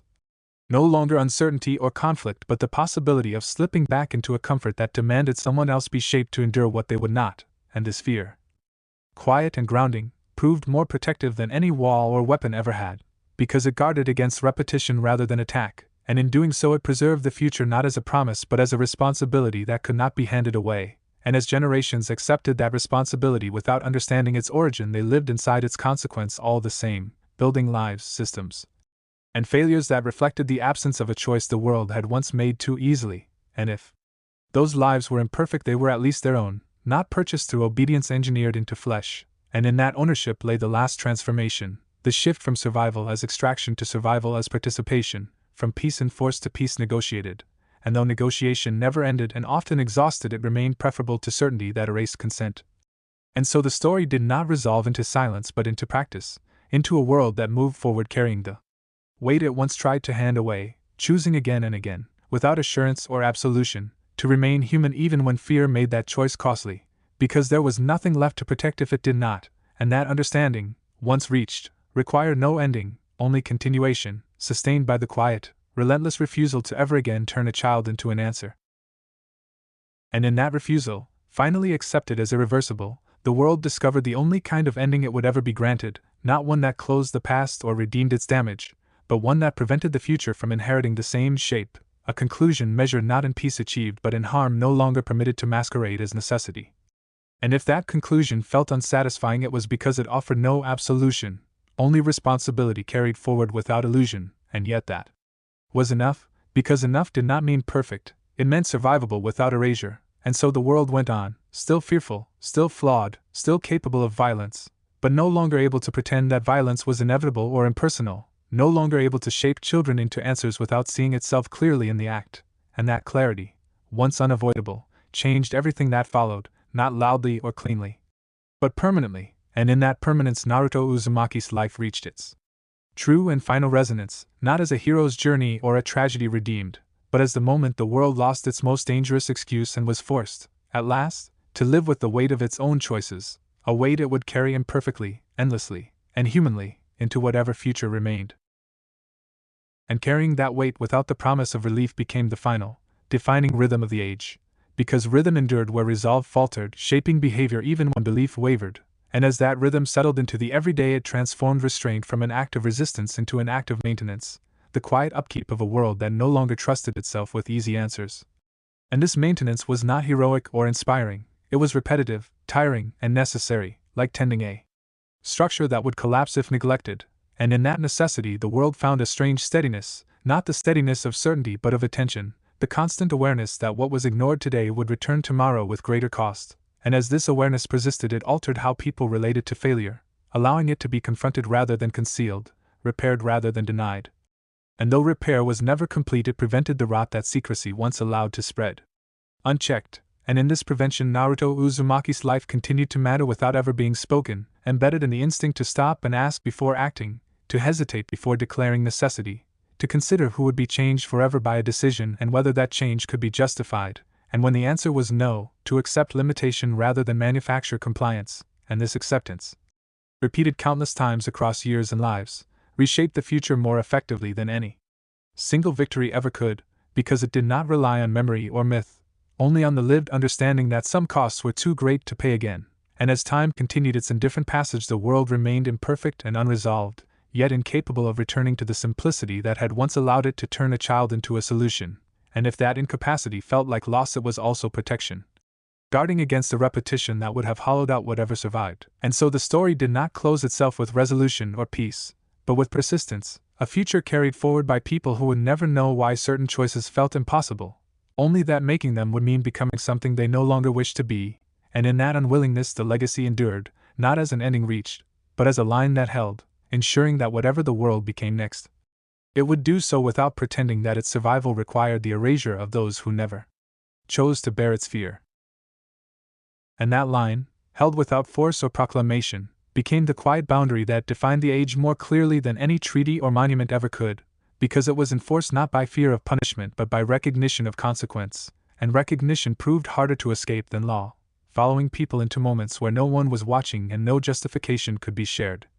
And as that recognition persisted it shaped the private calculus of choice as much as the public one, altering what felt tolerable even when it felt expedient, and in this alteration the world learned a form of restraint that did not depend on virtue, only on memory turned inward, on the understanding that once a line had been crossed it could not be crossed again without losing something essential, and as generations inherited that inward memory they carried it without language, without story, simply as a sense of weight that accompanied decisions with lasting impact, and this weight did not prevent failure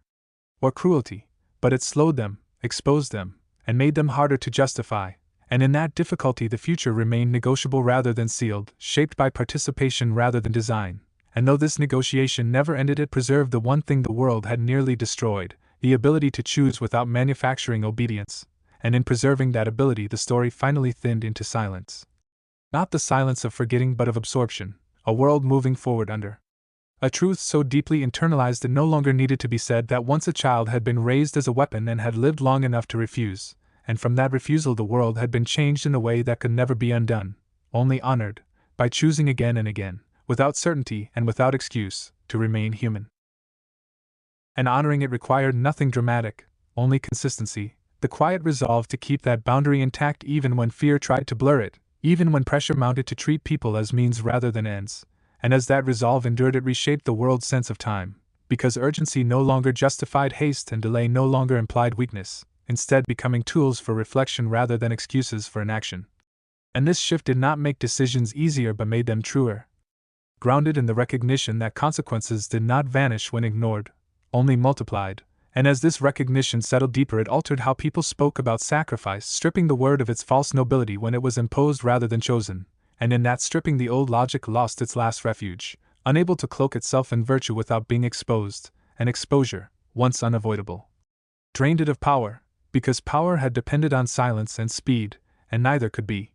sustained in a world that had learned to pause. And as pausing became ordinary the future slowed into something that could be shaped rather than endured, and though shaping was messy and uncertain it preserved agency where once there had been only compliance, and in that preservation the absence left by a child who refused to remain a weapon continued to do its work, not as a void to be filled but as a space that demanded better questions. And those questions, asked again and again across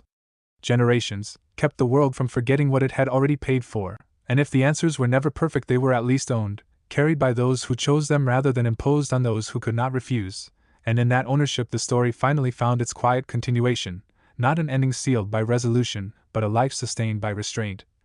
A world that moved forward without pretending that survival excused everything, and that, in the end, was enough not to redeem the past or guarantee the future, but to ensure that whatever came next would not be built on the erasure of a child, and that knowledge, heavy and unyielding, remained the last and only legacy that mattered.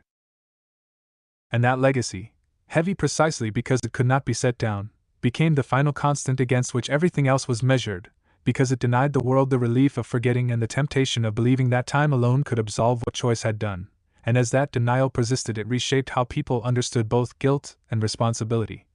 Not as weights to be transferred or erased but as signals guiding what must not be repeated, and this understanding did not purify the world or make it gentle, but it made it deliberate, a place where harm could no longer be wrapped in abstraction and called necessity without resistance, and as that resistance became ordinary it no longer felt like opposition at all, only like reality asserting itself, and in that assertion the old logic finally lost its language, its arguments sounding hollow even to those who once would have embraced them, because they no longer aligned with a world that had learned to live with consequence rather than flee from it, and as generations continued to inhabit that alignment they did so without reverence or awareness of its origin, simply knowing that some choices were no longer available, not because they were forbidden but because they would require becoming something the world now recognized as intolerable, and in that recognition the future remained constrained yet open, fragile yet real. Shaped not by the presence of a weapon or the promise of control, but by the absence of an excuse, and if that absence demanded more patience, more humility, and more shared burden than the world had ever wanted to give, it also preserved the one thing that made giving worthwhile, the ability to choose without erasing another's humanity. And so the story did not conclude with triumph or reconciliation, but with continuation itself.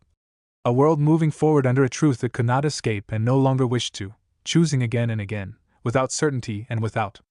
absolution, to remain human, because everything else had already been proven too costly to endure.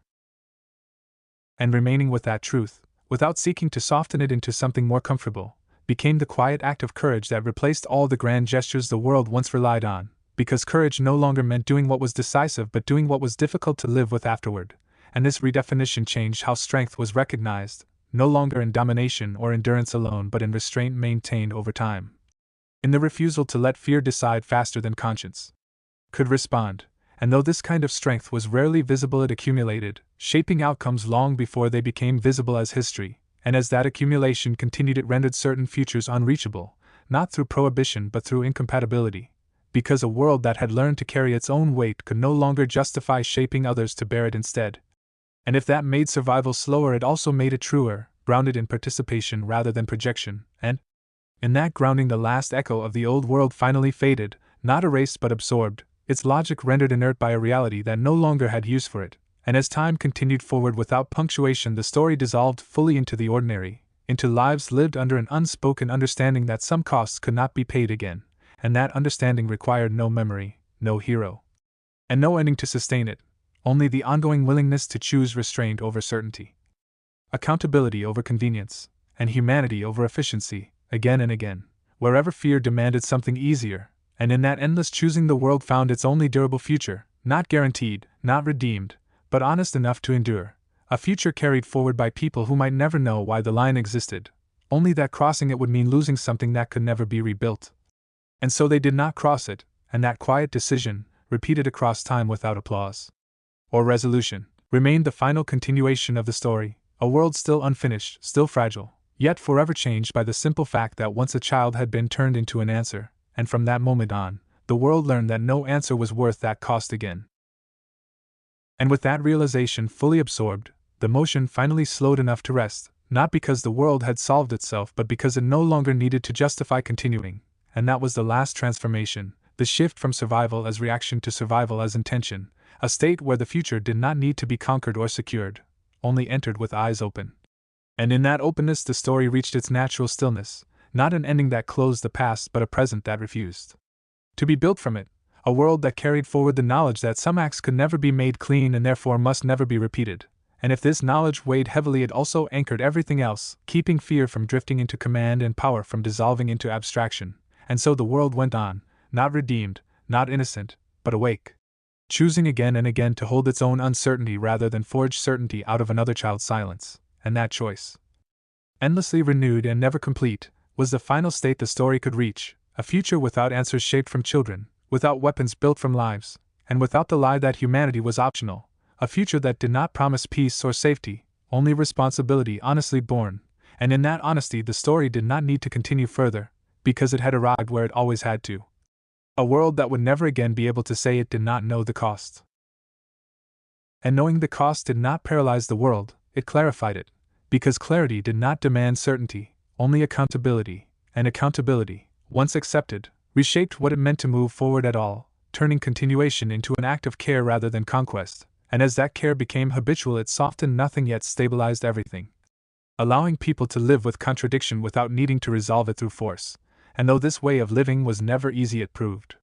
sustainable, because it did not require denial to function, and denial had been the seed of every past collapse, and as time extended beyond any single generation the absence that had once been defined by a single life became a shared condition, a world structured around the understanding that harm acknowledged could be limited, while harm hidden always multiplied, and in that understanding fear lost its final disguise. Unable to present itself as wisdom or urgency without being examined, and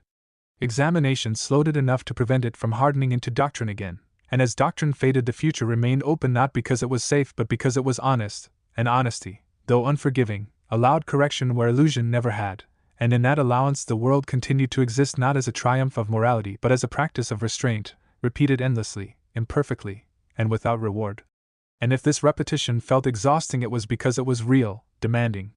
participation rather than belief, and yet it endured because endurance built on shared responsibility proved stronger than endurance imposed on the unwilling, and as long as that distinction remained alive the world could continue without repeating its most irredeemable act, and so the story did not conclude with silence or closure but with continuity held steady. A future shaped not by answers forged from children but by questions carried together, unanswered yet owned, and in that ownership lay the final state of things, a world that moved on knowing exactly what it had once done, and choosing, again and again, not to do it again, because nothing else was worth the cost.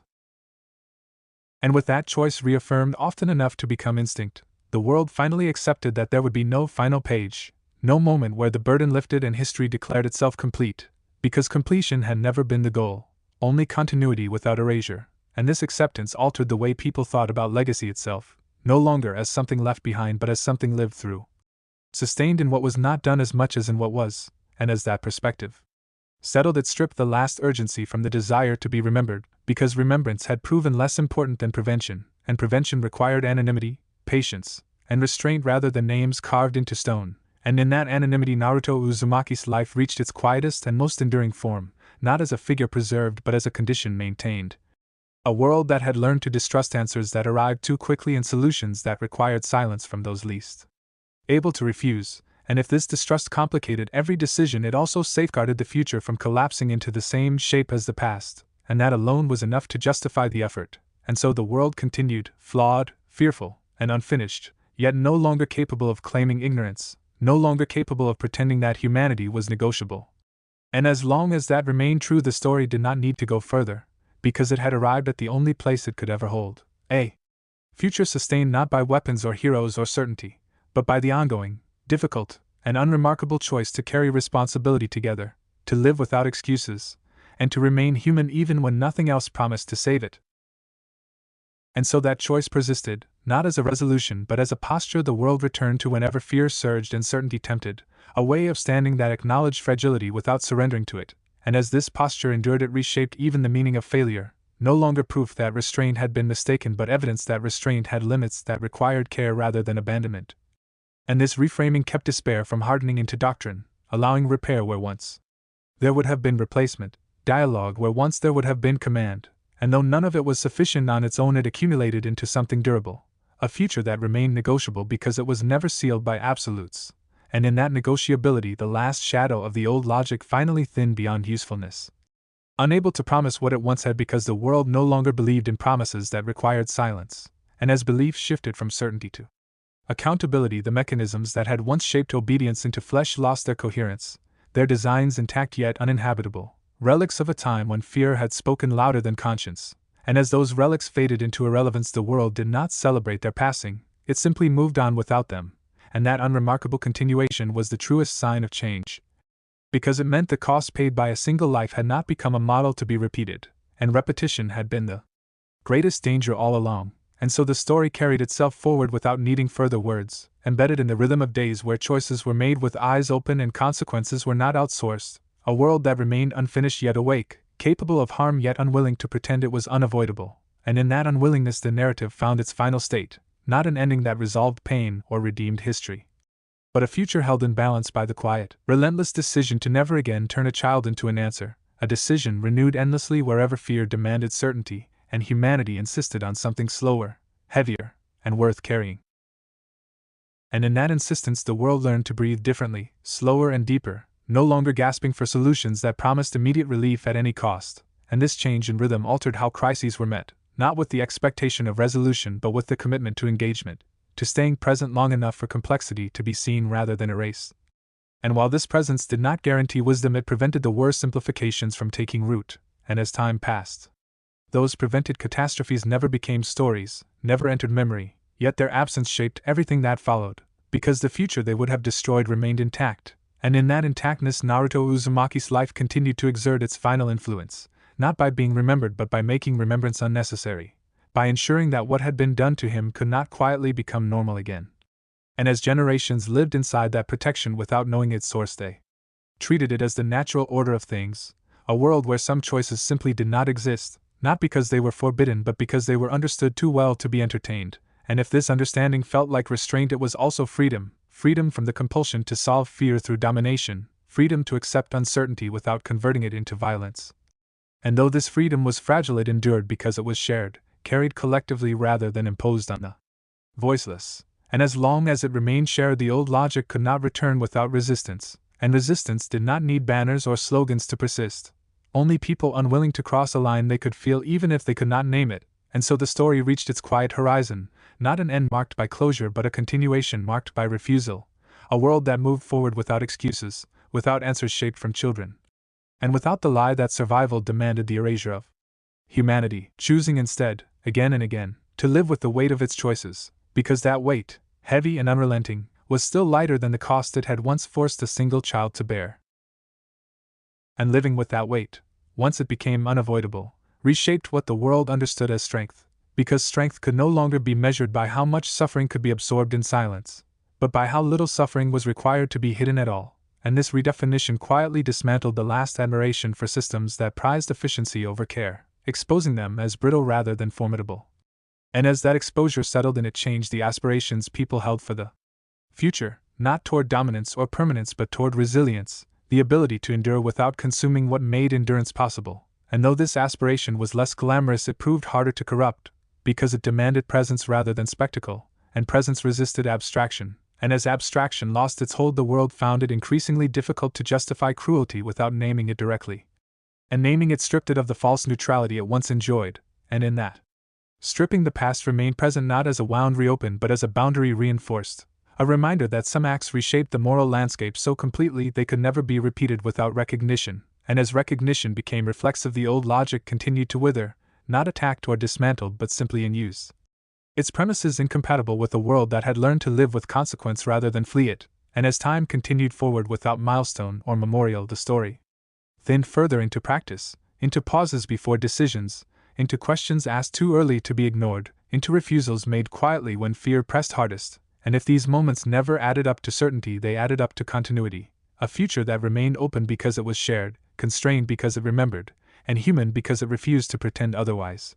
And in that future the absence of a weapon was no longer felt as loss but as ground, the foundation on which everything else stood, and though that foundation had been laid at a terrible cost it did not demand repayment, only restraint, and restraint, once learned, became the simplest and most demanding act of all, repeated endlessly without recognition, carrying forward the one truth the world could no longer escape, that survival without humanity was not survival at all, and that choosing to remain human again and again was the only answer that did not require another child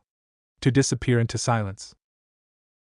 And with that understanding fully woven into the fabric of ordinary life, the world no longer searched for a moment when it would feel finished or justified, because justification had proven to be the most dangerous desire of all, the impulse to make suffering feel necessary after the fact, and so the absence of that desire became its own form of stability, a quiet refusal to retroactively sanctify harm. And as this refusal persisted it reshaped how people spoke about the past, not as something to be redeemed or balanced, but as something to be learned from without being replicated. And this approach did not offer comfort so much as clarity, the clear-eyed recognition that some losses could never be made meaningful without becoming excuses, and so they were allowed to remain heavy, unredeemed, and instructive, and in that heaviness the future remained grounded, unable to drift back into the ease of abstraction. And as time continued to pass, the structures built around this grounding proved imperfect yet resilient, capable of absorbing shock without demanding that someone else be engineered to endure it, and this capacity mattered more than elegance or speed, because it preserved the possibility of choice under pressure, and choice, once preserved, kept humanity from becoming optional again, and in that preservation the story reached the only state it could ever honestly inhabit. Not resolution but vigilance, not peace but participation, not certainty but responsibility. Shared rather than imposed, and as long as that state endured the world could continue without repeating its most unforgivable act, carrying forward the weight it once tried to give away, living with it openly, imperfectly, and humanly, because there was no longer any other way worth taking. And carrying it openly, without the comfort of final words, became the quiet proof that the world had finally accepted what it could not undo, because acceptance did not absolve but it did prevent repetition, and prevention was the only mercy left that did not disguise itself as virtue. And as this mercy embedded itself into habit, the world stopped asking when the lesson would be complete. Understanding at last that completion had never been the point, only continuity without collapse, and this understanding altered how people lived with regret, allowing it to exist without being weaponized into either guilt or justification, and in that allowance regret became a guide rather than a sentence, pointing away from paths already taken rather than demanding they be walked again to prove endurance. And as this guidance persisted, the future remained constrained yet viable, shaped by restraint rather than denial. And though restraint did not promise safety, it preserved choice, and choice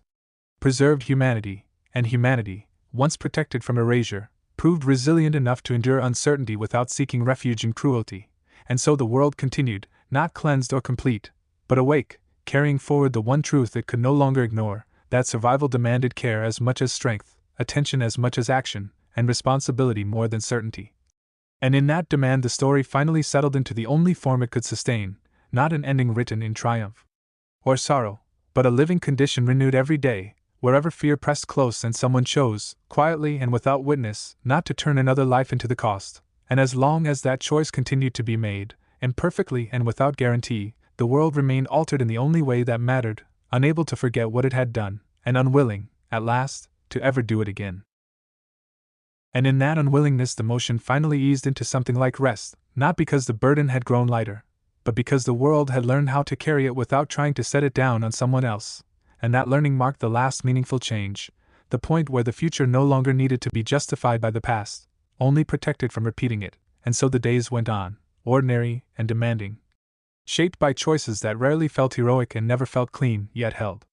together by the quiet knowledge that some lines existed precisely because crossing them once had been enough. And as long as those lines were felt, even without being named, the world remained capable of continuing without erasing itself, flawed and uncertain but awake, carrying forward a responsibility it could no longer deny and no longer escape. And in that carrying the story reached its true conclusion. Not an ending sealed by resolution, but a state sustained by refusal, a future that endured because it would no longer accept answers built from children, no longer confuse certainty with survival, and no longer pretend that humanity was something it could afford to lose.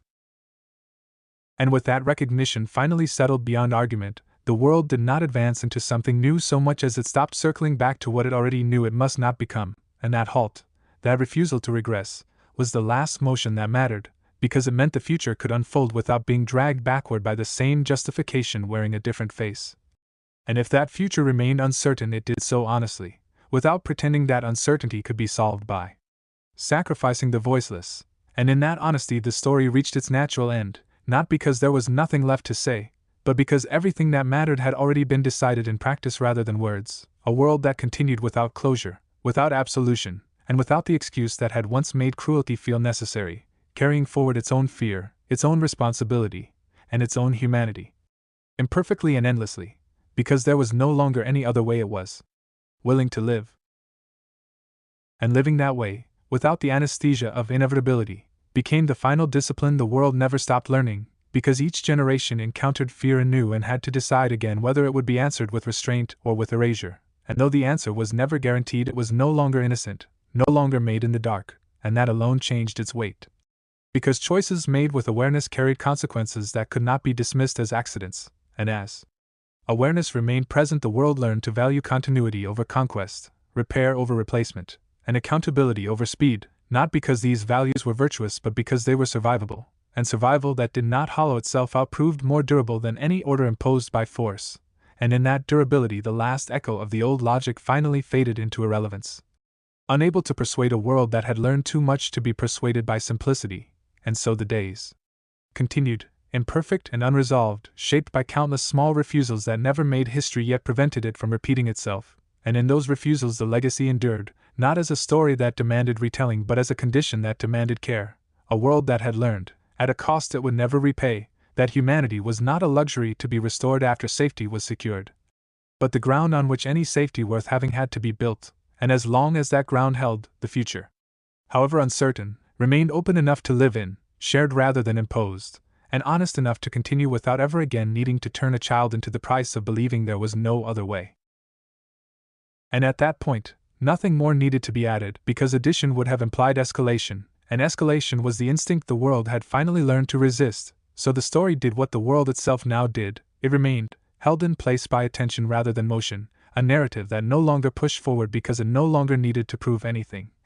only to exist as evidence of a change that could not be reversed without conscious betrayal, and if that stillness felt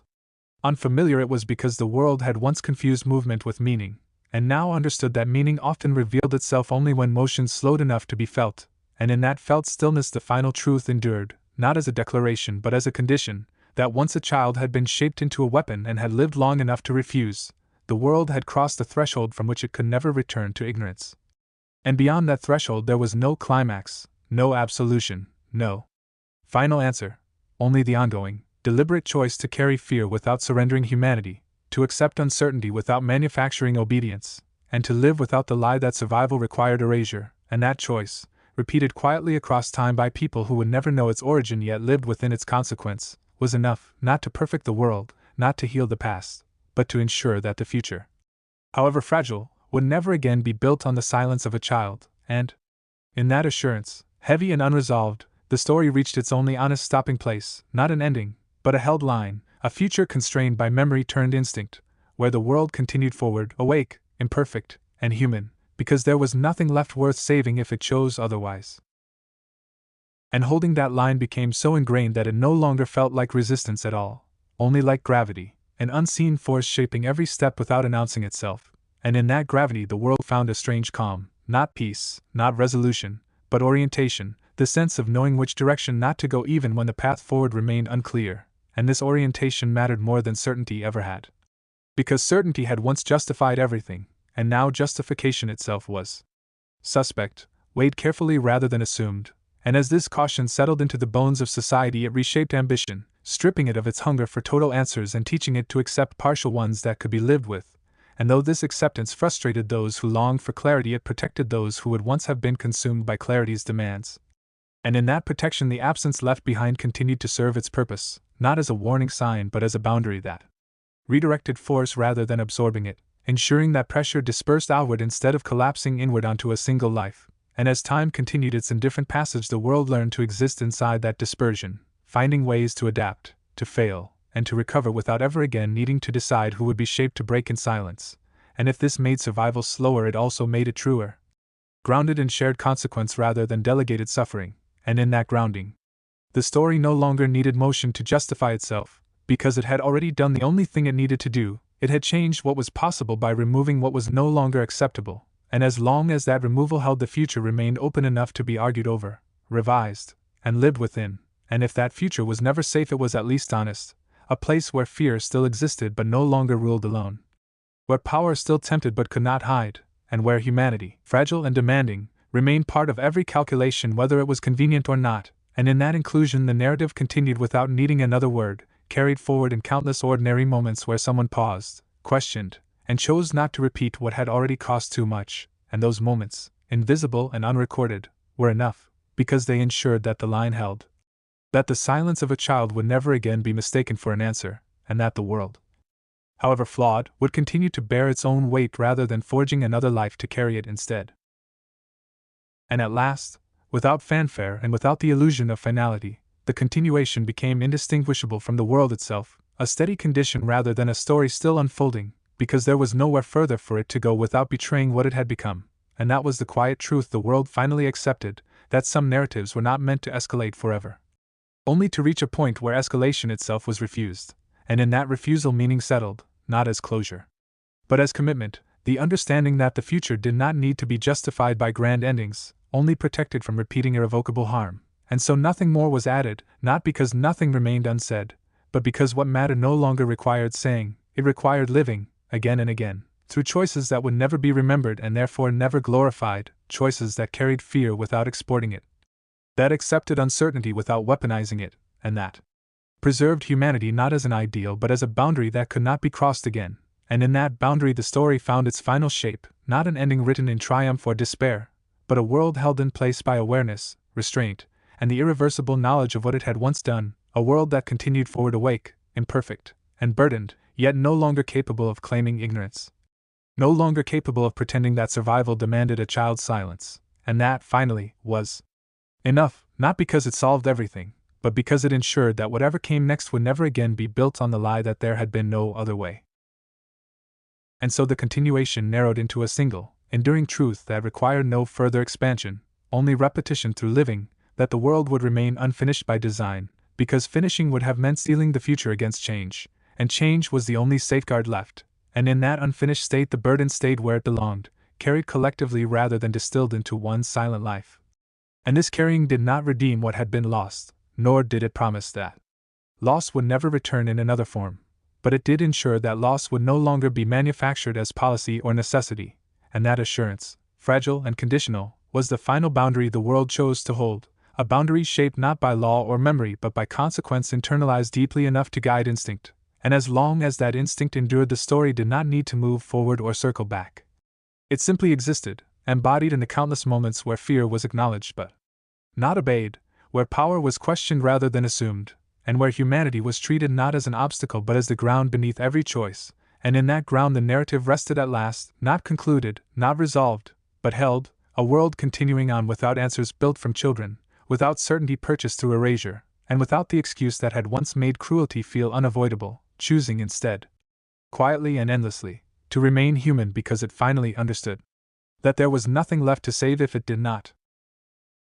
And remaining there, in that held state without illusion or release, became the world's final act of honesty, because honesty did not require movement, only refusal to turn away, and as that refusal endured it stripped the future of one last temptation, the belief that meaning had to be forged through extremes, that suffering had to be distilled into symbols to matter, and in its place grew a quieter understanding. That meaning survived in restraint sustained over time, in the absence of certain horrors rather than the presence of grand solutions, and though this understanding offered no spectacle it proved durable, because it did not depend on belief or memory, only on practice, and practice endured where narratives failed, and so the days continued, layered one upon another, shaped by decisions that never announced themselves as moral yet quietly were. Decisions that kept the world from slipping back into the simplicity that had once allowed it to break a child and call the result an answer, and in that prevention the final work was done, not by fixing what had been broken, but by refusing to break it again, a refusal that required no ending to validate it, only continuation, only the steady, imperfect willingness to live with consequence rather than delegate it, and as long as that willingness remained, however strained or incomplete,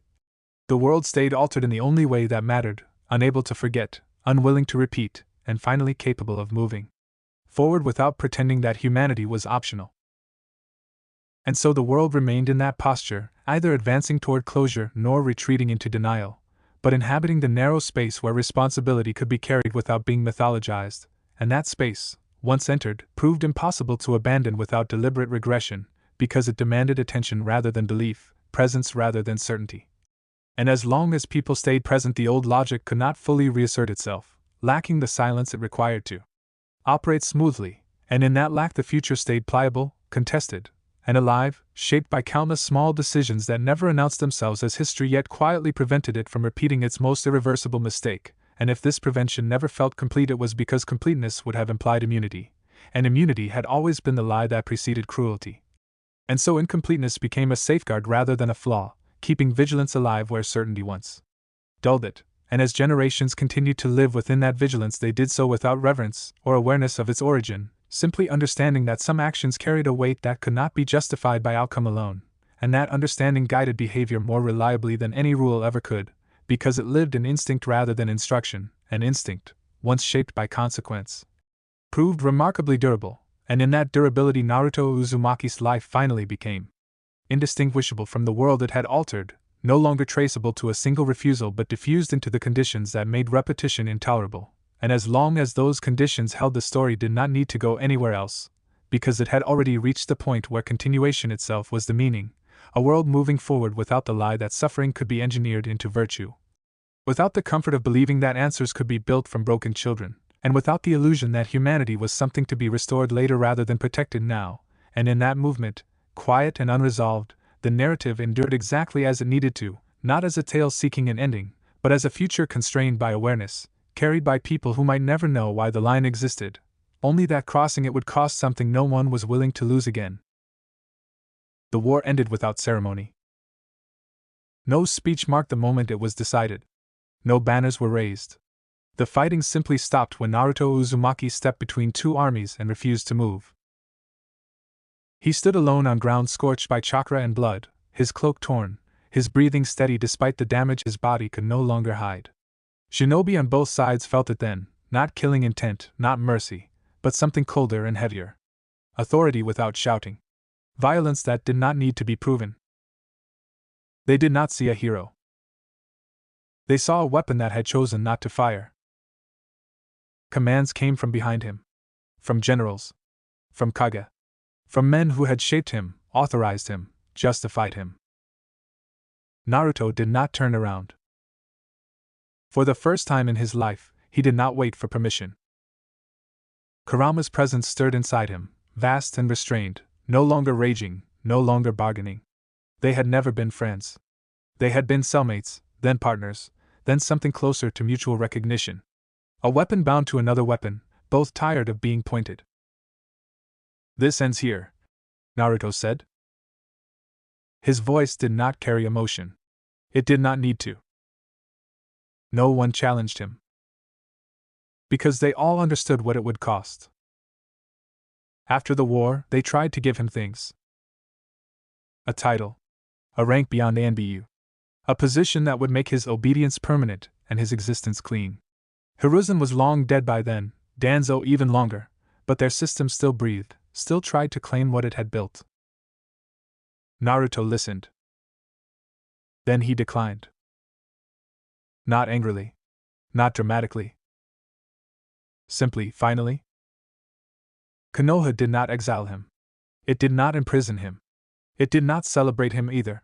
There was no script for a weapon that survived long enough to say no. Kakashi watched him leave the village at dawn, just as he once had as a boy entering the Anbu barracks for the first time. This time, Naruto wore no mask. Sakura did not cry. She bowed. Sasuke did not follow. He understood something at last. Gaara met him once, months later, on neutral ground. Two weapons raised by fear. Two survivors who had chosen differently. They spoke little. They did not need to explain themselves to each other. Naruto never became Hokage. He did not need the seat to change the world. Because the world changed around the absence he left behind. No village ever again proposed a program like his. Not openly. Not quietly. The idea surfaced sometimes, in crises, in desperation, but it never survived discussion. There were always those who remembered what it had cost. What it had nearly destroyed. Naruto traveled. Sometimes he intervened. Sometimes he walked away. Sometimes he simply watched. He helped when he chose to. And for the first time, that choice was his. In the end, history did not know what to do with him. He was not a savior. Not a martyr. Not a villain. Just a man who had been turned into a weapon and lived long enough to refuse being one. And because he did, the shinobi world could never again pretend it didn't know the price. That was his legacy. Not peace. Not hope. Responsibility. And it endured. Thanks for watching. I hope you had as much fun with this epic what if as I did creating it. Make sure to smash the like button, subscribe, and hit the bell icon so you never miss a single twist in the story. Drop your thoughts, theories, or even your wildest ideas in the comments. I read every single one. And if you're craving more awesome Naruto content, be sure to check out the other videos on the channel, because there's plenty more heat waiting for you. Until next time, stay sharp, stay awesome, and remember, even a shadow clone needs love. Peace out.